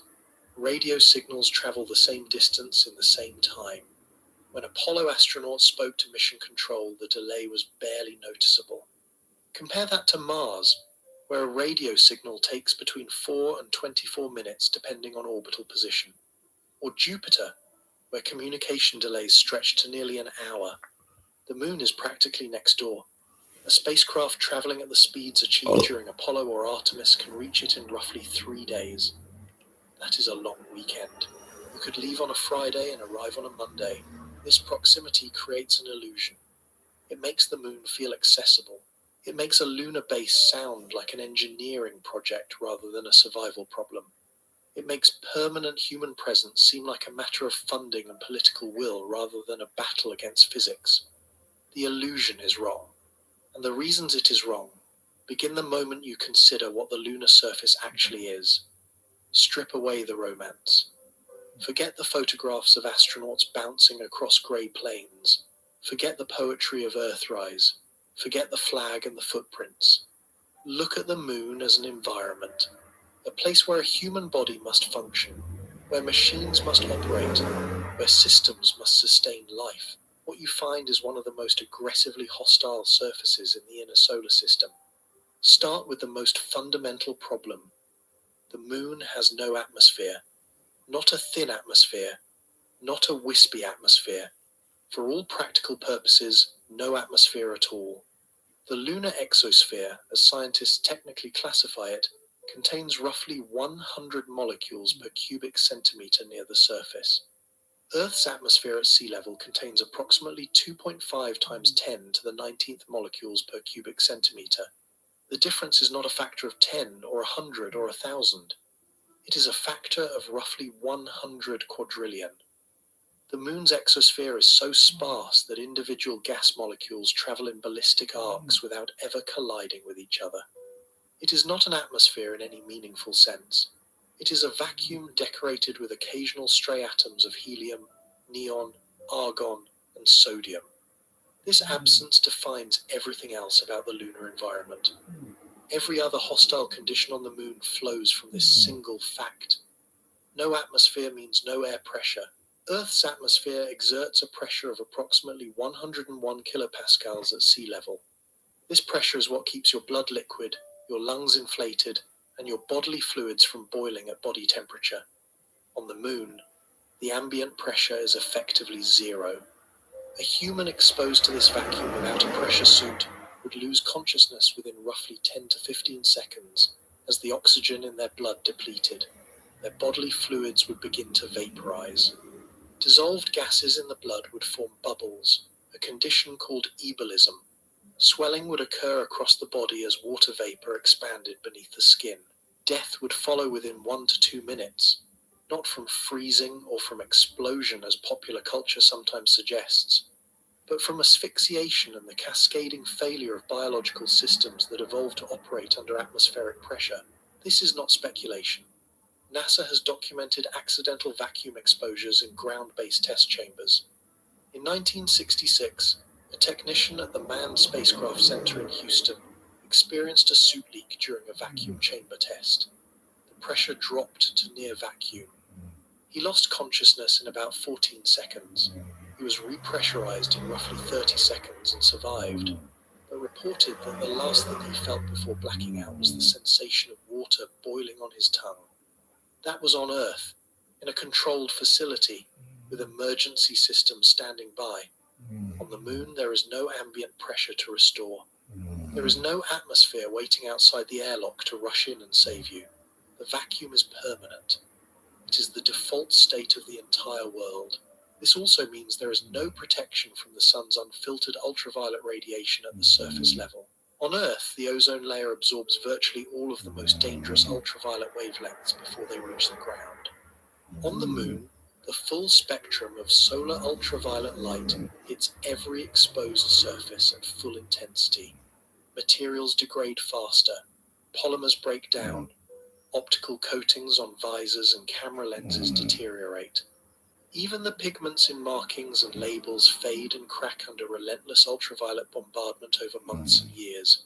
Every surface that faces the sun is being chemically attacked by radiation that Earth's atmosphere filters out so efficiently that most people never think about it. No atmosphere also means no breathable gas. This seems obvious, but the implications extend beyond simply carrying oxygen tanks. Earth's atmosphere provides a self-replenishing supply of breathable air across the entire planetary surface. A human standing anywhere on Earth can inhale and survive. On the moon, every molecule of breathable air must be manufactured, stored, recycled, purified, and contained within sealed enclosures. The air supply for a lunar habitat is not like the air supply for a submarine or an aircraft, where the surrounding environment contains oxygen that can be filtered or supplemented. It is a completely closed system.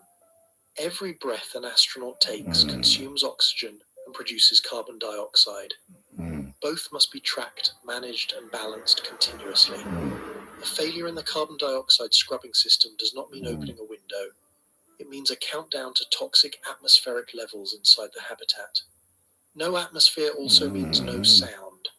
This is not a minor inconvenience.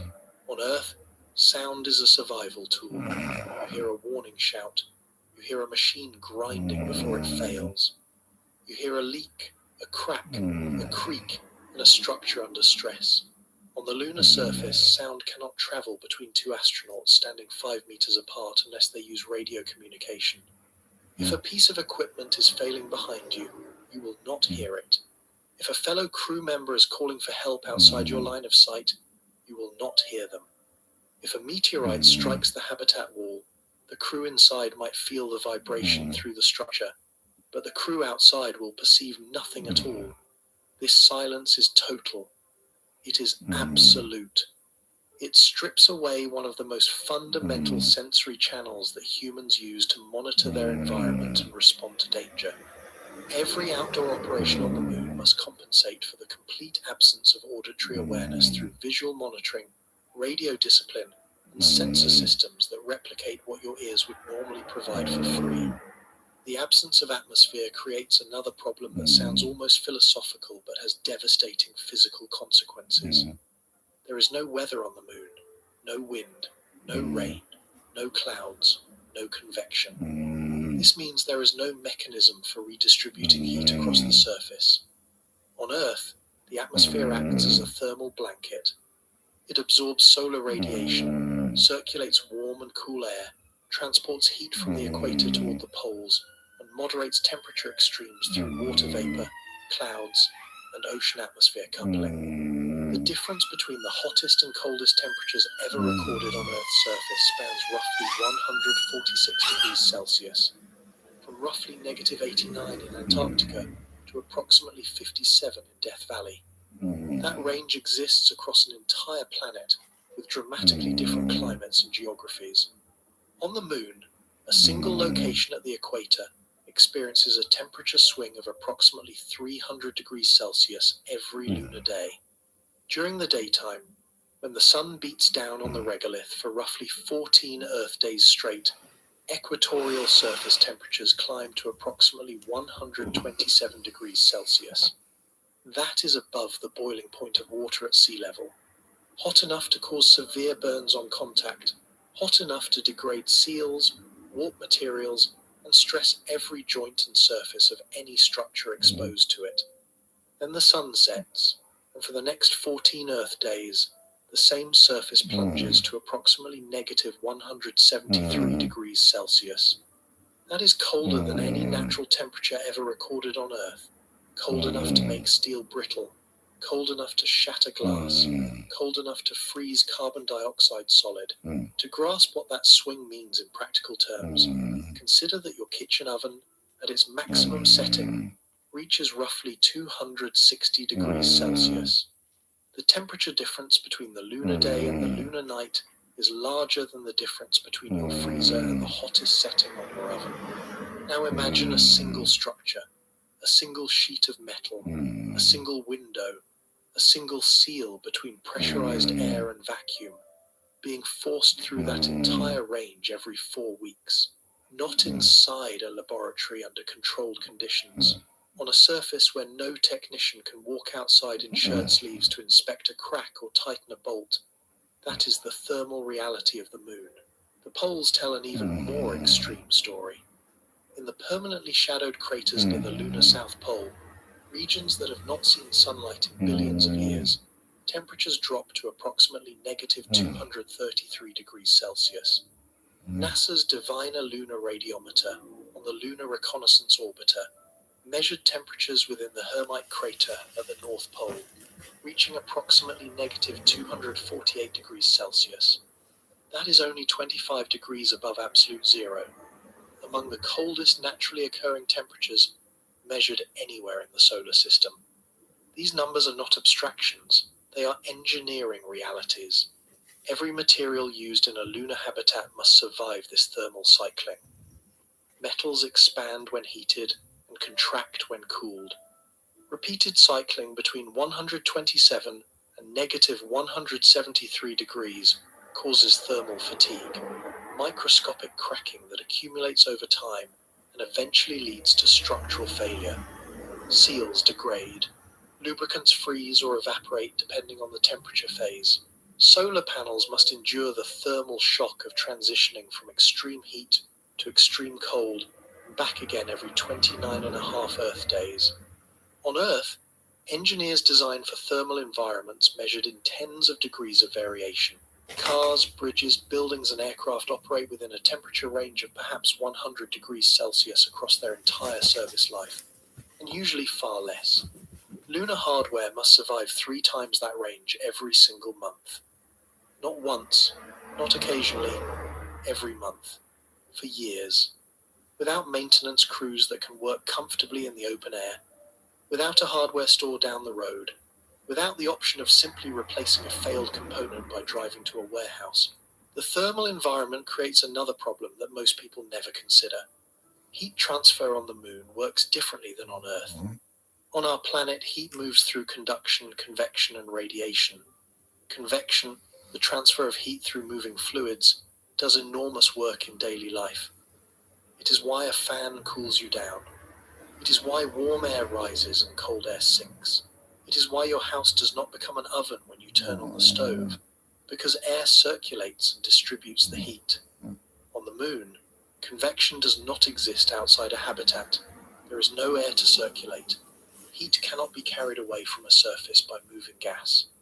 This means that thermal management, keeping equipment and habitats at survivable temperatures, depends entirely on conduction and radiation.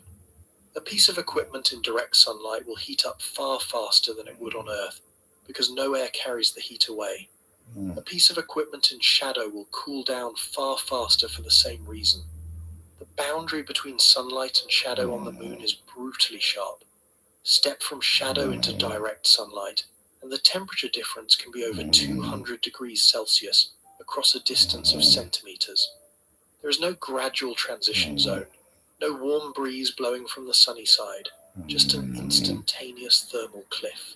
Apollo astronauts experienced this directly.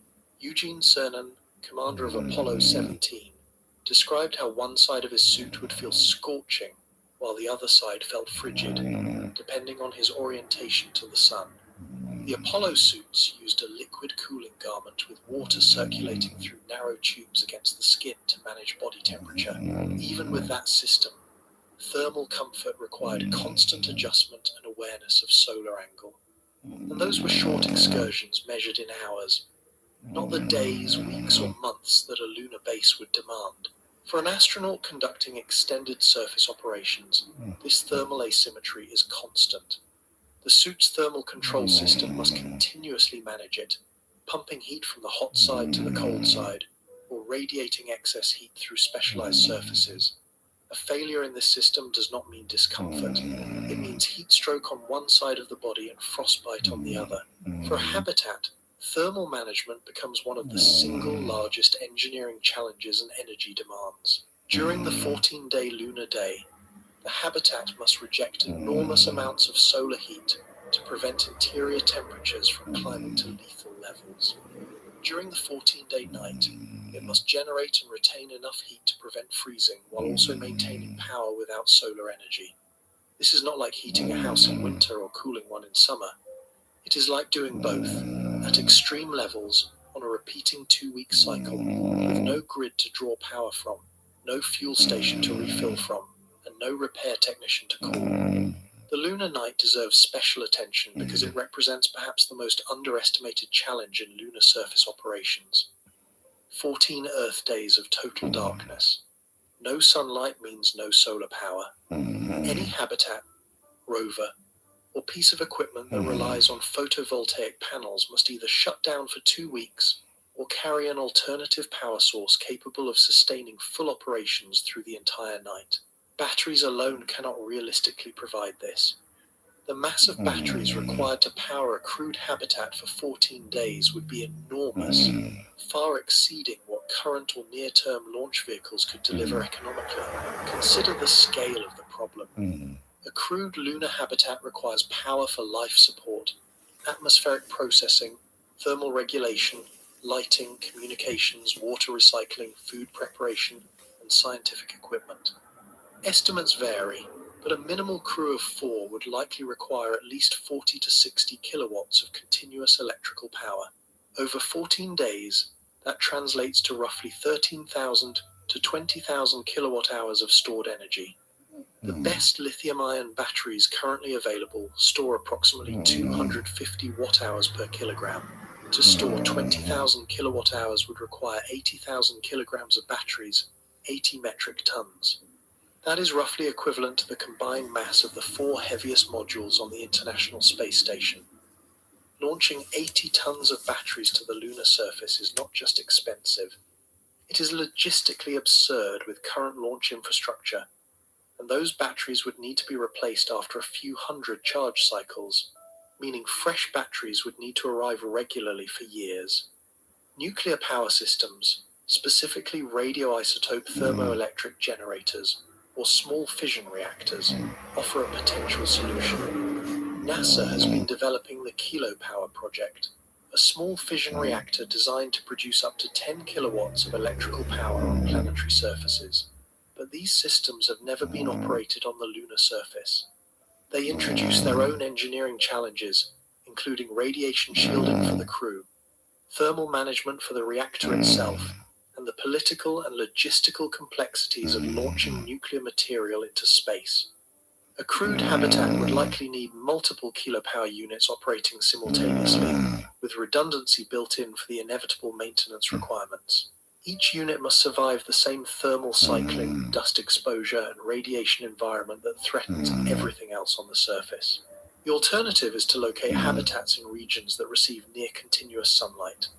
Certain elevated areas near the lunar poles, sometimes called peaks of eternal light, receive sunlight for most of the lunar cycle because the moon's rotational axis is nearly perpendicular to the plane of the solar system.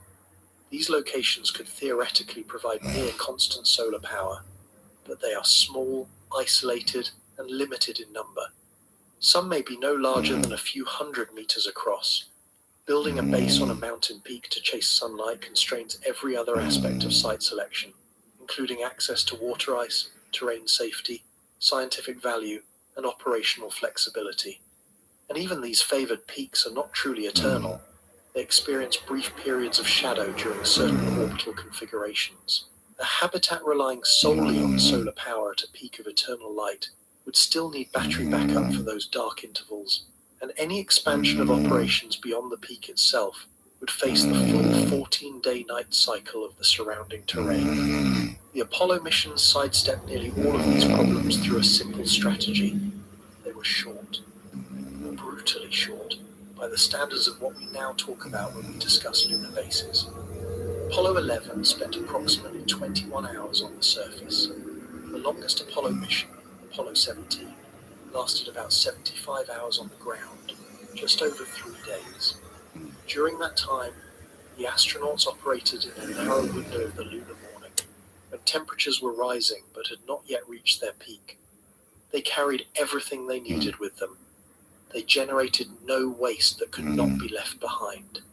They made no attempt to manage the lunar night because they were gone long before it arrived. Every Apollo landing was a sprint. Get in, do the work, get out.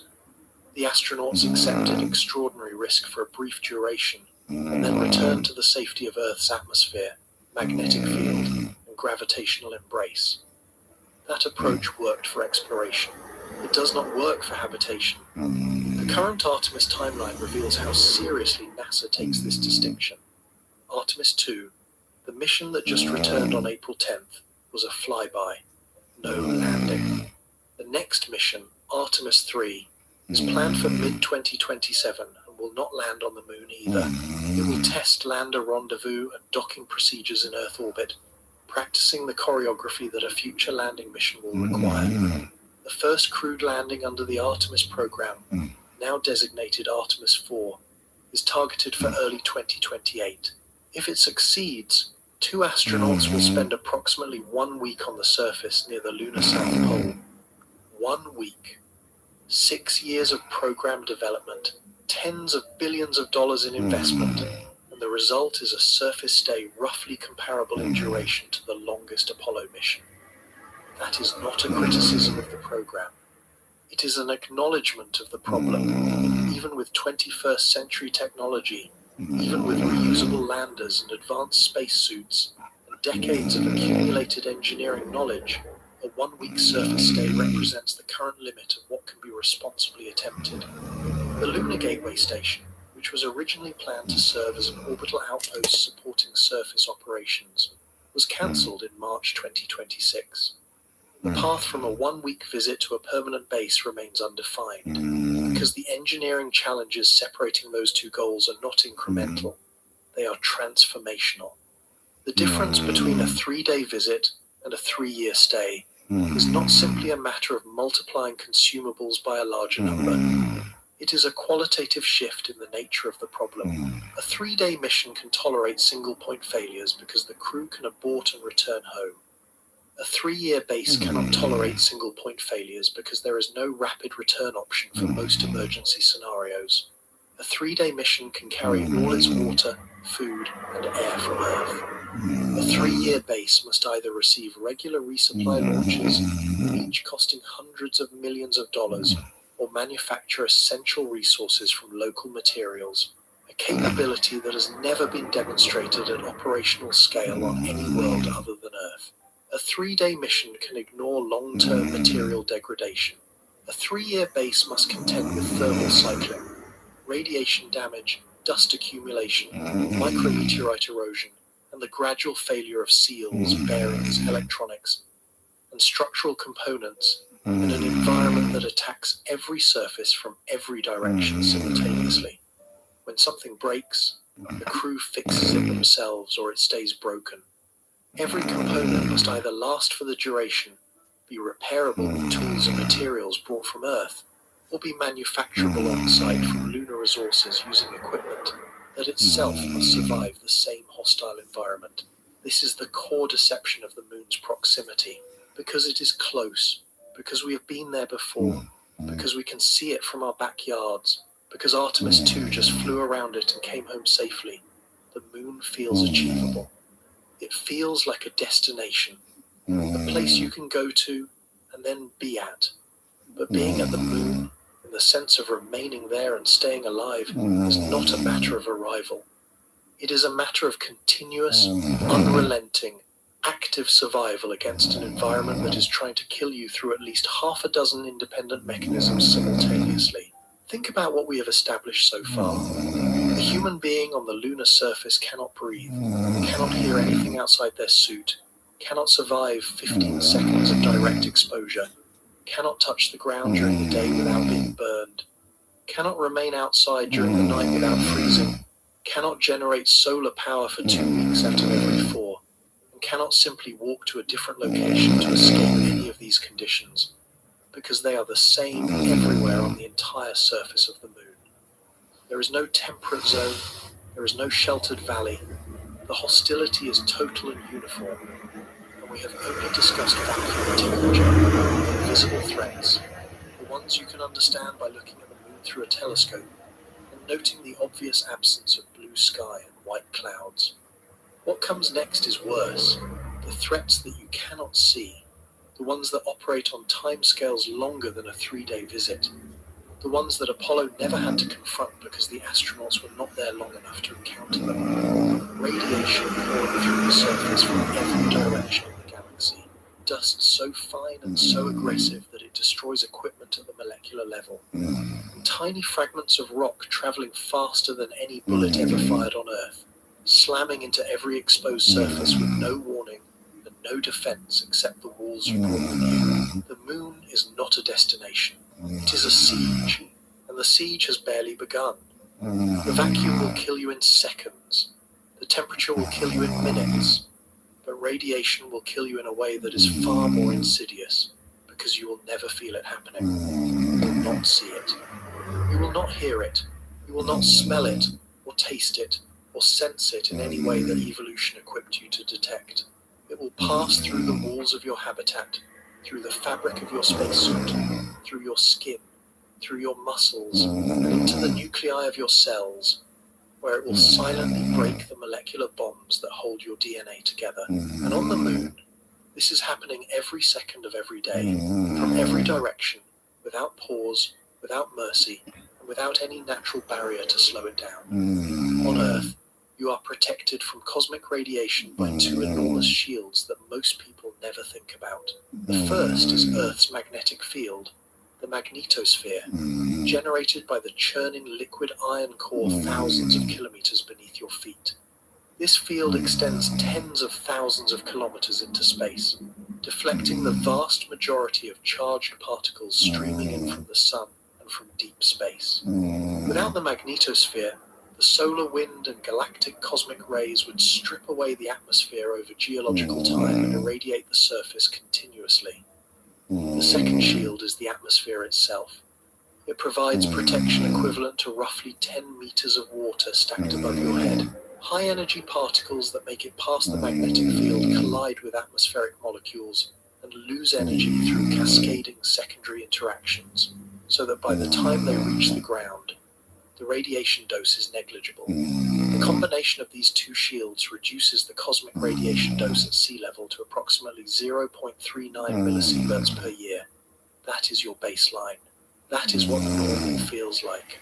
The moon has neither of these shields. It has no global magnetic field. It lost whatever dynamo it once possessed billions of years ago, when its small iron core cooled and solidified.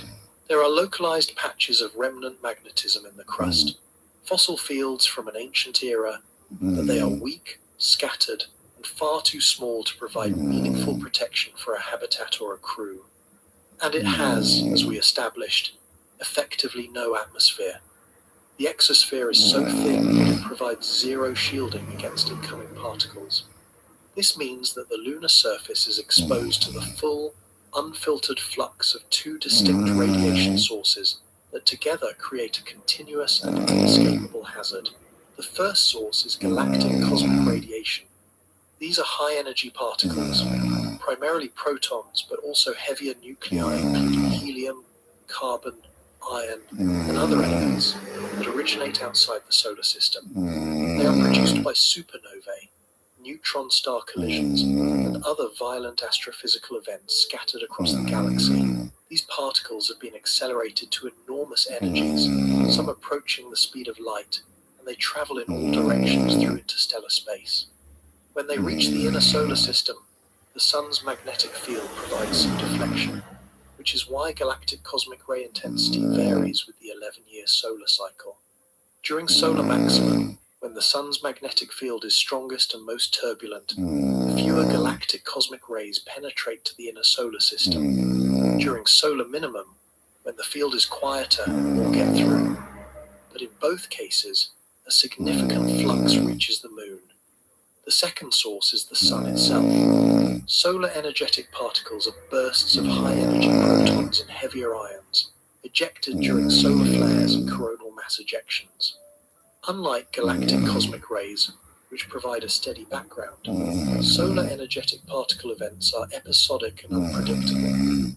A solar flare can erupt with no more than minutes of warning from space weather monitoring systems. The sun provides no schedule. There is no season for solar storms. They can occur at any point in the solar cycle, though they are more frequent during solar maximum. When a major event occurs, the flux of high-energy particles at the lunar surface can spike by orders of magnitude within hours. During a major solar energetic particle event, an unshielded astronaut on the lunar surface can receive a radiation dose large enough to cause acute radiation sickness, including nausea, vomiting, immune suppression, and at the extreme end, death. This is not a theoretical risk. The October 1989 solar storm delivered a radiation dose to the unshielded lunar surface, estimated at more than 8 times the dose received by plant workers during the Chernobyl nuclear disaster. Had Apollo astronauts been on the surface during that event, they would have faced a medical emergency with no hospital, no treatment facility, and a 3-day journey home. For a lunar base, this means that a radiation storm shelter must be accessible within minutes of a solar event warning, not hours, minutes. Astronauts conducting surface excursions must have a protocol for reaching shielded protection before the particle flux reaches dangerous levels. This constraint shapes everything about surface operations, from how far crews can travel, to how long they can remain outside, to how the base is architecturally configured.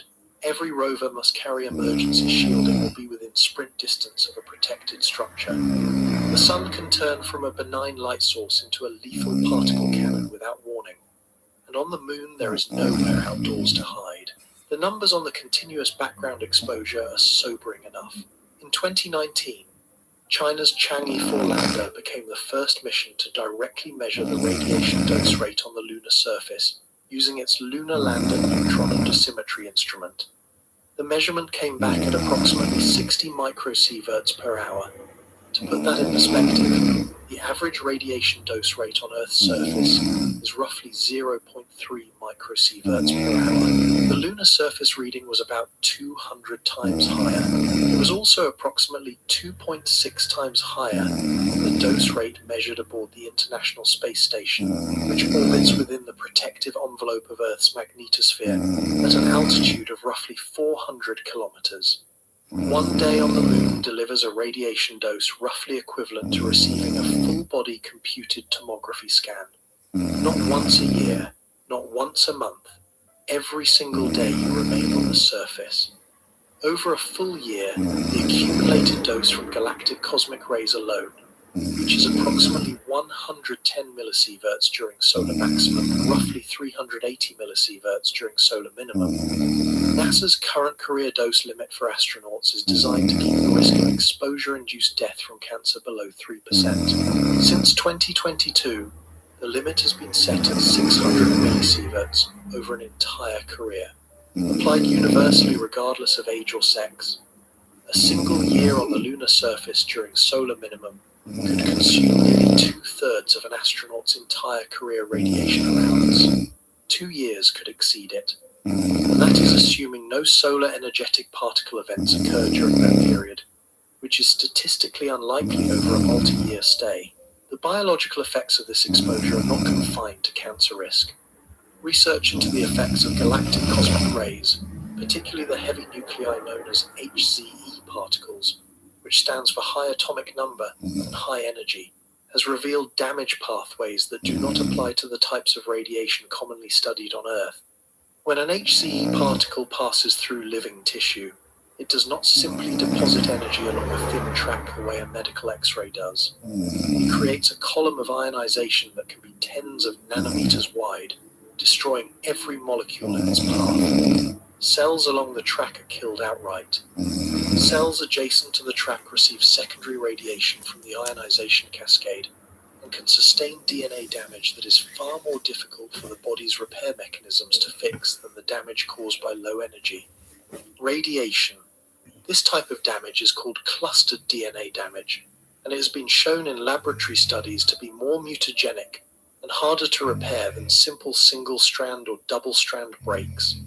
Animal studies conducted by NASA and other agencies have demonstrated that exposure to simulated galactic cosmic ray environments can cause measurable cognitive impairment. Mice exposed to HZE particle radiation showed increased inflammation in the brain, reduced density of dendritic spines, and tiny protrusions on neurons that form synaptic connections, and deficits in learning and memory that persisted for months after exposure. Whether these results translate directly to humans is uncertain, because the exposures used in some studies were higher than what astronauts would actually receive, and the human brain may respond differently than that of a mouse. But the results are concerning enough that NASA considers central nervous system effects a significant research priority for long-duration missions beyond the magnetosphere. Shielding against this radiation is possible, but it is a mass problem. Radiation shielding works by placing material between the radiation source and the crew, forcing incoming particles to collide with atoms in the shielding and lose energy before reaching the habitat interior. The effectiveness of shielding depends on the material's density and composition. Hydrogen-rich materials like water and polyethylene are among the most effective per unit mass, because hydrogen nuclei are similar in mass to incoming protons and absorb energy efficiently in collisions. But even with optimal materials, meaningful reduction of galactic cosmic ray exposure requires substantial thickness. Studies using NASA radiation transport models have shown that meaningful dose reduction requires burying a habitat under meters of regolith, A significant engineering operation requiring the excavation and placement of thousands of tons of material over the entire surface of a pressurized structure.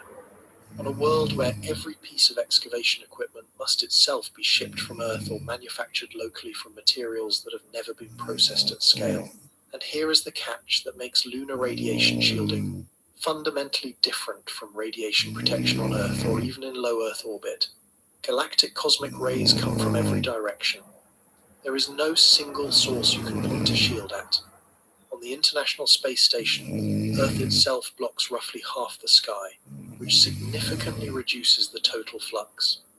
On the Moon, the ground blocks the lower hemisphere, but the entire upper hemisphere is exposed. A habitat must be shielded from above and from all sides simultaneously. Only burial beneath the regolith provides full coverage, which is why some proposals envision building habitats inside lava tubes, ancient subsurface voids that could provide natural shielding from multiple threats simultaneously. Whether these structures are actually usable remains an open question. The radiation problem on the Moon is not a binary hazard. It is not a single event that either kills you or does not. It is a slow, cumulative degradation of biological systems that accelerates with every day of exposure. Unlike a wound or an infection, radiation damage does not announce itself through pain. A crew member accumulating a dangerous dose feels no different from one at safe levels. The damage manifests years or decades later as elevated cancer rates, cataracts, cardiovascular disease, or cognitive decline. For a 1-week visit, the dose is manageable. For a 1-year stay, it becomes a career-limiting exposure. For a 5-year residence, it enters territory where long-term health consequences are probable. And for the kind of permanent settlement that popular imagination envisions, radiation represents a chronic, generational health burden that requires either massive shielding infrastructure or a fundamental change in how long individuals can remain on the surface. The Moon does not care how ambitious your plans are. Physics sets the terms. The second invisible threat is already waiting on the ground before you arrive. Lunar dust is not like any dust you have ever encountered on Earth. It is not powdered rock in the way that desert sand is powdered rock. It has not been shaped by wind or water, or the endless geological recycling that rounds real particles over millions of years. The Moon has no wind. It has no water. It has no tectonic activity to churn and reshape its surface layer. Instead, the lunar regolith has been created by a single dominant process, operating continuously for over 4 billion years. A ceaseless bombardment of the surface by micrometeorites. Every square centimeter of the Moon has been struck countless times. The entire visible landscape is the accumulated product of this relentless impact gardening. When a micrometeorite strikes the lunar surface at speeds of tens of kilometers per second, the impact generates enormous local temperatures, thousands of degrees, that melt and shatter the surrounding rock.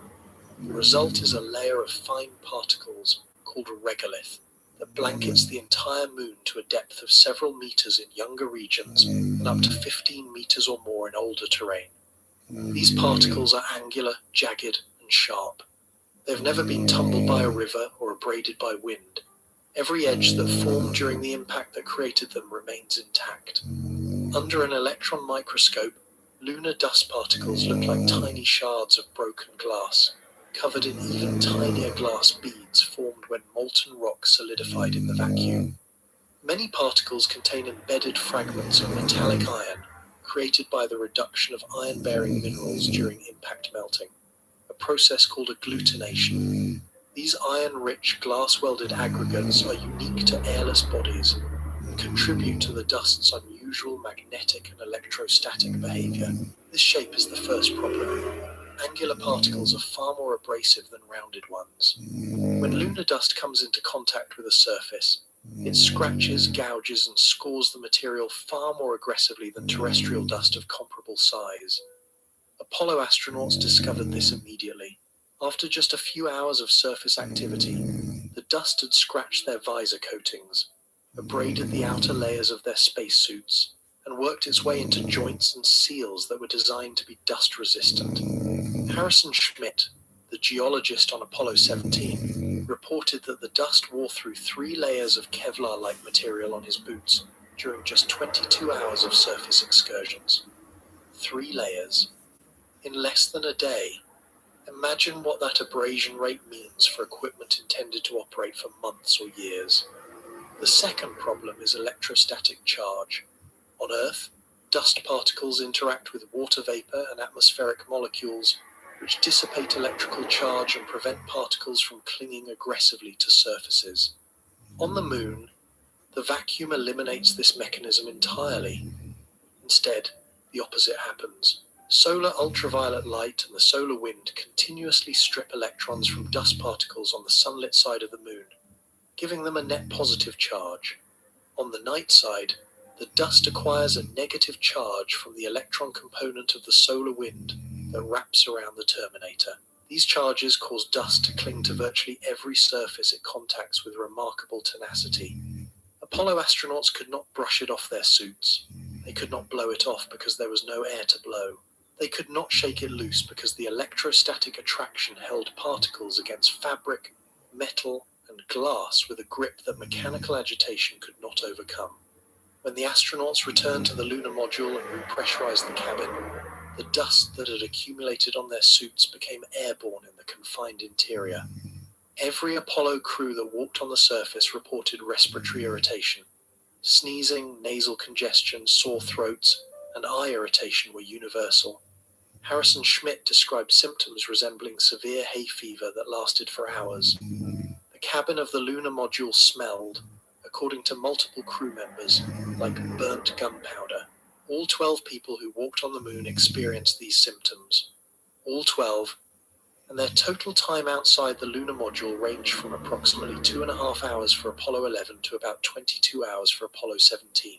These were exposures measured in hours, inside a spacecraft cabin where the dust had been tracked in on suits and then disturbed during repressurization. A lunar base where crew members conduct regular surface excursions over weeks, months, or years would face dust contamination on an entirely different scale. Recent research has added nuance to the toxicity picture. A 2025 study from the University of Technology, Sydney, tested new generation lunar dust simulants against human lung cells in the laboratory and compared the results to the effects of urban air pollution collected from a busy street. The researchers found that while lunar dust acts as a physical irritant due to its sharp, abrasive particle geometry, it did not cause the severe cellular inflammation or oxidative stress triggered by Earth-based particulate pollution. This is somewhat reassuring for acute exposure scenarios, but the researchers and NASA alike emphasize that the long-term effects of chronic low-dose inhalation remain unknown, because no human has ever been exposed to real lunar dust for more than a few hours.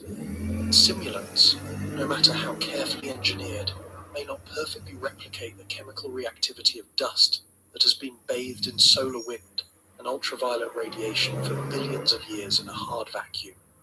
The particles on the Moon carry unsatisfied chemical bonds on their surfaces, bonds that were broken during impact events and never had the opportunity to react with oxygen or water because neither exists on the lunar surface.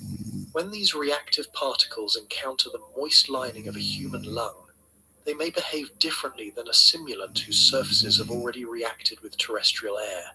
Beyond the biological hazard, lunar dust is an engineering nightmare. It infiltrates mechanisms, abrades seals, scratches optical surfaces, degrades thermal coatings, clogs filters, contaminates connectors, and works into bearing surfaces where it accelerates wear.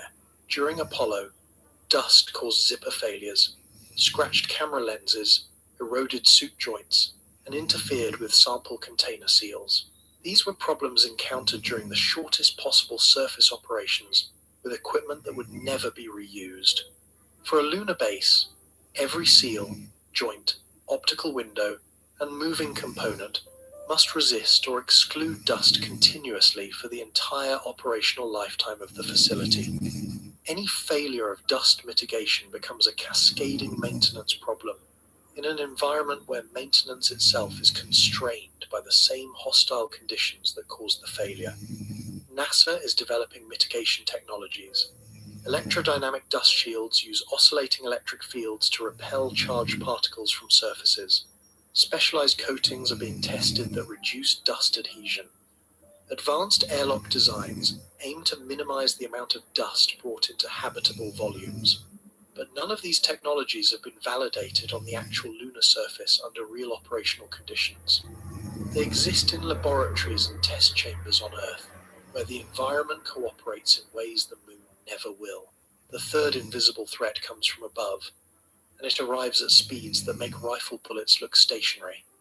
The moon is bombarded continuously by micrometeorites, tiny fragments of cometary and asteroidal material that orbit the sun and intersect the moon's path through space. On Earth, these particles enter the atmosphere at speeds ranging from 11 to 72 kilometers per second and burn up harmlessly as meteors, the shooting stars you see on a clear night. The atmosphere acts as a shield, converting kinetic energy into heat and light high above the ground. Virtually no micrometeorite smaller than a few millimeters in diameter survives to reach Earth's surface. The moon has no such shield. Every particle that approaches the lunar surface reaches it at full velocity.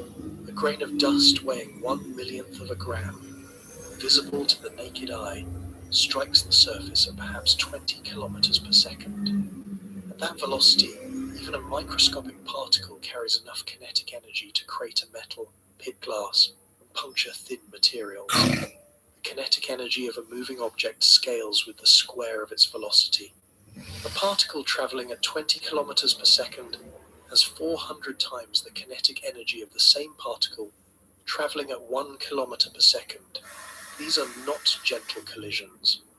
They are hypervelocity impacts that generate localized temperatures of thousands of degrees at the point of contact, briefly creating conditions hot enough to melt and vaporize both the impactor and the target material.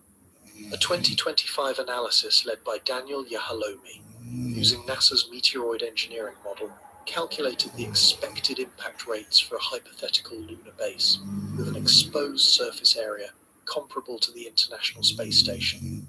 The results were striking. Between 15,000 and 23,000 micrometeorite impacts per year from particles ranging from 1/1,000,000th of a gram to 10 grams. That translates to roughly 40 to 60 impacts per day on a structure the size of the station.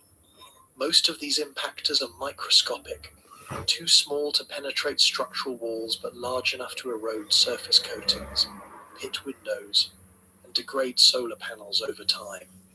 Larger particles, though rarer, carry substantially more energy.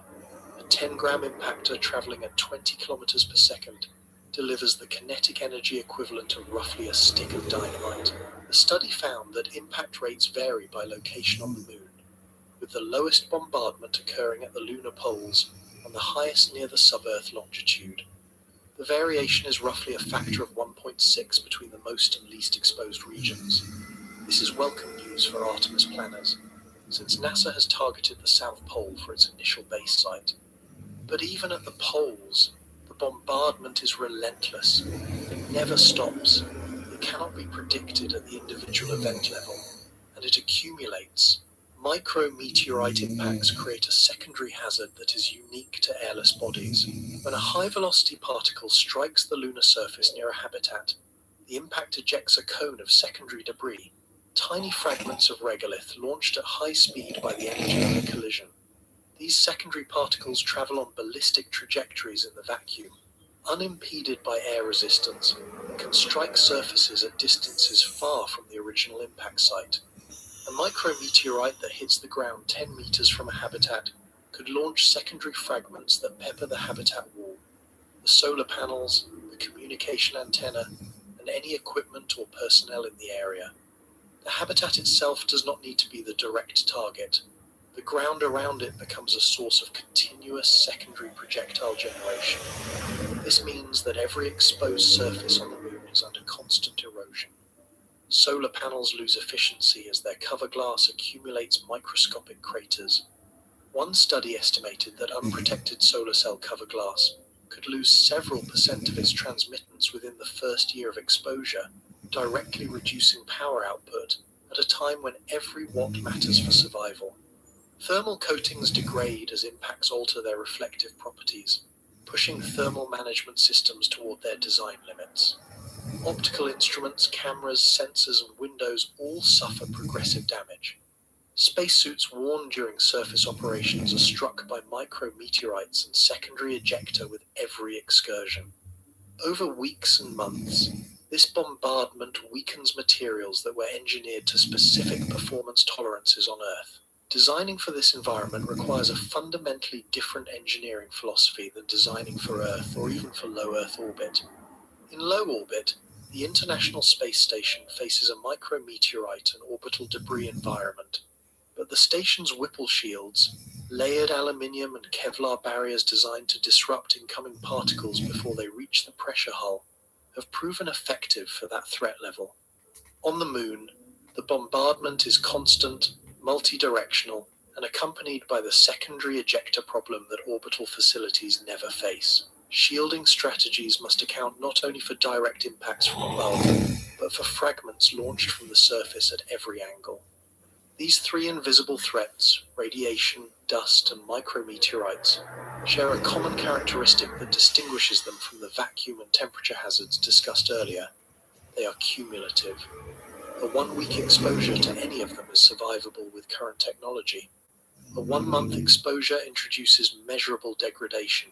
A 1-year exposure creates serious engineering and biological challenges. A 5-year exposure may exceed the design margins of any system currently under development. Each of these threats is manageable in isolation with sufficient mass, power, and maintenance capability. But they do not arrive in isolation. They arrive simultaneously, continuously, and on top of each other, compounding the demands on every system designed to keep humans alive. And lurking beneath all of these external threats is one more hazard that the Moon inflicts on the human body, not from outside, but from within. The Moon's gravity is too weak to sustain the biological systems that evolved under Earth's gravitational load. Your bones, your muscles, your cardiovascular system, your vestibular balance, your immune function, all of them depend on the constant downward pull you have felt every moment of your life. On the Moon, that pull is reduced to 1/6 of what your body expects, and for extended stays, the consequences of that reduction are only beginning to be understood. You can build walls against the vacuum. You can engineer thermal systems to survive the temperature swings. You can bury a habitat under regolith to block radiation. You can design airlocks and dust mitigation systems to keep the regolith out of your lungs. You can armor surfaces against micrometeorites. Every external threat the Moon presents can, in principle, be met with a corresponding engineering solution. But there is one threat you cannot engineer around, because it comes from inside your own body. And the Moon makes it worse simply by being what it is. The Moon's surface gravity is approximately 1.625 meters per second squared. That is roughly 1/6 of Earth's gravitational acceleration of 9.8 meters per second squared. When you see footage of Apollo astronauts bouncing across the lunar surface in their spacesuits, that bouncing is not performance. It is physics. An astronaut who weighs 90 kilograms on Earth weighs 15 kilograms on the Moon. A tool that feels heavy in a terrestrial workshop feels almost weightless. Movement becomes easier. Lifting becomes trivial. Jumping becomes effortless. It looks like fun. It looks like freedom. It is neither. It is a slow-motion crisis that begins the moment you arrive and never stops accelerating as long as you remain. The human body is not a static machine. It is an adaptive system that continuously remodels itself in response to the forces acting on it. Your bones are not inert scaffolding. They are living tissue in a constant state of renovation.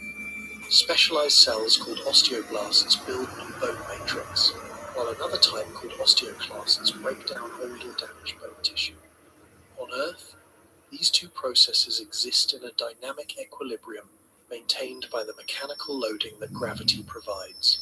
Every step you take, every time you stand up, every time you lift an object or simply hold your body upright against the downward pull, your skeletal system registers the stress and responds by maintaining sufficient bone density to bear it. This is not a passive process. It is an active energy-intensive biological program. Your body runs continuously because 4 billion years of evolution on a planet with one full gravity made it essential for survival. Remove the loading and the program changes. In microgravity, where there is no downward pull at all, astronauts on the International Space Station lose approximately 1% of their bone mineral density per month in weight-bearing bones like the hip, spine, and heel. That rate is roughly 10 times faster than the bone loss experienced by a postmenopausal woman with osteoporosis on Earth. After 6 months aboard the station, astronauts can lose 5 to 6% of their hip bone density. After a year, the loss reaches levels where fracture risk becomes clinically significant, and recovery after returning to Earth is slow. Studies of long-duration station crew members have shown that it can take 3 to 4 years to recover the bone density lost during a single year in space, and some astronauts never fully recover. The bone that regrows is structurally different, less organized, potentially weaker than the original. Astronauts aboard the station exercise for approximately 2 hours every day using resistive devices and a treadmill strapped to their bodies with bungee cords. This intensive daily regimen slows the rate of loss, but does not stop it entirely. The body's skeletal remodeling program is calibrated to detect mechanical loading and respond accordingly. And 2 hours of exercise per day cannot replicate the 24-hour gravitational stimulus that Earth provides simply by existing beneath your feet. But here is the critical question for lunar habitation, and it is a question that nobody can definitively answer. What happens in 1/6 gravity? Not zero gravity, not full gravity. The intermediate condition that the moon provides. Is 1/6 of Earth's gravitational pull enough to maintain skeletal integrity over months and years? The honest answer is that we do not know. No human being has ever lived in 1/6 gravity for more than approximately 3 days, and those Apollo astronauts were far too busy conducting surface operations to serve as controlled subjects in a bone density study. The data simply does not exist.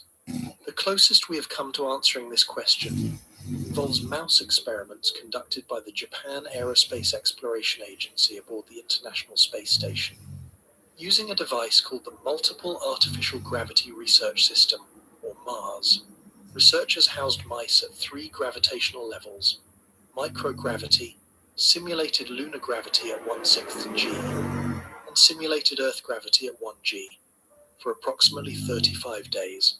The results, published between 2023 and 2024, were mixed. On the encouraging side, lunar gravity appeared sufficient to prevent the gross muscle atrophy that occurred in the microgravity group. The soleus muscles of the lunar gravity mice did not shrink the way the muscles of the zero gravity mice did. The connective tissues between muscle and bone appeared to strengthen in response to even the partial gravitational load. But the news was not all good. Lunar gravity failed to prevent a phenomenon called slow-to-fast myofiber transition. Skeletal muscle contains 2 main types of fibers: slow-twitch fibers optimized for sustained endurance activity, like standing and walking, and fast-twitch fibers optimized for short bursts of power, like sprinting and jumping.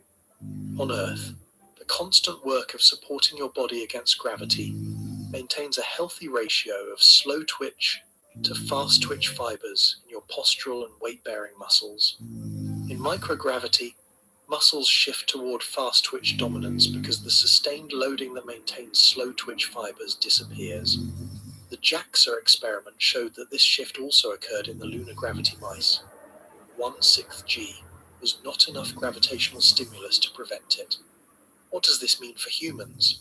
If the same pattern holds, astronauts living on the moon for extended periods might retain muscle mass but lose muscle endurance. Their legs might look normal but fatigue far faster during sustained activity. Walking, climbing, carrying equipment, performing the physical work of maintaining a lunar base, all of it could become progressively more exhausting as the slow-twitch fibers that handle endurance tasks convert to fast-twitch fibers suited for brief explosive movements.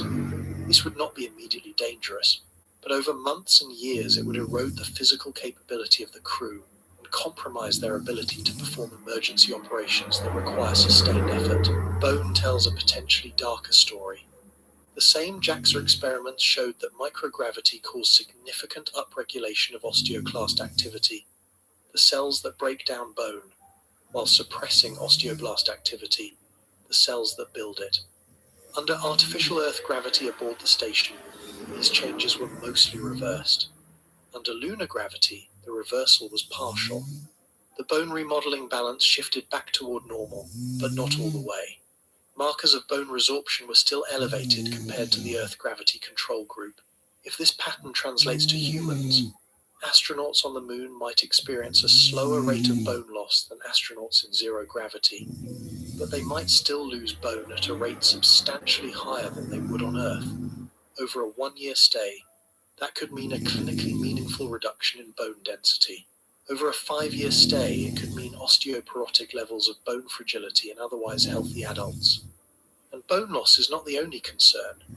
The cardiovascular system also adapts to gravitational loading. On Earth, your heart works continuously against gravity to pump blood from your feet back up to your brain. This sustained workload maintains cardiac muscle mass and vascular tone. In microgravity, the heart no longer fights gravity. Blood redistributes from the legs toward the head and chest. The heart remodels, becoming slightly more spherical and losing mass it no longer needs. Blood volume decreases because the body interprets the fluid shift as an excess and begins excreting water and electrolytes. Astronauts returning from space frequently experience orthostatic intolerance, meaning they feel dizzy or faint when standing, because their cardiovascular system has detuned itself from Earth's gravity.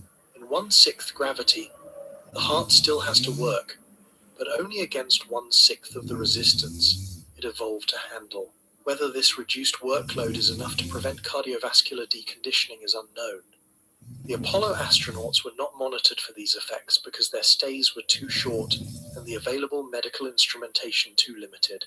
The ISS provides data on microgravity effects, but there is no space station operating at lunar gravity levels for comparison. The entire range between 0G and 1G is essentially a medical black box with data points only at the two extremes. And the consequences of cardiovascular deconditioning on the moon would be more immediately dangerous than on the ISS, because crew members must perform physical work on the surface, including operating heavy equipment, conducting geological surveys, and responding to emergencies that could require sustained exertion at a level that a deconditioned heart and vascular system may be unable to support. The immune system adds another layer of uncertainty. Research aboard the International Space Station has documented that microgravity alters immune function in multiple ways. Latent viruses like Epstein-Barr and varicella zoster reactivate more frequently in astronauts during spaceflight. T-cell function changes. Cytokine profiles shift. Inflammatory responses are altered in ways that could either enhance or suppress the body's ability to fight pathogens, depending on the type of immune challenge. Wound healing slows, a finding confirmed in both human observations and animal studies. Whether these effects occur at 1/6 gravity, and to what degree, is unknown.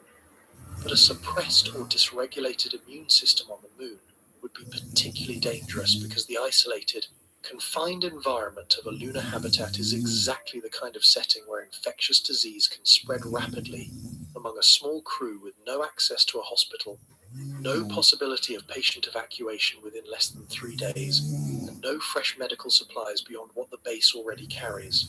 The vestibular system, the sensory apparatus in your inner ear that governs balance and spatial orientation, also depends on gravity for calibration. Astronauts arriving on the station experience days to weeks of adaptation sickness, as their vestibular system adjusts to the absence of a consistent gravitational reference. On the moon, the vestibular system would need to recalibrate to a weaker but still present gravitational field. How quickly and completely this adaptation occurs is poorly understood. If adaptation is incomplete, crew members might experience persistent disorientation, clumsiness, or impaired spatial judgment, all of which increase the risk of accidents in an environment where even a minor injury could become life-threatening. There is a deeper problem embedded in all of this medical uncertainty, and it has to do with the fundamental difference between what we know and what we need to know. Every piece of data we have about human physiology in reduced gravity comes from either zero gravity or full gravity.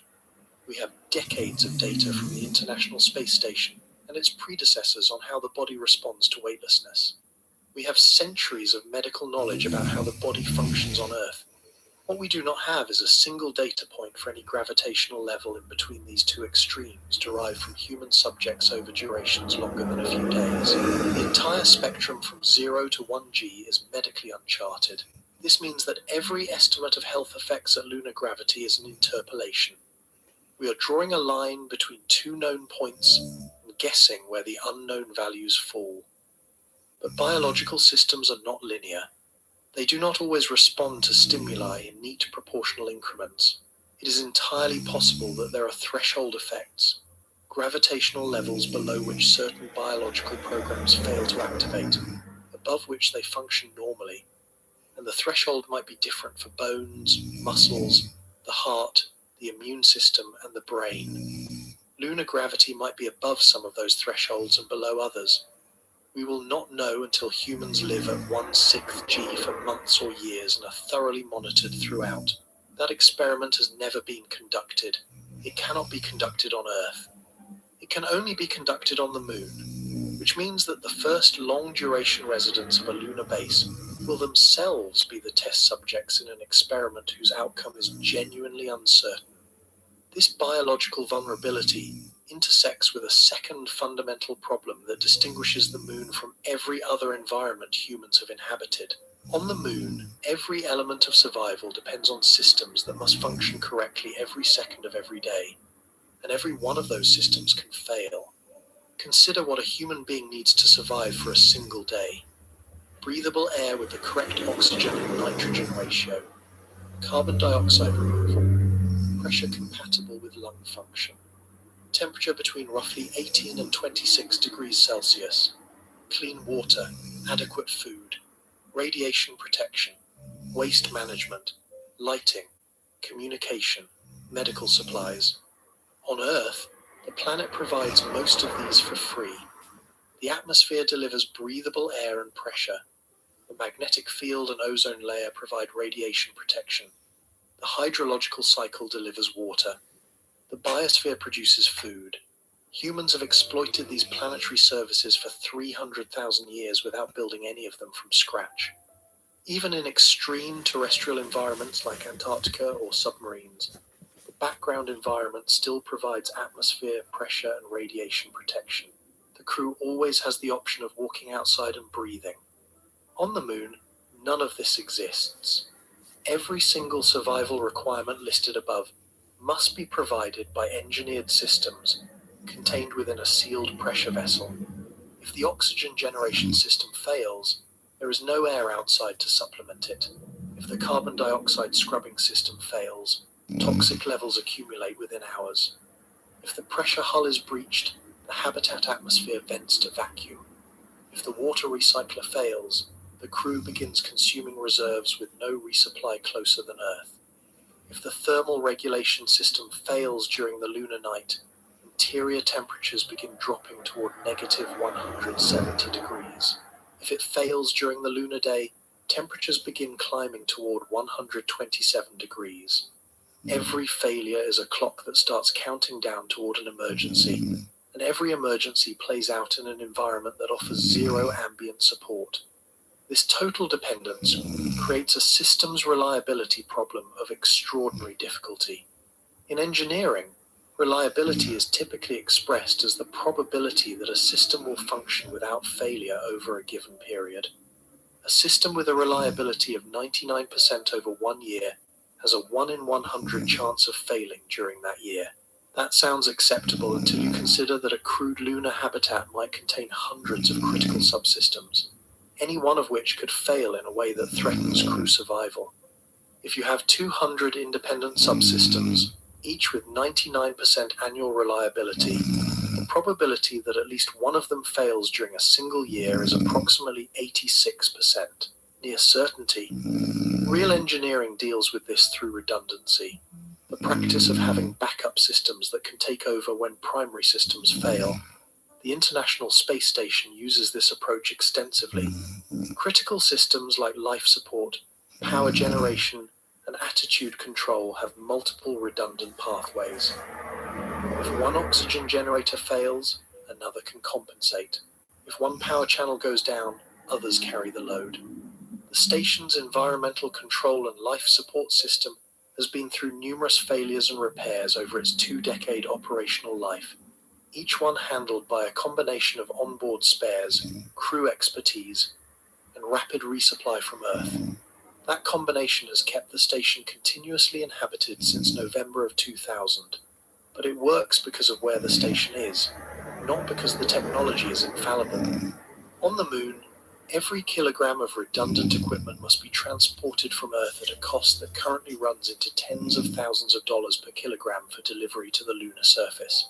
Every backup system must be maintained by a crew that is already stretched thin by operational demands. And every piece of redundant hardware is subject to the same thermal cycling, radiation exposure, dust infiltration, and micrometeorite bombardment that threatens primary systems.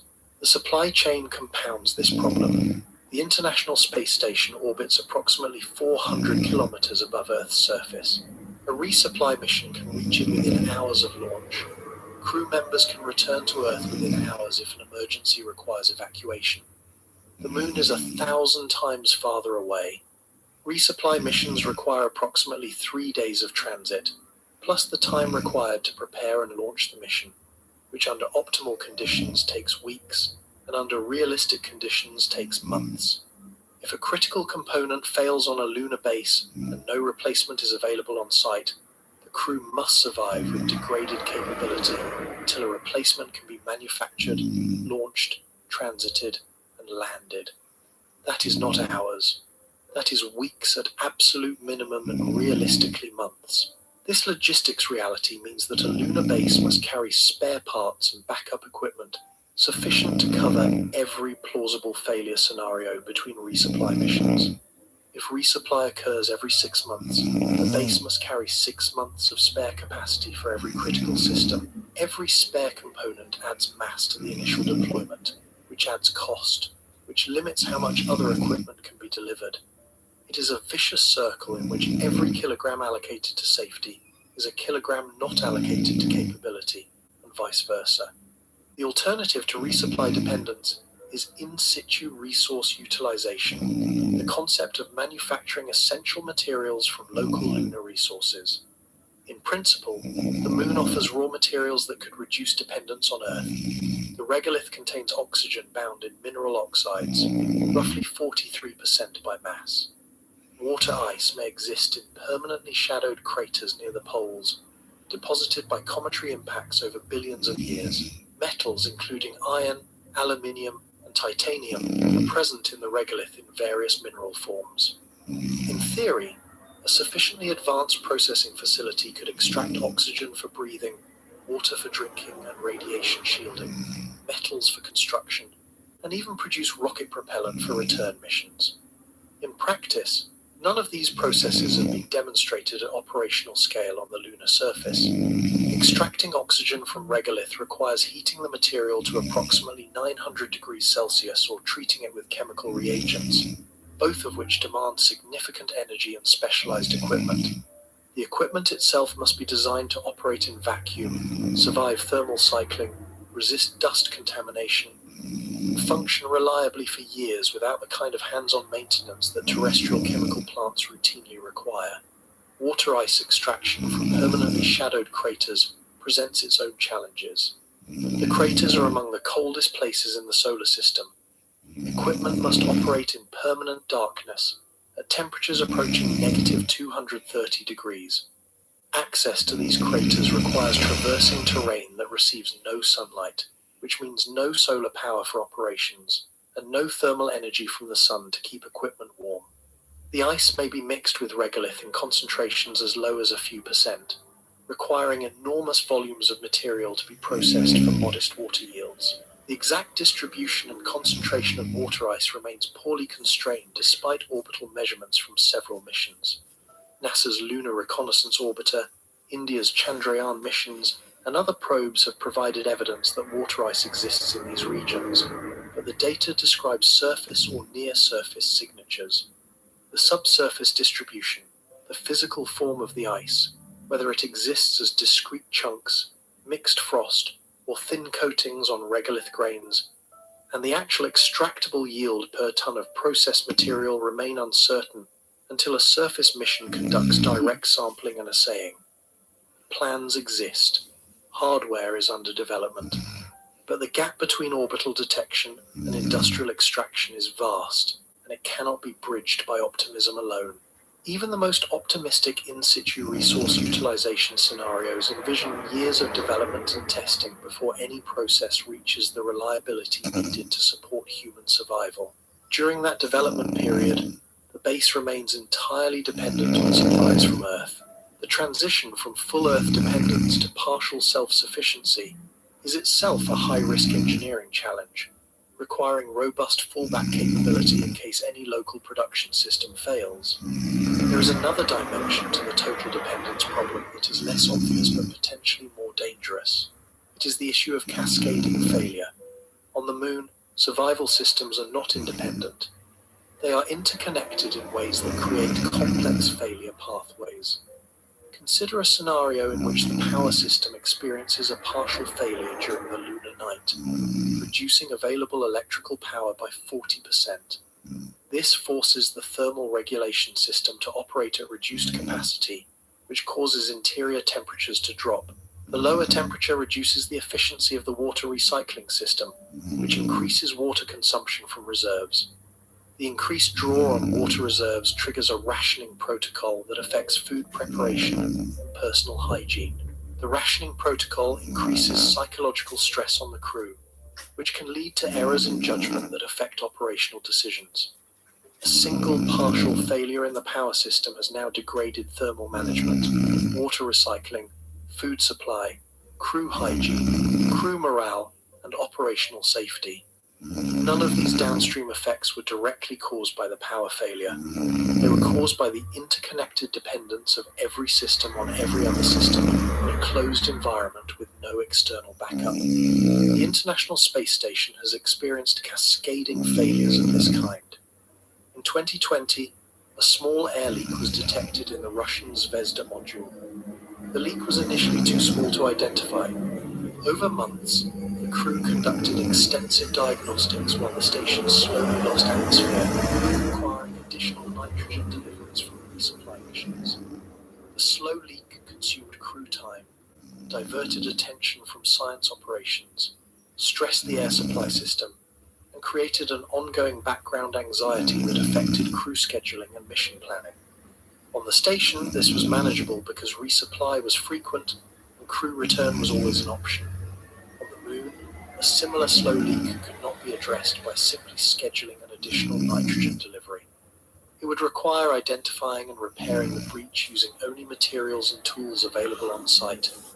In an environment where working on the exterior of a pressurized habitat means conducting a spacewalk on a surface covered in abrasive, electrostatically charged dust under continuous radiation exposure, with no atmosphere to breathe and no acoustic feedback to warn you of secondary problems developing.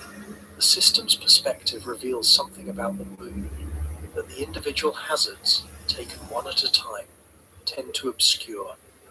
Every survival challenge on the Moon is connected to every other survival challenge. Radiation shielding requires mass, which requires either transport from Earth or in situ manufacturing, both of which require power. Power generation during the lunar night requires either nuclear systems, which add radiation concerns, or massive battery banks, which add mass. Dust mitigation requires seals that must withstand thermal cycling that degrades them. Thermal management requires power that competes with life support for allocation. Life support requires water recycling that is threatened by dust contamination. Every solution to one problem introduces constraints, costs, or vulnerabilities that affect every other problem. This interconnection is the reason that a lunar base cannot be designed the way a single-purpose machine is designed. It must be designed as a complete life support ecosystem, closed or nearly closed, with the internal complexity and cross-system dependencies of a small city compressed into the volume of a few pressurized modules. Nothing like this has ever been built and operated beyond low Earth orbit. The International Space Station is the closest analog, and it relies on frequent resupply, crew rotation every 6 months, partial radiation shielding of Earth's magnetosphere, the absence of dust, the absence of ground-based thermal cycling, and the possibility of rapid crew evacuation. A lunar base would have none of these advantages. What all of this means, taken together, is that the moon does not merely present hazards. It presents a system of interlocking hazards that resist piecemeal solutions. You cannot solve the radiation problem without solving the mass delivery problem. You cannot solve the mass delivery problem without solving the power problem. You cannot solve the power problem without solving the thermal problem. You cannot solve any of them without solving the dust problem.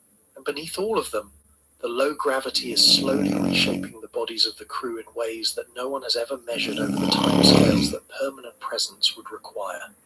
What all of this adds up to is not a list of individual dangers. It is a single, integrated reality that anyone proposing permanent human presence on the moon must confront honestly. Step back now from the individual threats and look at the moon as a single environment. Not as a list of hazards arranged in sequence, but as one integrated physical reality that a human crew would confront all at once, every day, from the moment they step off the lander to the moment they leave. The vacuum is constant. It does not take breaks. It does not relent during certain seasons. It presses against every seal, every joint, every window, every airlock, every centimeter of pressurized volume, every second of every day, for the entire duration of the mission. It is not a threat that emerges under certain conditions. It is the baseline state of the world.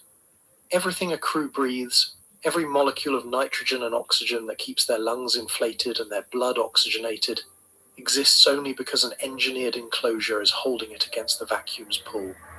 The enclosure must never fail, not once, not partially. A breach of any significant size means the atmosphere starts leaving, and there is no recovering it.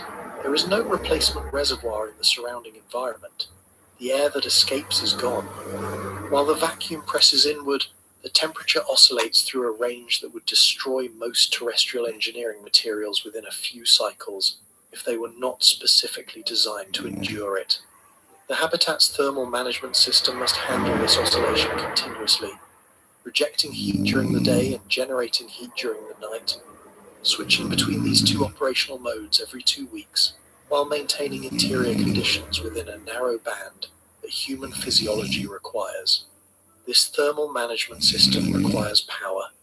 During the lunar day, solar panels can provide it, assuming they have not been degraded by micrometeorite erosion or obscured by electrostatically adhering dust. During the lunar night, power must come from stored energy or nuclear systems, either of which carries its own mass, cost, and reliability constraints. While the thermal system cycles and the power system switches between sources, radiation is streaming through the habitat walls. Not all of it. Shielding reduces the flux. But unless the habitat is buried under meters of regolith or nestled inside a lava tube, some fraction of galactic cosmic rays and their secondary particles penetrate the structure and pass through the crew's bodies. Every day, accumulating dose, incrementing cancer risk, potentially degrading cognitive function. And at unpredictable intervals, the sun erupts and the crew must shelter immediately, dropping whatever work they're doing and retreating to a shielded volume until the particle storm passes. This is not a rare contingency. Over a multi-year mission, multiple solar energetic particle events are statistically expected. Each one is an unscheduled operational shutdown that disrupts work schedules, wastes consumables, and reminds the crew that the environment they inhabit is actively trying to harm them. While the radiation accumulates, dust infiltrates. Every surface excursion brings it closer to the habitat interior. Every airlock cycle risks introducing particles that the mitigation systems must capture before they reach air filters, water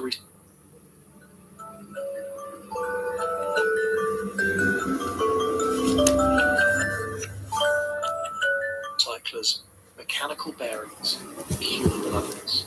The dust does not degrade with time. It does not settle and become inert the way terrestrial dust does when it lands on a shelf. Its electrostatic charge keeps it mobile and adhesive. Its angular geometry keeps it abrasive.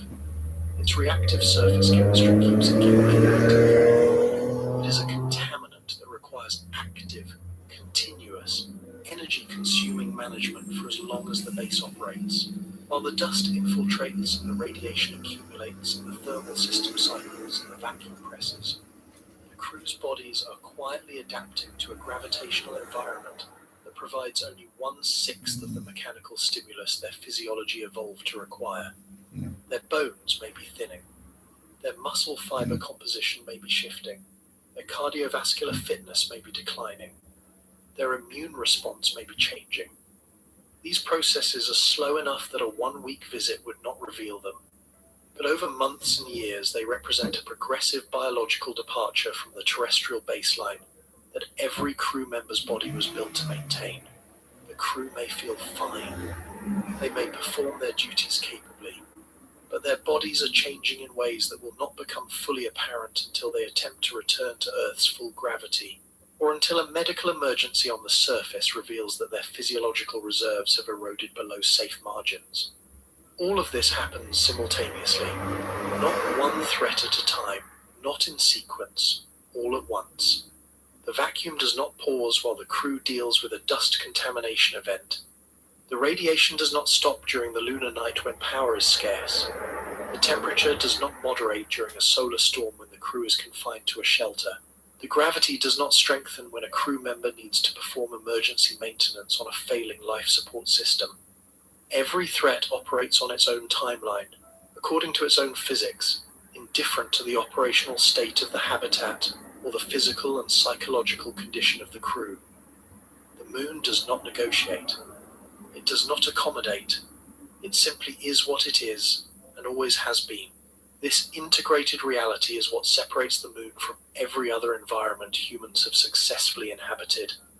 Even the most extreme terrestrial environments offer something. Antarctica offers breathable air and atmospheric pressure. The deep ocean provides a continuous medium rather than a vacuum that punishes any failure with explosive decompression. Submarines separate the crew from water, not from nothingness. The station in low Earth orbit, for all its complexity, still benefits from proximity to Earth and the planet's magnetic umbrella. Every analog that advocates invoke when discussing a lunar base falls short, because none of them combine the moon's specific mixture of threats in the moon's specific configuration of severity, simultaneity, and permanence. Engineers and scientists working on lunar habitation are aware of all of this. They are not naive. The people designing Artemis surface missions, the researchers developing regolith-shielded habitat concepts, the teams working on in-situ resource utilization prototypes, the scientists studying the effects of partial gravity on biological systems, all of them understand the scale of the challenge. The proposed solutions are real. They represent genuine engineering pathways toward extended human presence on the moon. They deserve serious attention and serious investment, but they also deserve honest assessment, which means acknowledging what they have demonstrated and what they have not. Regolith shielding is the most frequently cited solution to the radiation problem. The concept is straightforward. Pile several meters of lunar soil over the habitat to absorb incoming radiation before it reaches the crew. Modeling shows that 2 to 3 meters of regolith reduces the galactic cosmic ray dose by roughly half and provides substantial protection against solar energetic particle events. The physics works. The engineering challenge lies in the execution, moving thousands of tons of granular material in 1/6 gravity, vacuum, using equipment that must survive the thermal and dust environment, is not a task that any robotic or crewed system has performed on the moon. The closest terrestrial analog is large-scale earth-moving construction, which relies on diesel engines, hydraulic systems, skilled operators, abundant fuel, breathable air, and a supply chain that can deliver replacement parts within hours. None of those conditions exist on the lunar surface. Autonomous robotic construction is one proposed approach, sending machines ahead of the crew to prepare a shielded habitat before humans arrive. This is a promising concept that multiple space agencies and private companies are actively studying, with prototype rovers and excavation systems under development in several countries. But it requires reliable autonomous operation in an environment where dust clogs, mechanisms, thermal cycling fatigues components, and a round-trip communication delay of roughly 2.5 seconds makes real-time teleoperating from Earth difficult and slow. No robotic system has demonstrated this capability on the Moon. Lava tube habitats represent another compelling concept. The Moon's surface preserves ancient volcanic features, including collapsed lava tubes, tunnel-like voids formed when flowing lava crusted over and then drained away billions of years ago. Orbital observations have identified candidate skylights, holes in the ceiling of collapsed tube sections that suggest extensive subsurface voids. Some of these voids may be tens of meters in diameter and hundreds of meters long. The habitat placed inside a lava tube would enjoy natural shielding from radiation, micrometeorites, and the extreme thermal cycling of the surface. The temperature inside a lava tube, insulated by meters of solid rock, is expected to be relatively stable at roughly -20 degrees Celsius, still cold, but far more manageable than the surface extremes. The concept is elegant. The reality is that no mission has ever entered a lunar lava tube. No one has measured the structural integrity of these voids. No one has confirmed that the floors are stable enough to support a habitat.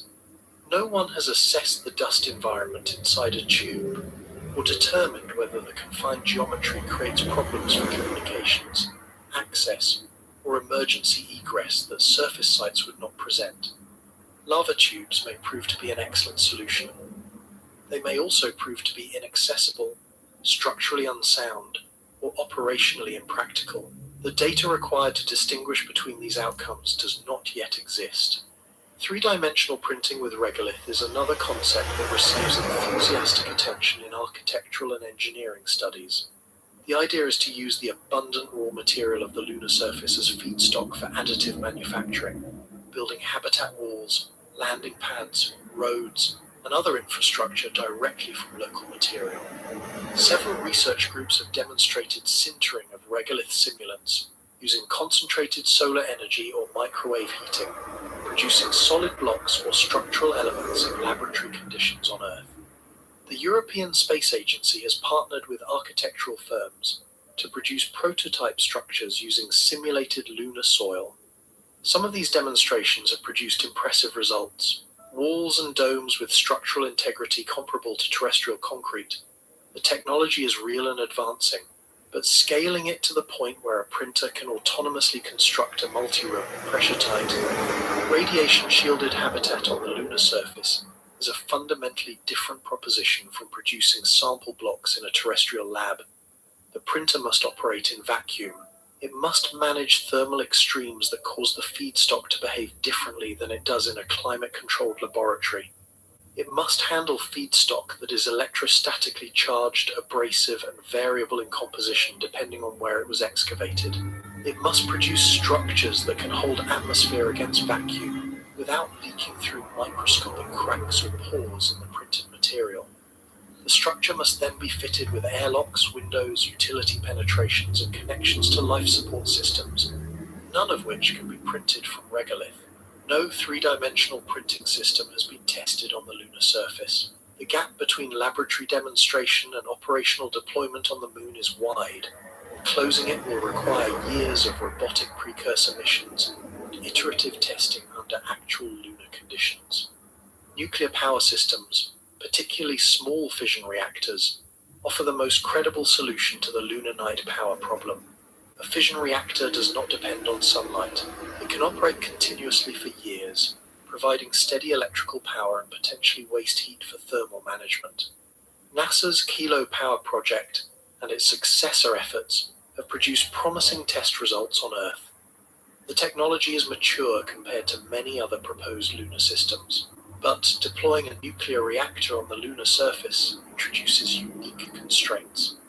The reactor must be positioned far enough from the habitat to limit crew radiation exposure from its own operation, or heavily shielded, which adds mass. It must be launched from Earth, which involves regulatory, safety, and political processes that add time and complexity. It must survive the landing, the thermal environment, and the dust environment without compromising the integrity of its containment or cooling systems. Multiple units would be needed for redundancy, because a single reactor base with no solar backup during the lunar night has no margin for reactor failure. None of this is impossible. All of it is challenging, and none of it has been demonstrated operationally on the Moon. The common thread linking every proposed solution is the distance between concept and validated capability. Regolith shielding works in physics models. Lava tubes exist in orbital imagery. Three-dimensional printing works in Earth-based laboratories. Nuclear power works in terrestrial test facilities. Each of these technologies addresses a genuine problem with a genuine engineering approach. None of them has been proven in the integrated, hostile, unforgiving environment of the actual lunar surface, where every system must function not in isolation but alongside every other system, under simultaneous attack from every environmental factor we have examined. This is not an argument against pursuing these technologies. It is an argument for understanding where we stand. We are not on the verge of building a lunar base. We are on the verge of beginning the process of validating the technologies that could eventually make a lunar base possible. That distinction matters because the public conversation about the Moon often conflates aspiration with capability, treating architectural renderings and concept studies as though they were construction plans, awaiting only a budget allocation. The reality is that decades of engineering development, robotic precursor missions, and incremental validation separate today's concepts from a permanently crewed lunar facility. Consider the Artemis program itself as a measure of where we stand. Artemis 1 flew an uncrewed Orion capsule around the Moon in late 2022. Artemis 2, which returned just days ago, carried 4 astronauts on a lunar flyby without landing. Artemis 3, planned for mid-2027, will test lander rendezvous and docking in Earth orbit. Artemis 4, if it proceeds as planned in early 2028, will attempt the first crewed landing since Apollo 17 in 1972. If that landing succeeds, 2 astronauts will spend approximately 1 week on the surface, 1 week, more than half a century after Apollo, with vastly more advanced technology and decades of accumulated spaceflight experience. The planned return to the Moon targets a surface, stay roughly comparable in duration to the longest missions we accomplished in the early 1970s. The program is advancing. The engineering is real. But the pace reflects the genuine difficulty of what is being attempted, not bureaucratic timidity. The cancellation of the Lunar Gateway earlier this year further illustrates the distance between ambition and execution. Even an orbital platform designed to support surface operations could not survive the program's resource constraints. When something had to give, the station gave way to prioritize the landing itself. The path from a 1-week surface visit to a permanent base has become longer, not shorter. None of this means that humanity should abandon the Moon. The Moon is scientifically valuable. It preserves a record of the solar system's early history that Earth's geological activity has long since erased. The ancient impact basins and exposed crustal material contain information about the bombardment environment that shaped the inner solar system during its first billion years. Its far side offers a radio-quiet environment for astronomy that no terrestrial site can match, shielded from Earth's electromagnetic noise by the entire bulk of the Moon itself. Its polar regions may contain water ice that could support future operations and serve as a resource for deep space missions beyond the Moon. Understanding how humans function in partial gravity is essential for any future mission to Mars, where gravity is roughly 3/8 of Earth's, where the consequences of physiological deconditioning would be compounded by a return journey lasting months rather than days. The Moon is the nearest laboratory in which that question can be studied under real conditions rather than simulated ones. If water ice proves extractable at useful volumes, it could also serve as a source of rocket propellant, potentially reducing the cost of missions deeper into the solar system. These are legitimate reasons to go. They justify the investment. They justify the risk. But they do not justify pretending the moon is something it is not. And what the moon is not, above all else, is a place that gives anything away. This is the central truth that everything we have covered has been building toward. The moon does not provide air, pressure, shielding, thermal regulation, food, or accessible water at the surface. It does not provide protection from radiation, dust, or hypervelocity impacts. It does not provide sufficient gravity to maintain the human body in its evolved configuration. It does not provide a magnetic field, an ozone layer, a medium for sound, a weather system, or a biosphere to recycle waste gas into breathable air. It provides none of the planetary services that Earth delivers continuously, silently, and at no charge to every organism on its surface. Every single thing a human being needs to survive on the moon must be engineered, built, transported, installed, powered, maintained, repaired, and defended against an environment that works ceaselessly to degrade, erode, contaminate, irradiate, and thermally stress every component of every system. This is not a temporary challenge that will ease as technology improves. The moon's vacuum will not fill, its temperature will not moderate, its radiation will not diminish, its dust will not soften, its gravity will not strengthen. The environment is fixed. It is the technology that must evolve, and it must evolve to a level of reliability, autonomy, and self-sufficiency that no human system has ever achieved in any environment, terrestrial or otherwise. This is what makes the moon fundamentally different from any frontier humans have previously crossed. When our ancestors migrated out of Africa, they found new climates, new terrain, new challenges, but they always found air to breathe, water to drink, ground to walk on, and food to hunt or gather. When Europeans crossed the Atlantic, they found a continent with breathable atmosphere, drinkable rivers, arable soil, and forests full of game. When explorers reached the poles, they found conditions that were brutal but survivable with sufficient preparation, and they could always retreat to more hospitable latitudes. Even the deep ocean, arguably the most alien environment humans have entered, provides a continuous medium that surrounds and pressurizes the vessel, and the journey home is measured in hours of ascent. The moon provides none of this. It is not a new continent waiting to be settled. It is not a harsh frontier that rewards those tough enough to endure it. It is a world that is fundamentally incompatible with unprotected human existence, and that incompatibility does not diminish with familiarity or experience. An astronaut who has lived on the moon for 5 years is exactly as dependent on their life support systems as an astronaut who arrived 5 minutes ago. The environment does not become less hostile. The technology does not become less critical. The margin for error does not increase. If anything, it decreases. As equipment ages, consumables deplete, and the cumulative effects of radiation, dust, and thermal cycling erode the margins that engineers built into the original design. There is a phrase that engineers use when discussing systems that must function perfectly and continuously to prevent catastrophe. They call them zero-fault tolerance systems, and the moon demands them. A zero-fault tolerance system is one where a single failure leads directly to loss of mission or loss of life, with no intermediate state that allows recovery.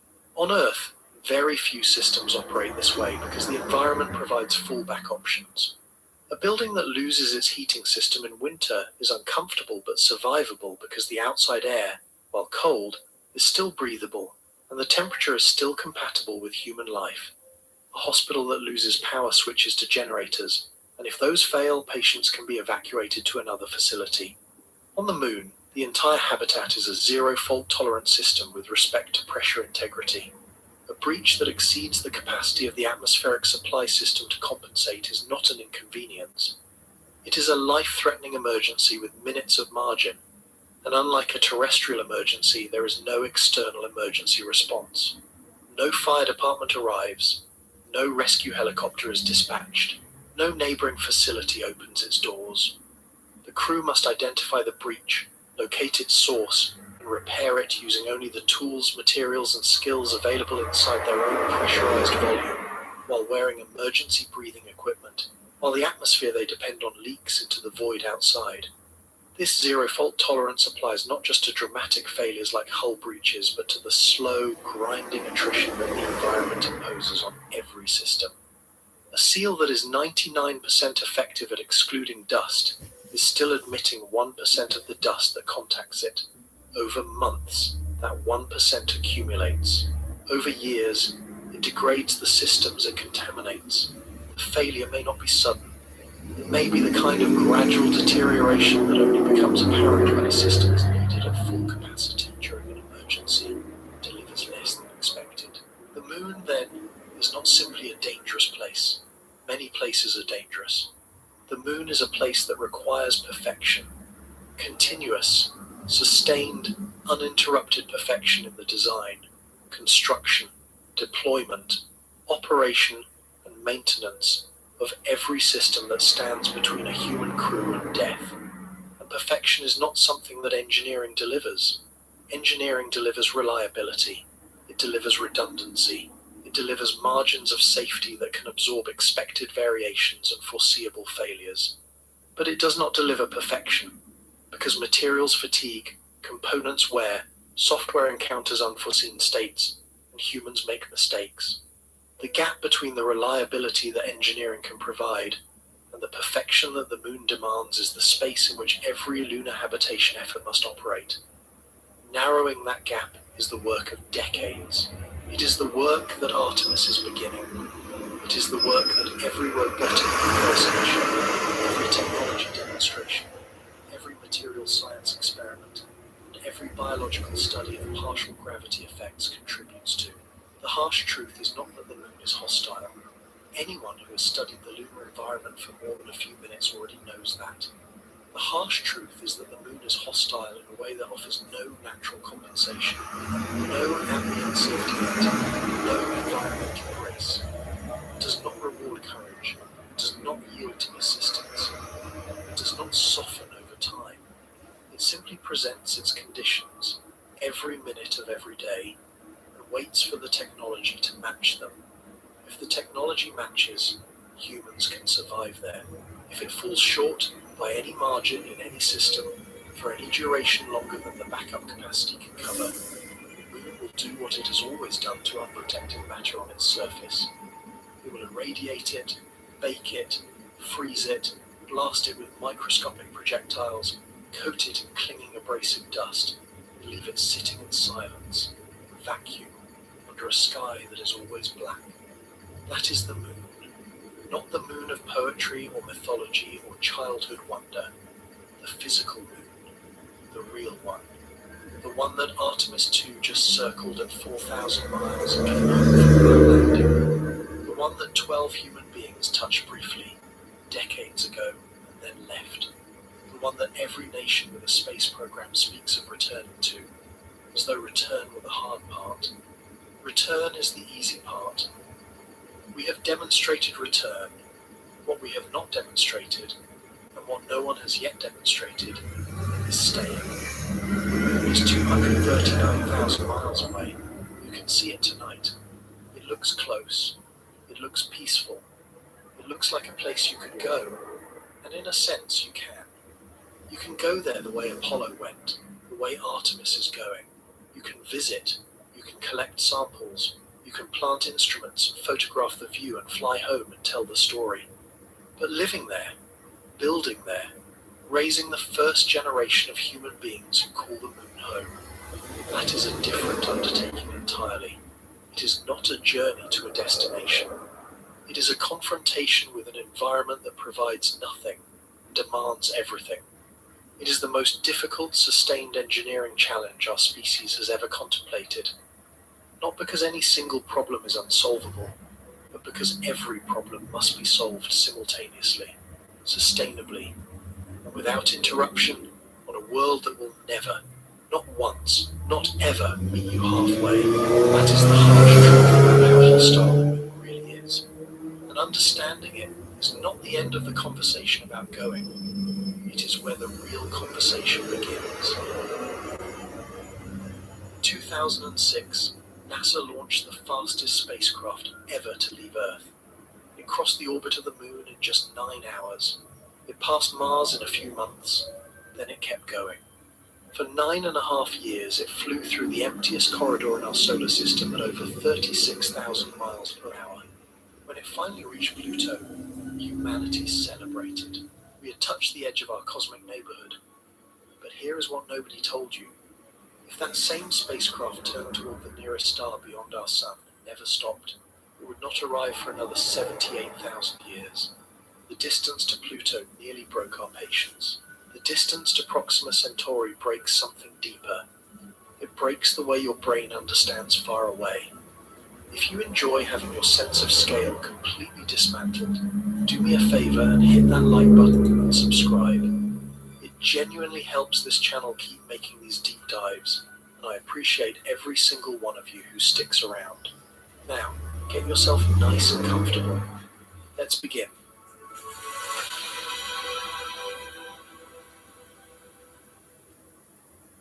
Picture the solar system as you learned it in school. The sun sits at the center, the rocky planets cluster close, the gas giants spread outward through the middle distance. And then, at the far edge of every classroom poster, sits a tiny dot labeled Pluto. That dot always looked like the last thing before nothing, the final outpost, the point where the solar system runs out of things to show you, and the map just ends. For most of human history, Pluto represented the boundary of everything we could imagine visiting. It was discovered in 1930 by a young astronomer named Clyde Tombaugh, working at the Lowell Observatory in Arizona. For 76 years after that, it remained a mystery, a faint smudge in even the most powerful telescopes, too far away to photograph clearly, too distant for any spacecraft to justify the trip. We knew almost nothing about what it looked like, what its surface was made of, or whether it had any geological activity at all. We had better images of galaxies millions of light years away than we had of this object in our own solar system. And that single fact tells you something important about how far away Pluto really is. Pluto orbits the Sun at an average distance of approximately 39.5 astronomical units. 1 astronomical unit is the distance between Earth and the Sun, roughly 93 million miles or 150 million kilometers. So when we say Pluto is 39.5 astronomical units away, what we are really saying is that Pluto is 39.5 times farther from the Sun than we are. In miles, that average distance works out to about 3.7 billion. In kilometers, approximately 5.9 billion. These numbers are so large that they stop functioning as numbers in any meaningful human sense. 3.7 billion miles.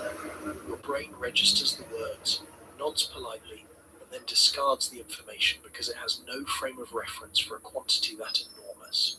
So let us build one. Slowly. If you got in a car right now and drove toward Pluto at highway speed, say 65 miles per hour, without ever stopping for gas, food, or sleep, you would arrive in approximately 6,500 years. That is longer than the entire span of recorded human civilization. You would need to drive from the era of the first Egyptian pyramids straight through to the present day, and then keep going for another 1,500 years before your odometer clicked past the 3.7 billion mile mark. If you replace the car with a commercial jet flying at 550 miles per hour, the trip would still take roughly 770 years. At that speed, you would have departed during the reign of the medieval Mongol Empire, and you would not arrive at Pluto until today. 7 centuries of continuous flight at the cruising speed of a passenger airliner, and you would only just now be pulling into your destination. But those comparisons still feel abstract, because the speeds involved are human speeds applied to inhuman distances. So let us approach it differently. Let us forget about travel and think about something simpler, counting. Suppose you decided to count from 1 to 3.7 billion, 1 number per second, without pausing. No breaks, no sleep. Just a steady rhythm, 1 number every tick of the clock. How long would it take? Roughly 117 years. Longer than any human has ever lived. You would begin counting as an infant, pass through childhood, adolescence, adulthood, middle age and old age, and you would die still counting, having never reached the end. Your grandchildren could take up the task where you left off, and they would die counting too. It would take the combined lifetimes of at least 2 people, end to end, with no interruptions, just to count the number of miles between the Sun and Pluto. And every single one of those counts represents a real physical mile of empty space that a spacecraft must actually cross. Or think about it in terms of something you can hold in your hand. A sheet of standard printer paper is approximately 4/1000ths of an inch thick. If you stack sheets of paper on top of each other, one for every mile between Earth and Pluto, your stack would climb roughly 230 miles into the sky. That would place the top of your paper pile at the altitude of the International Space Station, well above weather satellites, well above commercial aircraft, and well into the vacuum of low Earth orbit. A pile of paper, made from 1 sheet per mile, reaching outer space, and each individual sheet in that stack represents 1 full mile of interplanetary space. The distance to Pluto is not just large, it is large on a scale that makes ordinary objects absurd when you try to map the two together. Now consider what this means in terms of light. Light is the fastest thing in the universe. It travels at 186,000 miles per second. A beam of light leaving the Sun reaches Earth in about 8 minutes and 20 seconds. That same beam, continuing outward past Mercury, past Venus, past our planet, past Mars and the asteroid belt, past Jupiter and Saturn and Uranus and Neptune, finally reaches Pluto after approximately 5.5 hours. 5.5 hours just for light, not for a spacecraft, not for a radio signal carrying data. For light itself, the fastest phenomenon physics permits. When sunlight lands on the icy plains of Pluto, it is showing the dwarf planet a version of the Sun that existed 5.5 hours ago. Pluto lives in a permanent time delay from the rest of the solar system. It exists on the other side of a communication gap so wide that even the universe's speed limit needs half a working day to bridge it. There is another way to feel this distance that most people never consider. Pluto is so far from the Sun that sunlight, which feels so overwhelming on a summer afternoon here on Earth, arrives there as barely more than a bright glow. From Pluto's surface, the Sun would appear roughly 1/900th as bright as it does from Earth. Scientists describe this as roughly equivalent to the amount of light you experience during the final few minutes before sunset on a clear evening. That specific moment, when the world begins to dim, and shadows stretch long, and colours drain toward grey, that is noon on Pluto. High noon, as bright as it ever gets, and it looks like twilight on Earth. If you stood on Pluto's nitrogen ice plains and looked up, you would see the Sun, not as the blazing disk that dominates our sky, but as an intensely bright star. Recognizable, yes. Powerful enough to cast faint shadows, yes. But nothing like the furnace we experience from 93 million miles away. 3.7 billion miles of distance has taken the most powerful object in our solar system and reduced it to a bright point in a dark sky. That is what distance does. It does not merely separate objects. It diminishes them. This is the distance that NASA decided to cross when it approved the New Horizons mission. And the story of that mission tells you everything you need to know about how brutally far Pluto really is.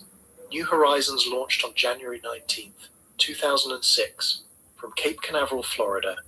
It rode an Atlas V rocket with an added solid rocket booster stage, and when that final stage finished firing and released the spacecraft into its cruise trajectory, New Horizons was traveling at approximately 36,000 miles per hour relative to Earth. That made it the fastest spacecraft ever launched from our planet at the time of its departure. To appreciate that speed, consider that a bullet fired from a high-powered rifle travels at roughly 1,700 miles per hour. New Horizons left Earth at more than 20 times that velocity. If you could somehow fire a bullet and then fire New Horizons alongside it, the spacecraft would pull ahead so quickly that the bullet would look like it was standing still. At that speed, New Horizons crossed the orbit of the Moon in just 9 hours. It took the Apollo astronauts 3 days to make that same trip. New Horizons did it before most Americans had finished their workday. It passed the orbit of Mars in a matter of months. It was screaming through the solar system faster than any human-made object had ever departed Earth. And it still was not going fast enough. The mission planners knew from the beginning that even 36,000 miles per hour would not get New Horizons to Pluto in a reasonable time frame without help. So they aimed the spacecraft at Jupiter. On February 28, 2007, a little over a year after launch, New Horizons made its closest approach to the giant planet, passing within about 1.4 million miles of Jupiter's cloud tops. The encounter was not for sightseeing. Although New Horizons did capture stunning images of Jupiter's atmosphere and moons during the flyby, the real purpose was gravity. Jupiter's immense mass, 318 times the mass of Earth, acted like a gravitational slingshot, bending the spacecraft's trajectory and accelerating it by an additional 9,000 miles per hour. After the Jupiter flyby, New Horizons was traveling at approximately 51,000 miles per hour relative to the Sun. That gravity assist shaved 3 full years off the trip to Pluto, and then came the long silence. After Jupiter, there was nothing. No more planets to visit. No more gravity assists to collect. Just the vast emptiness of the outer solar system stretching ahead for billions of miles. New Horizons entered a hibernation mode. Most of its instruments were powered down. Its onboard computer monitored basic systems and sent a weekly status signal back to Earth, a single electronic heartbeat confirming that the spacecraft was still alive and still flying. Mission controllers woke it up briefly each year to calibrate its instruments and run system checks. Then they put it back to sleep. This hibernation lasted for most of the journey. Think about that. The spacecraft was launched with enormous fanfare, executed a spectacular Jupiter flyby, and then effectively went silent for years. The mission team at the Johns Hopkins Applied Physics Laboratory went about their lives. They published papers, they attended conferences, they worked on other projects. Some of them changed jobs. Some of them retired. Children who were toddlers at launch entered middle school. The iPhone was introduced, became ubiquitous, and went through 8 generations of redesign. Twitter was founded, grew into a global platform, and changed its name. An entire technological era passed on Earth, while New Horizons drifted through the darkness at 50,000 miles per hour, covering roughly 300 million miles per year, and still not arriving at its destination. The void that New Horizons crossed during those years of hibernation deserves its own attention, because it is not the kind of emptiness that most people picture when they think about space. Between Jupiter and Pluto, there is almost nothing. Occasional chunks of ice and rock, separated by millions of miles of vacuum. No stars nearby enough to provide navigational reference points against the background. No planets to photograph. No dust clouds to study. The spacecraft was flying through the closest thing the solar system offers to true nothingness. A corridor so barren that weeks and months passed without any scientific target worth pointing an instrument at. The mission team had planned for this, designed for this, but the human reality of it was stark. For years, the most distant active spacecraft in the solar system was hurtling through blackness, alone, with no human hand to guide it and nothing on the horizon. 9 years and 5 months after launch, on July 14th, 2015, New Horizons finally reached Pluto. It flew within approximately 7,800 miles of the surface, at a velocity of about 31,000 miles per hour. The spacecraft could not slow down. No propulsion system available to humanity could have carried enough fuel to decelerate a spacecraft moving at that speed in the deep outer solar system. New Horizons had to do everything at full sprint. It captured images. It measured atmospheric composition. It mapped surface features. It recorded data on Pluto's 5 known moons. All of this happened during a flyby window that lasted only a few hours, after a journey that had consumed nearly a decade. And here is what made the moment truly agonizing. When New Horizons was closest to Pluto, it could not talk to Earth and observe the dwarf planet at the same time. Its antenna had to point in one direction or the other. The mission team chose science. They aimed the instruments at Pluto and let the spacecraft go silent during the most important hours of the entire mission. For roughly 22 hours, no one on Earth knew whether the flyby had succeeded. New Horizons might have struck a piece of debris in the Pluto system. It might have malfunctioned. It might have failed in a dozen ways that no one would discover until the spacecraft turned its antenna back toward home. When it finally did transmit its status signal, that signal traveled at the speed of light, 186,000 miles per second, and it still took 4 hours and 25 minutes to reach Earth. 4.5 hours of waiting after the spacecraft had already confirmed it was safe. The signal crossed 3 billion miles of empty space at the maximum speed the universe allows, and the journey still consumed most of the morning. Mission controllers at the Applied Physics Laboratory erupted in celebration when the signal arrived. The flyby had worked. The data was intact. New Horizons had delivered humanity's first close-up look at Pluto, and what it revealed was astonishing. Pluto was not a dead, cratered ball of ice. It was geologically active. Vast plains of nitrogen ice, smooth and crater-free, suggested that the surface had been reshaped in the geologically recent past. Towering mountains of water ice, some reaching heights of 11,000 feet, lined the edges of a heart-shaped formation now named Tombau Regio. Glaciers of frozen nitrogen appeared to flow slowly across the surface. A thin atmosphere of nitrogen, methane, and carbon monoxide produced haze layers visible in backlit images. Pluto was alive in ways that no one had predicted. This tiny world, smaller than Earth's moon, sitting 3.7 billion miles from the sun, temperatures plunging to minus 387 degrees Fahrenheit, was doing things that demanded explanation. But the data took 16 months to arrive. New Horizons could transmit information back to Earth at roughly 1 to 2 kilobits per second at Pluto's distance. To put that in perspective, a basic dial-up internet connection from the 1990s operated at 56 kilobits per second. New Horizons was transmitting data from the edge of the solar system at a rate roughly 30 to 50 times slower than the most primitive internet your parents ever used. Each image, each spectrometer reading, each particle measurement had to be broken into tiny packets and beamed across billions of miles at a trickle. The full data set did not finish downloading until late October of 2016, more than a year after the flyby. This is what it means to visit Pluto. 9.5-year flight at speeds exceeding 30,000 miles per hour. A gravity assist from the largest planet in the solar system. Years of hibernation crossing a void so vast that nothing of any significance exists within it. A few hours of frantic data collection during a flyby that could not be slowed, stopped, or repeated. And then more than a year waiting for the results to dribble back across the solar system at a pace that would embarrass a fax machine. Pluto is not just far away. Pluto is far away in a manner that challenges the fundamental logistics of space exploration. It stretches mission timelines beyond the careers of the people who design them.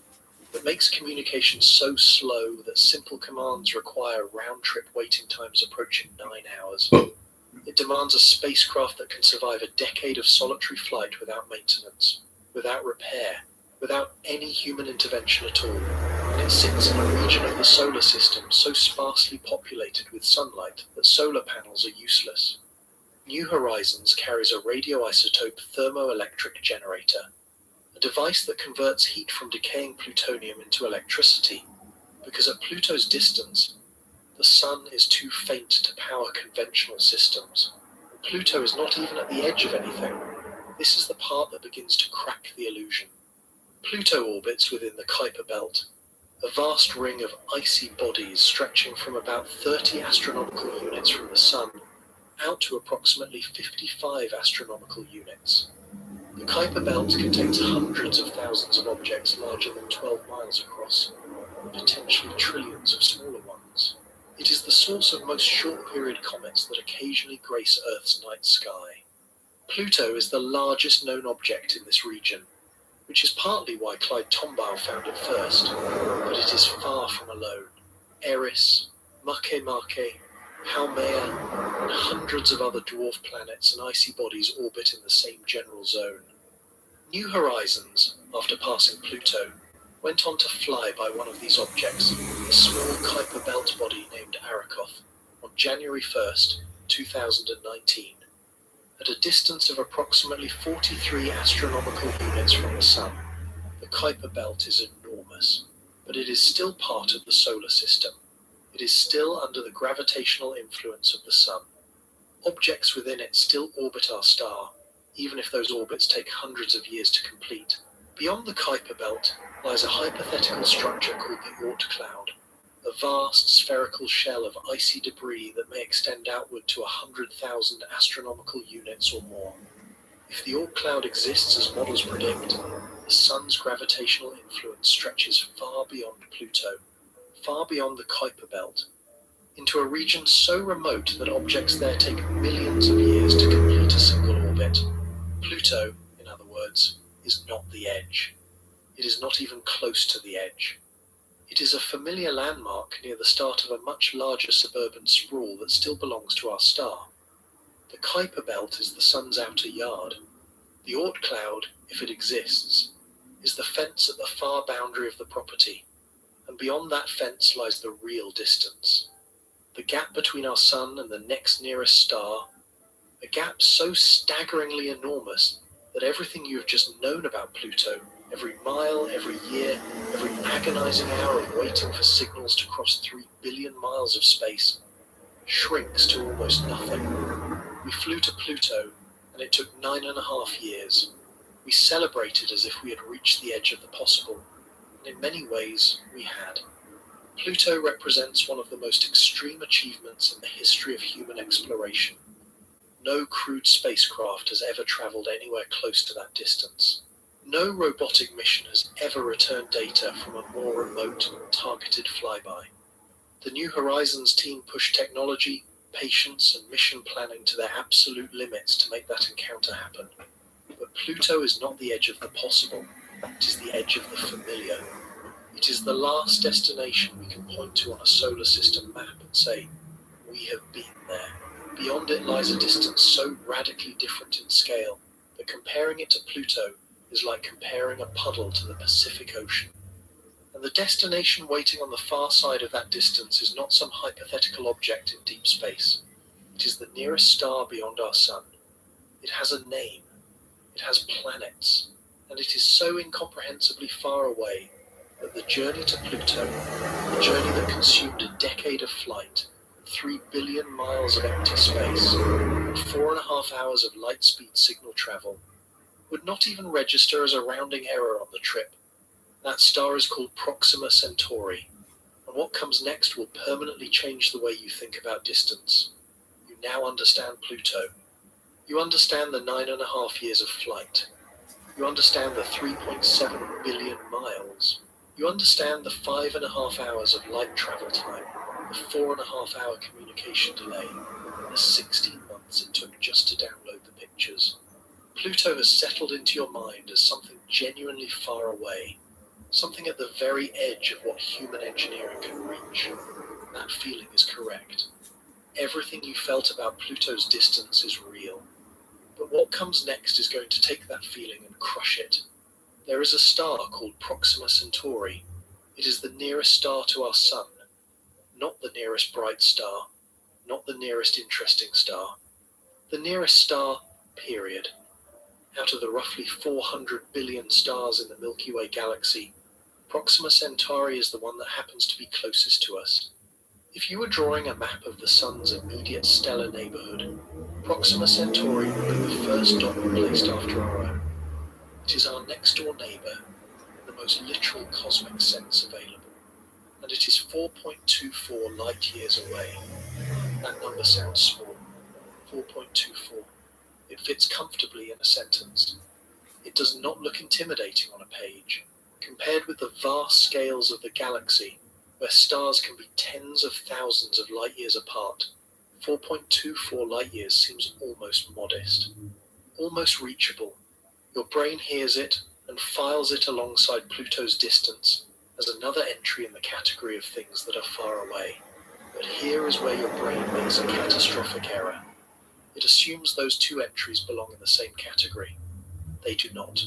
To understand why, we need to convert that distance into a unit we have already been using. Pluto's distance is measured in astronomical units. 1 astronomical unit equals the distance from Earth to the Sun, approximately 93 million miles.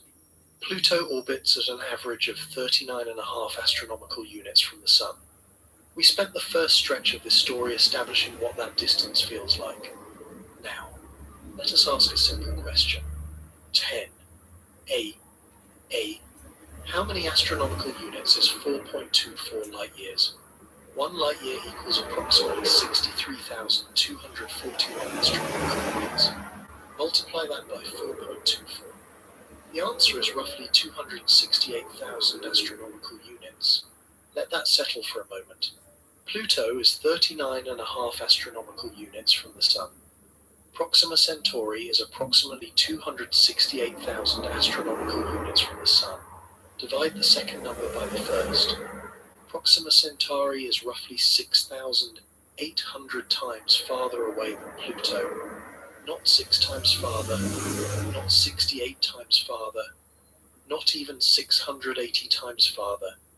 6,800 times farther. The nearest star to our solar system, the closest possible interstellar destination, the very first step beyond our Sun's neighborhood, is nearly 7,000 times more distant than the object that already took us 9.5 years to reach. Think about what that ratio means in concrete terms.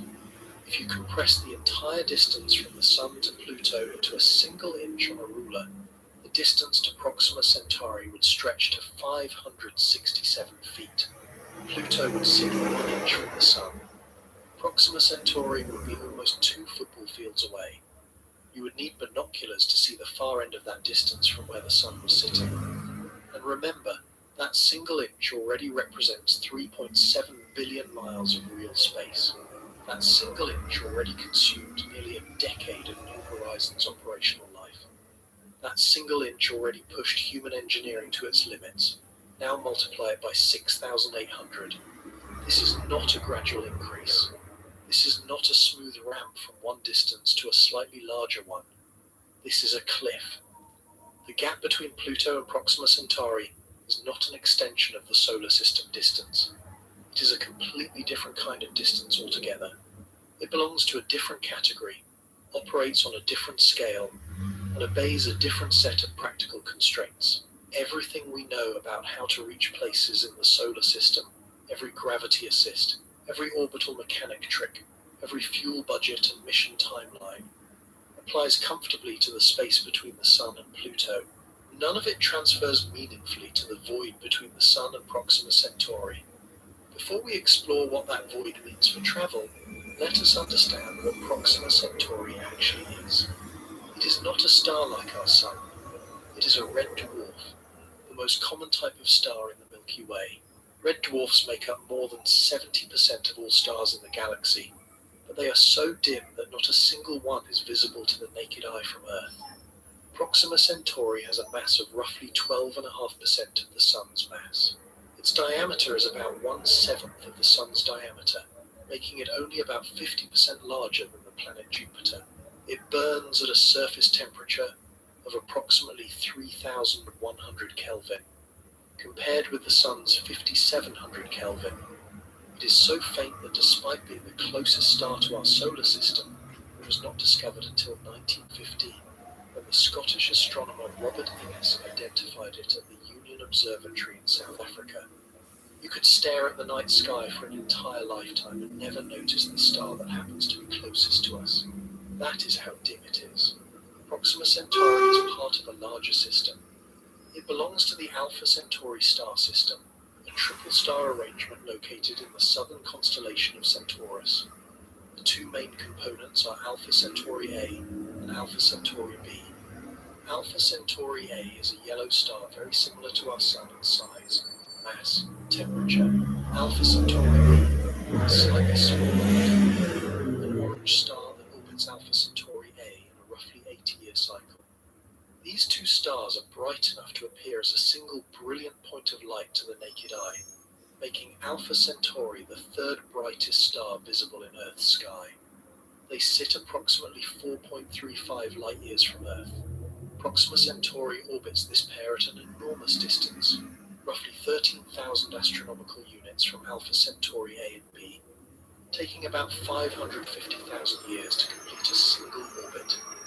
It is so far from its companion stars that it earned its separate name, Proxima, from the Latin for nearest, because despite being gravitationally bound to Alpha Centauri A and B, it is slightly closer to us than either of them. The difference is small, only about 1/10 of a light-year, but it is enough to make Proxima Centauri the official title holder, the nearest star to the Sun. Now, what makes Proxima Centauri more than just a distance marker is what orbits it. In 2016, a team of astronomers led by Guillaume Anglada Escudé announced the discovery of a planet orbiting within Proxima Centauri's habitable zone. This planet, designated Proxima Centauri B, has a minimum mass of approximately 1.07 times that of Earth, based on the most recent measurements. It orbits its star at a distance of only about 4.7 million miles, completing one orbit every 11.2 Earth days. Because Proxima Centauri is so much dimmer and cooler than our Sun, this close orbit places the planet within the zone where liquid water can theoretically exist on its surface. Proxima b is the nearest known exoplanet to Earth. It is, in a very real sense, the closest possible destination outside our solar system, where the conditions for life might exist. In 2022, astronomers announced a candidate for a third planet, Proxima Centauri d, with a mass only about 1/4 that of Earth, orbiting extremely close to the star for a period of just over 5 days.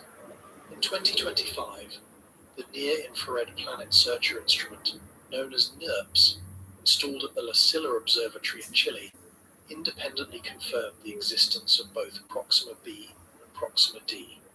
That same analysis cast serious doubt on the existence of a previously proposed second planet, Proxima c, finding the evidence inconclusive at best. So the current confirmed picture, as of the most recent peer-reviewed results, is 2 planets. Proxima b, a roughly Earth-mass world in the habitable zone, and Proxima d, a much lighter planet orbiting too close to the star to support liquid water. Meanwhile, in a separate and remarkable development, the James Webb Space Telescope detected strong evidence in 2024 and 2025 for a candidate gas giant planet orbiting Alpha Centauri A. This possible planet, roughly the mass of Saturn, appears to orbit within the habitable zone of the nearest Sun-like star to Earth. However, follow-up observations in February and April of 2025 did not redetect the object, likely because its orbit carried it too close to the star for the telescope to resolve. Researchers have predicted that if the planet is real, it should reappear in observations scheduled for August of 2026. If confirmed, it would be the closest known planet orbiting in the habitable zone of a Sun-like star. The Alpha Centauri system is not just a distance benchmark. It is an active frontier of planetary discovery. But none of this changes the brutal arithmetic of distance. Proxima Centauri and its planets exist 4.24 light-years from our Sun. To fully understand what that distance means, we need to unpack what a light-year actually is, not as a convenient astronomical unit, but as a measure of physical space that a real object would need to cross. Light travels at 186,000 miles per second, not per hour, per second. In the time it takes you to blink, light has traveled from New York to Los Angeles and back roughly 24 times. In 1 minute, light covers just under 11.2 million miles. 1 hour, approximately 670 million miles. In 1 day, roughly 16 billion miles. And in 1 year, approximately 5.88 trillion miles. That is 1 light year. 5.88 trillion miles. Written out in full, that number is 5,880 billion miles. A single light year contains more miles than most people will encounter numbers in their entire lives. Now multiply that by 4.24. The distance to Proxima Centauri works out to approximately 24 trillion miles. Nearly 25 trillion miles of empty space between our Sun and the nearest star. This space contains almost nothing. No planets, no asteroids, no gas clouds dense enough to detect with ordinary instruments. Just vacuum, stretched across a distance so vast that light itself, the fastest thing the universe permits, requires more than 4 years to cross it. When you look at Proxima Centauri through a telescope tonight, assuming you have a telescope powerful enough to see an 11th magnitude star, the light entering your eye left that star 4 years and 3 months ago. You are not seeing Proxima Centauri as it exists now. You are seeing it as it was before the most recent United States presidential election cycle began. Any event happening at Proxima Centauri right now, a massive flare, a planetary impact, or the rise or fall of a hypothetical civilization, will remain invisible to us for more than 4 years. Any message we sent in response would take another 4 years to arrive. The round-trip communication time between Earth and Proxima Centauri is approximately 8.5 years. Compare that to Pluto, where the round-trip communication delay is roughly 9 hours. The delay to Proxima Centauri is not 9 hours. It has been nearly a decade. Now, let us put the distance in terms we have already internalized. Earlier, we established that light from the Sun takes approximately 5.5 hours to reach Pluto. That light travel time gave Pluto a feeling of extreme remoteness. The Sun's light to Proxima Centauri takes 4 years and 3 months, not hours, years. Pluto lives 5.5 light hours from the Sun. Proxima Centauri lives 4.2, 4 light years from the Sun. The ratio between those two light travel times is the same ratio we already calculated, roughly 6,800 to 1. Every way you measure it, the answer stays the same. Proxima Centauri is not merely farther than Pluto. It is farther than Pluto by a factor so large that the comparison stops functioning as a comparison and starts functioning as a category break. Let us try to make this tangible. Imagine you are standing on a long, straight road that stretches from your front door to the horizon and beyond. You take 1 step forward. That single step represents the entire distance from the Sun to Pluto. Every mile New Horizons flew, every year it spent in hibernation, every hour mission controllers waited for signals to crawl across 3 billion miles of space, all of it compressed into that 1 step. Now look down the road ahead of you. To reach Proxima Centauri, you would need to walk approximately 3.8 miles, 1 step for Pluto. 3.8 miles for Proxima Centauri, that is the ratio. You took 1 step and thought you had gotten somewhere. You had not even left your street. Or consider it in terms of time, using an analogy that has nothing to do with speed or travel. If the distance to Pluto were represented by a single day, 24 hours from midnight to midnight, the distance to Proxima Centauri would be represented by more than 18.5 years. You would live through childhood, adolescence, and reach voting age in the time it took to count out the distance to the nearest star, scaled against a single day spent counting the distance to Pluto. That is how much larger the interstellar gap is. Not a little larger, not impressively larger, categorically, devastatingly, incomprehensibly larger. And here is the part that quietly demolishes everything you thought you understood about the structure of space. The void between the Sun and Proxima Centauri is not unusual. It is not an exceptionally large gap between stars. It is, in fact, one of the smallest stellar gaps in the entire galaxy. The average distance between stars in the Milky Way's disk is roughly 5 light years, and in many regions it is much larger. We happen to live in a relatively crowded neighborhood, cosmically speaking, and Proxima Centauri happens to be unusually close. This is the best case. The shortest interstellar trip the universe offers us from our current position. Every other star in the galaxy is farther away, most of them enormously farther. If the nearest star already sits 6,800 times beyond Pluto, a The second nearest star lies even further beyond that, and the distances only grow from there.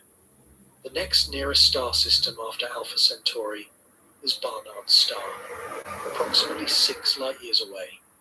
After that, Wolf 359 at roughly 7.9 light-years, then Lalande 21185 at 8.3 light-years. Each successive neighbor adds trillions of miles to the journey. By the time you have listed the 10 closest stars to the Sun, you are already dealing with distances of more than 10 light-years, which translates to more than 630,000 astronomical units. More than 16,000 times the distance to Pluto. The nearby stellar neighborhood is not a crowded place. It is a scattering of isolated points separated by abysses of empty space that dwarf everything inside our solar system. This emptiness is worth pausing on, because it is not the kind of emptiness most people imagine when they hear the word space. The space between planets in our solar system is empty, in the sense that it contains no large solid objects, but it is still threaded with the solar wind, a stream of charged particles flowing outward from the Sun at hundreds of miles per second. It still contains trace amounts of dust. It still sits within the Sun's magnetic field, the heliosphere, which creates a measurable boundary between our star's influence and the interstellar medium. When Voyager 1 crossed that boundary in 2012 at a distance of approximately 122 astronomical units, it was a scientific milestone, precisely because it meant the spacecraft had left the Sun's protective bubble and entered the space between stars. But Voyager 1, at 122 astronomical units from the Sun, had covered less than 1/20th of 1% of the distance to Proxima Centauri. It had barely scratched the surface of interstellar space. The void beyond the heliosphere, the true interstellar medium, stretches for tens of thousands of astronomical units in every direction before you encounter another star's influence. This medium is thin, almost beyond description. The density of the local interstellar medium is roughly 1 atom per cubic centimeter. For comparison, the air you are breathing right now contains approximately 25 quintillion molecules per cubic centimeter. Interstellar space is not just empty. It is empty in a way that makes the vacuum between planets look practically crowded. This is the space that separates us from Proxima Centauri. 25 trillion miles of near-perfect vacuum, carrying only scattered hydrogen atoms, trace helium, wisps of cosmic dust, and the occasional cosmic ray streaking through at close to light speed. No landmarks, no waypoints, no gravitational assists from conveniently placed planets, no way to refuel, no way to repair, no way to communicate with home faster than the speed of light allows. The journey to Pluto was long, but it passed through the Sun's domain. It flew past planets. It used Jupiter's gravity. It had context. The journey to Proxima Centauri passes through nothing. Just void, uninterrupted and featureless, for a distance nearly 7,000 times greater than the one that already exhausted our patience and our engineering. And this is where the real shock begins to crystallize. Pluto felt like the edge of the possible. It took almost a decade to reach. It pushed every boundary of mission design. And in the context of the distance to Proxima Centauri, the entire journey to Pluto does not even qualify as a meaningful fraction of the trip. If the distance to Proxima Centauri were a marathon, 26.2 miles of running, the distance to Pluto would be approximately 20 feet. Not 20 miles, 20 feet. You would not have left the starting line. The gun would have fired, you would have taken a few strides, and every spectator along the course would still be staring at you, standing almost exactly where you began. This is the fundamental deception that the solar system plays on human intuition. Because Pluto is the farthest well-known destination we have ever visited, and because visiting it was genuinely difficult, our brains file it under extremely far away. We use Pluto as a benchmark for maximum distance. We say things like, all the way out to Pluto, as though reaching Pluto means you have crossed some meaningful fraction of the gulf between stars. You have not. Reaching Pluto means you have crossed approximately 1/6800th of the distance to the nearest star. It means you have walked to your mailbox and declared that you have begun your journey across the continent. The mailbox is real. The journey was real. The effort was real. But the continent does not care about your mailbox. Proxima Centauri sits at 4.24 light years, 268,000 astronomical units, 25 trillion miles. It is the nearest star. It has confirmed planets. One of those planets orbits in the habitable zone. It is the single most obvious first destination for any civilization that dreams of reaching another star. And it is so far away that the most impressive voyage in the history of human space exploration, the New Horizons mission to Pluto, covers roughly 15 thousandths of 1% of the distance. We celebrated reaching Pluto as if we had touched the edge of the solar system. In many ways, we had. But the edge of the solar system is not the edge of anything that matters for interstellar travel. It is the front step, and the walk from the front step to the nearest neighboring house is so preposterously long that it redefines what walking means. The question now becomes obvious. If Pluto took 9.5 years, how long would it take to reach Proxima Centauri? And the answer, at every speed we test, is going to do something deeply uncomfortable to the way you think about what is possible. We have established two distances. Pluto sits roughly 3.7 billion miles from the Sun, at an average of 39.5 astronomical units. Proxima Centauri sits approximately 24.9 trillion miles away, at roughly 268,000 astronomical units. The ratio between them is approximately 6,800 to 1. Now we are going to do something that will make that ratio feel physically real. We are going to send a spacecraft to both destinations at the same speed, compare how long each journey takes. Then we are going to increase the speed, and increase it again, and again, and again, each time pushing into velocities that are currently beyond human engineering, some of them far beyond. At every single speed tier, we will watch the Pluto journey shrink towards something manageable while the Proxima Centauri journey barely flinches. The category gap between these two destinations does not close with better technology. It compresses slightly, but it never disappears. That is the lesson these comparisons exist to teach. Let us start where we are, right now, with the fastest spacecraft humanity has ever pointed at the outer solar system. New Horizons left Earth in 2006 at approximately 36,000 miles per hour. After its Jupiter gravity assist, it reached roughly 51,000 miles per hour relative to the Sun. By the time it arrived at Pluto, it had slowed somewhat due to the Sun's gravitational pull, passing the dwarf planet at about 31,000 miles per hour. For simplicity, let us use a representative cruise velocity of approximately 36,000 miles per hour, which is a reasonable average for the outbound journey. At that speed, New Horizons reached Pluto in 9.5 years. You know this story. You lived through the waiting. You remember the launch, the silence, the hibernation, and the triumphant flyby images that took 16 months to download.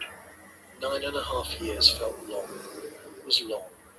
The mission outlasted 2 presidential administrations and an entire generation of smartphone technology.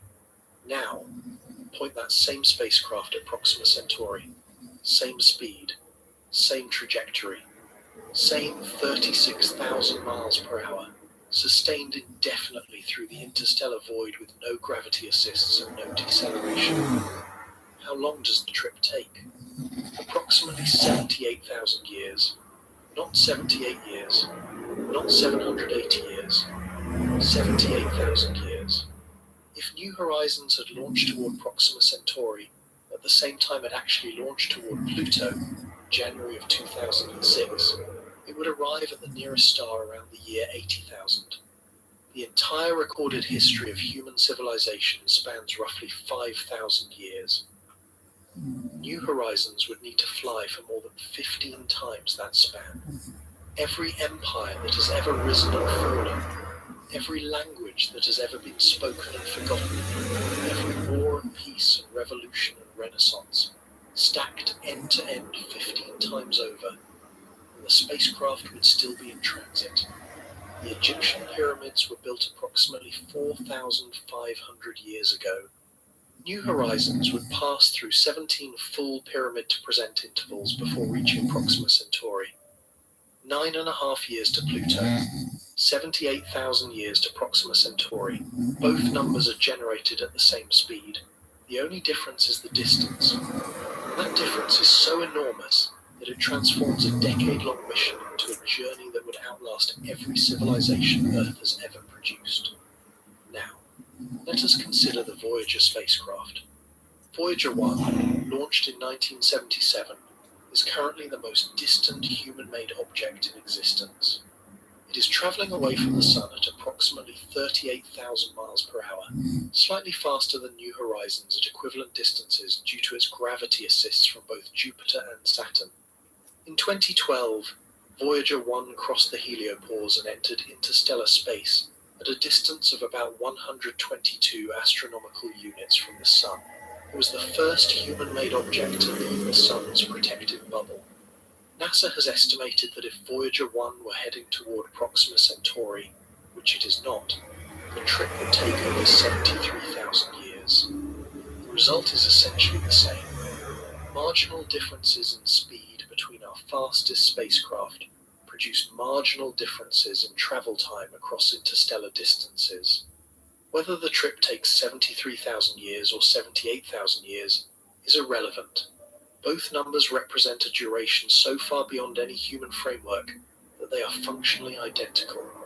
They both mean never, at least in any sense that a human mission planner could use the word arrive. So let us leave current technology behind. Let us give ourselves a spacecraft 10 times faster than anything we have ever built. Instead of 36,000 miles per hour, imagine a vehicle traveling at 360,000 miles per hour. This is far beyond anything existing propulsion systems can achieve for an interstellar cruise, but it is a useful thought experiment. At 10 times the speed of New Horizons, the journey to Pluto drops from 9.5 years to roughly 14 months. That is a dramatic improvement. A Pluto mission lasting just over a year instead of a decade would transform outer solar system exploration. Multiple missions could be flown within a single scientist's career. The outer planets and the Kuiper Belt would become accessible on timescales comparable to current Mars missions. But at that same speed, the journey to Proxima Centauri would take approximately 7,800 years. You have multiplied the speed by 10, and the interstellar travel time has dropped from 78,000 years to 7,800 years. Still longer than recorded human history. Still longer than the age of the oldest known human settlements. Still a duration that makes the word mission meaningless. You have built a spacecraft 10 times faster than anything humanity has ever produced, and it still cannot reach the nearest star within the lifespan of a civilization. Let us push harder. Much harder. Let us jump to 1% of the speed of light. Light travels at approximately 670 million miles per hour. 1% of that is 6.7 million miles per hour. This is roughly 186 times faster than New Horizons. No chemical rocket, no ion drive, no nuclear thermal engine currently in existence or on any drawing board can sustain this velocity for an interstellar cruise. But let us imagine it anyway. At 1% of the speed of light, the journey to Pluto collapses to approximately 23 days. 3 weeks. You launch from Earth, and before the next month's rent is due, you have arrived at Pluto. The dwarf planet that consumed nearly a decade of New Horizons operational life becomes a casual 3-week trip. At this speed, Pluto stops feeling far away.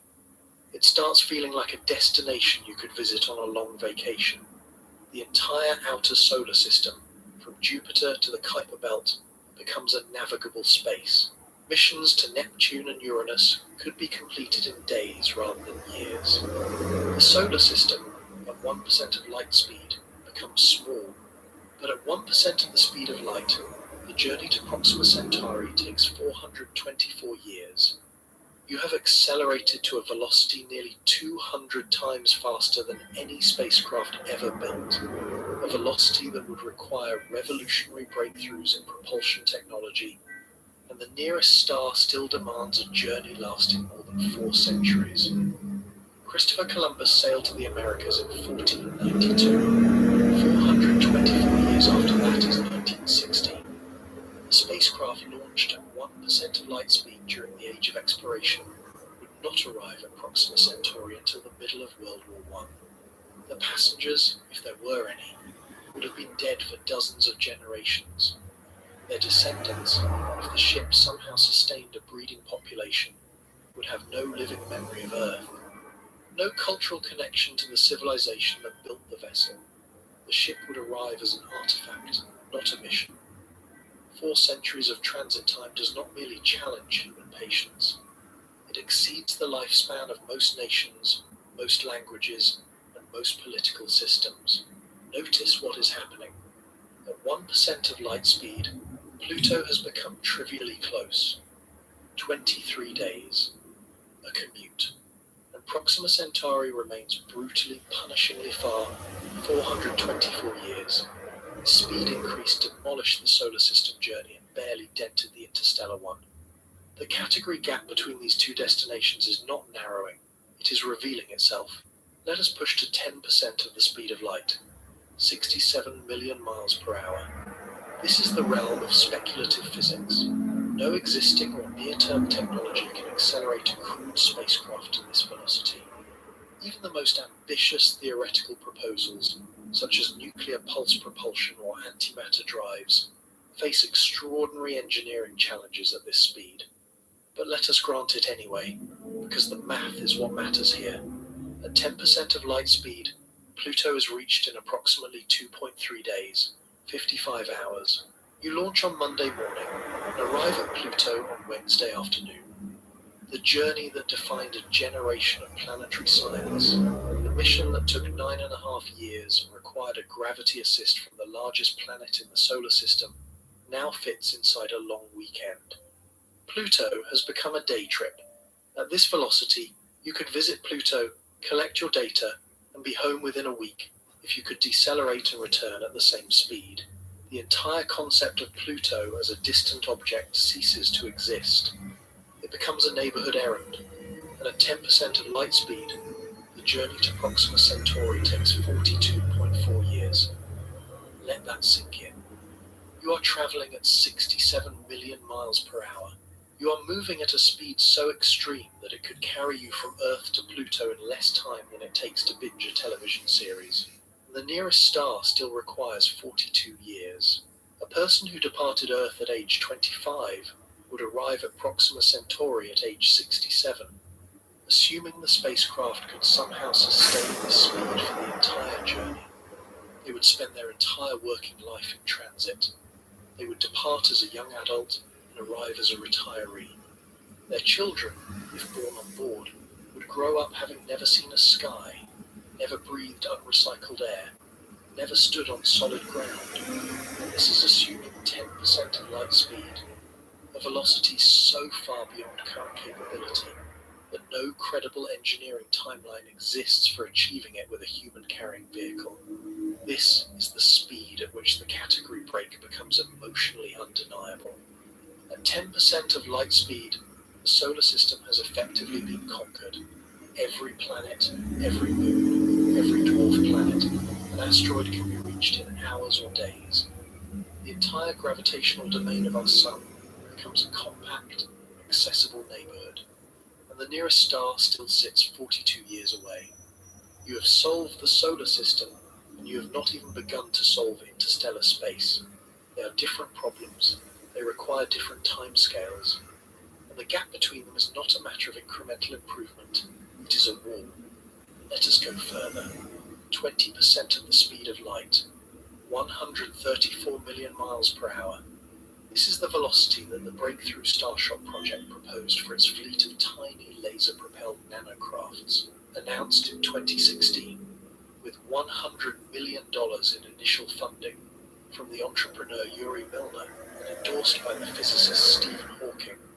Breakthrough Starshot envisioned a ground-based array of powerful lasers pushing gram-scale spacecraft attached to meter-wide reflective sails, accelerating them to 20% of light speed within minutes of launch. The concept was scientifically sound in principle.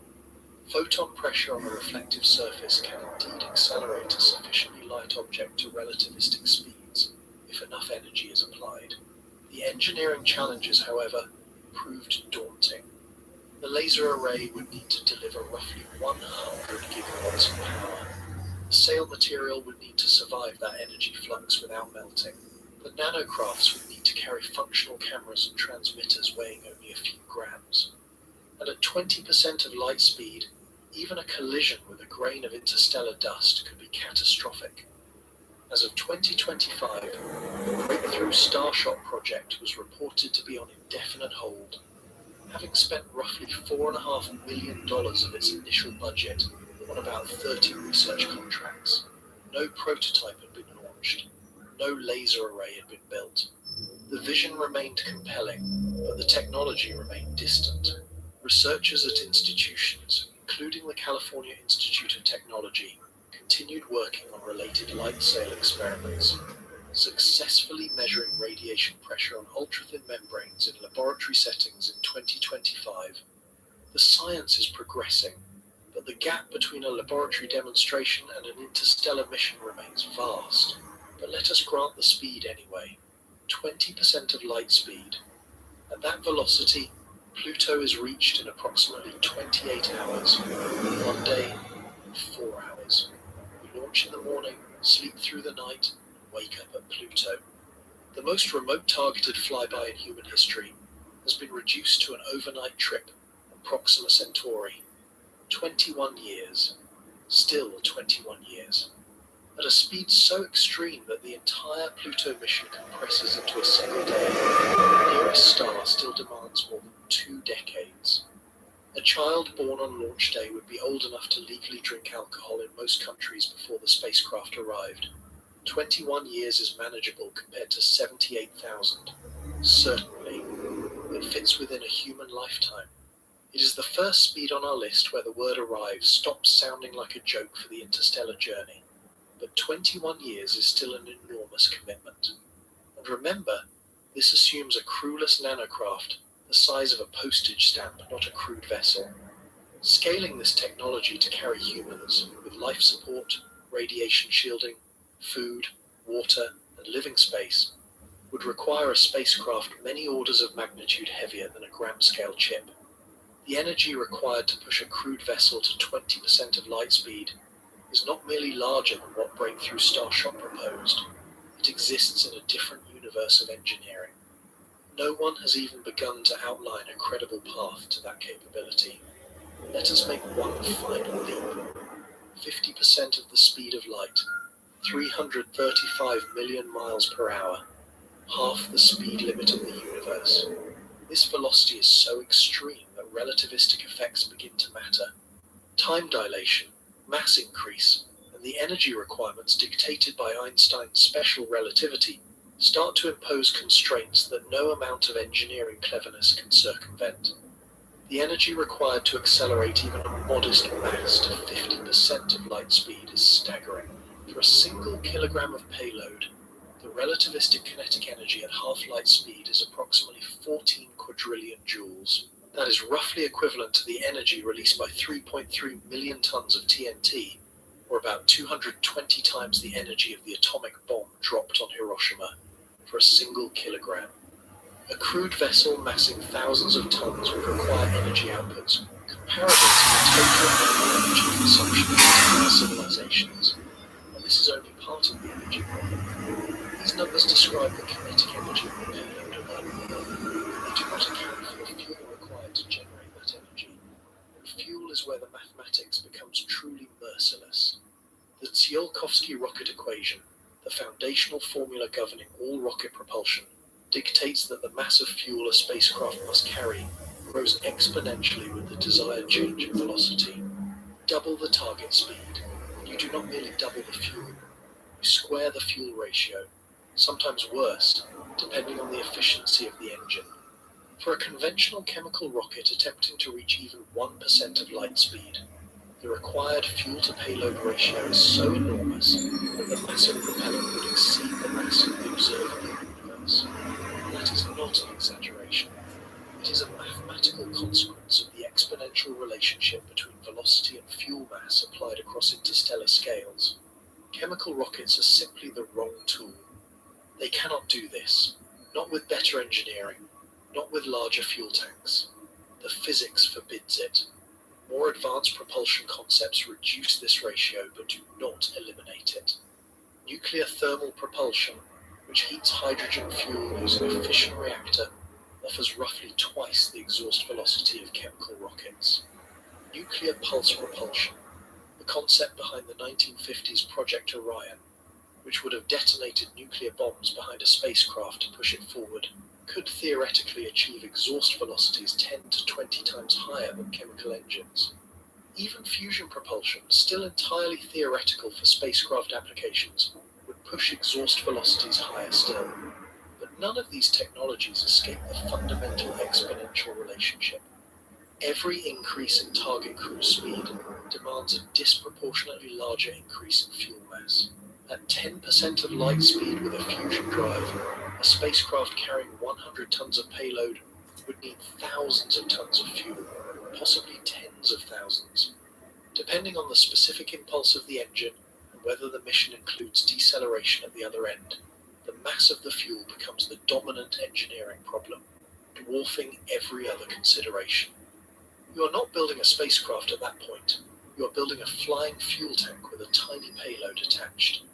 This is why the breakthrough Starshot concept was so radical. By reducing the payload to a few grams, it sidestepped the fuel problem entirely. You do not carry fuel on a light sail. The energy comes from an external laser left behind on the ground. The spacecraft accelerates and then coasts forever, carrying no engine and no propellant. But that elegant solution only works for gram-scale chips. The moment you try to scale the concept to carry a human crew, with life support and food and water and shielding, the mass climbs from grams to tons, and the energy required to accelerate that mass to 20% of light speed returns to civilization-scale quantities. The laser array that could push a 4-gram nanocraft would need to be multiplied in power by factors of billions to push a crewed vessel. The energy problem does not go away. It waits patiently for any mission ambitious enough to carry something heavier than a postage stamp. Set all of that aside. Grant the speed. Fly at 50% of light speed. At that velocity, Pluto is reached in approximately 11 hours, less than half a day. You could launch before breakfast and arrive before bedtime. Pluto, at half the speed of light, is closer in travel time than a flight from New York to Sydney. The solar system has not just been conquered, it has been trivialized. Every object orbiting the sun is reachable within a matter of hours. The very concept of distance within the solar system evaporates. Proxima Centauri takes 8.5 years. You are traveling at 335 million miles per hour. You have compressed the Pluto trip into a morning commute, and the nearest star still requires 8.5 years, nearly as long as the actual New Horizons mission to Pluto took in real life, at a speed nearly 10,000 times slower. The symmetry is brutal. At one of the most extreme velocities physics can meaningfully support for a massive object, the interstellar journey to the nearest star takes roughly the same amount of time that the Pluto journey took using today's technology. You have multiplied speed by a factor of nearly 10,000, and the interstellar travel time still sits in the same general range as a current generation outer solar system mission. The numbers are mocking you. They are telling you that the distance to Proxima Centauri is so absurdly vast that even ludicrous speed increases only bring its travel time down to what we currently consider barely tolerable for a robotic flyby within our own solar system. Let us put all of these numbers side by side, because the pattern they reveal is devastating. At New Horizons speed, roughly 36,000 miles per hour, Pluto takes 9.5 years. Proxima Centauri takes 78,000 years. At 1% of light speed, Pluto takes 23 days. Proxima Centauri takes 424 years. At 10% of light speed, Pluto takes 2.3 days. Proxima Centauri takes 42 years. At 20% of light speed, Pluto takes 28 hours. Proxima Centauri takes 21 years.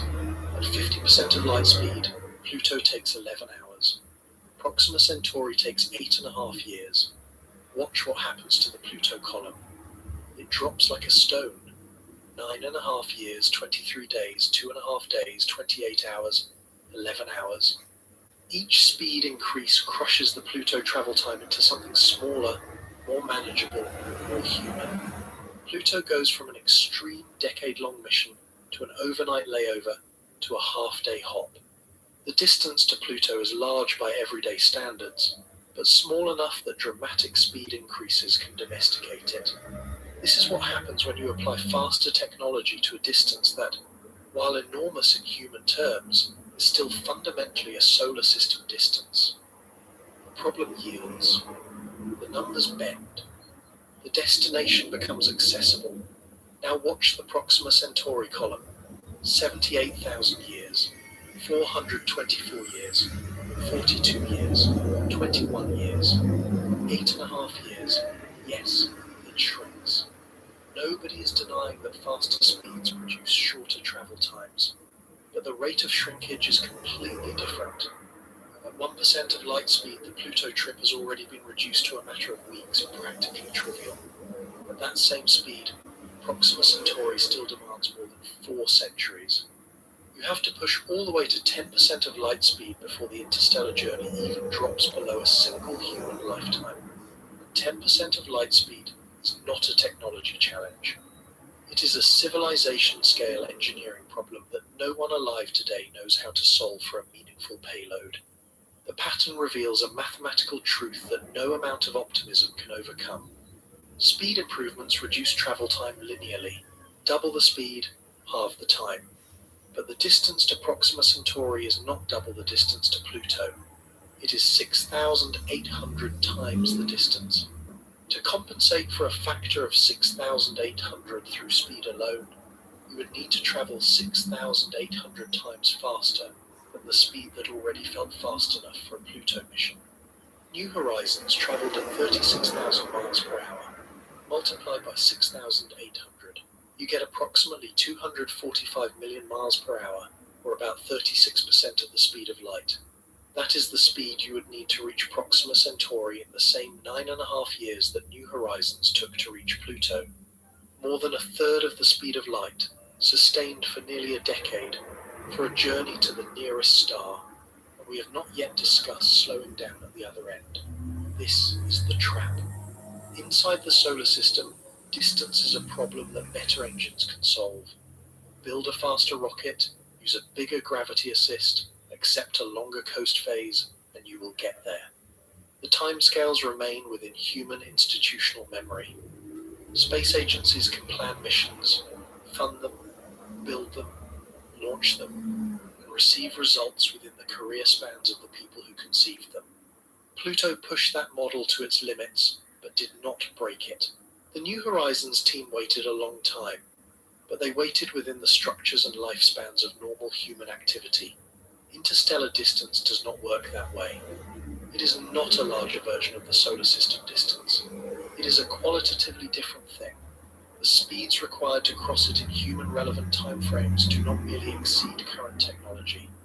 They exceed it by factors so large that the comparison between current capability and required capability resembles the comparison between a candle and a star.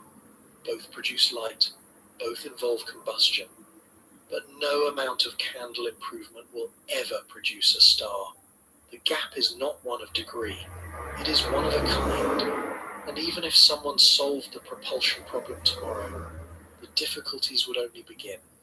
A spacecraft traveling at 10 or 20% of light speed places hesitancy to not exist at the velocities we use within the solar system.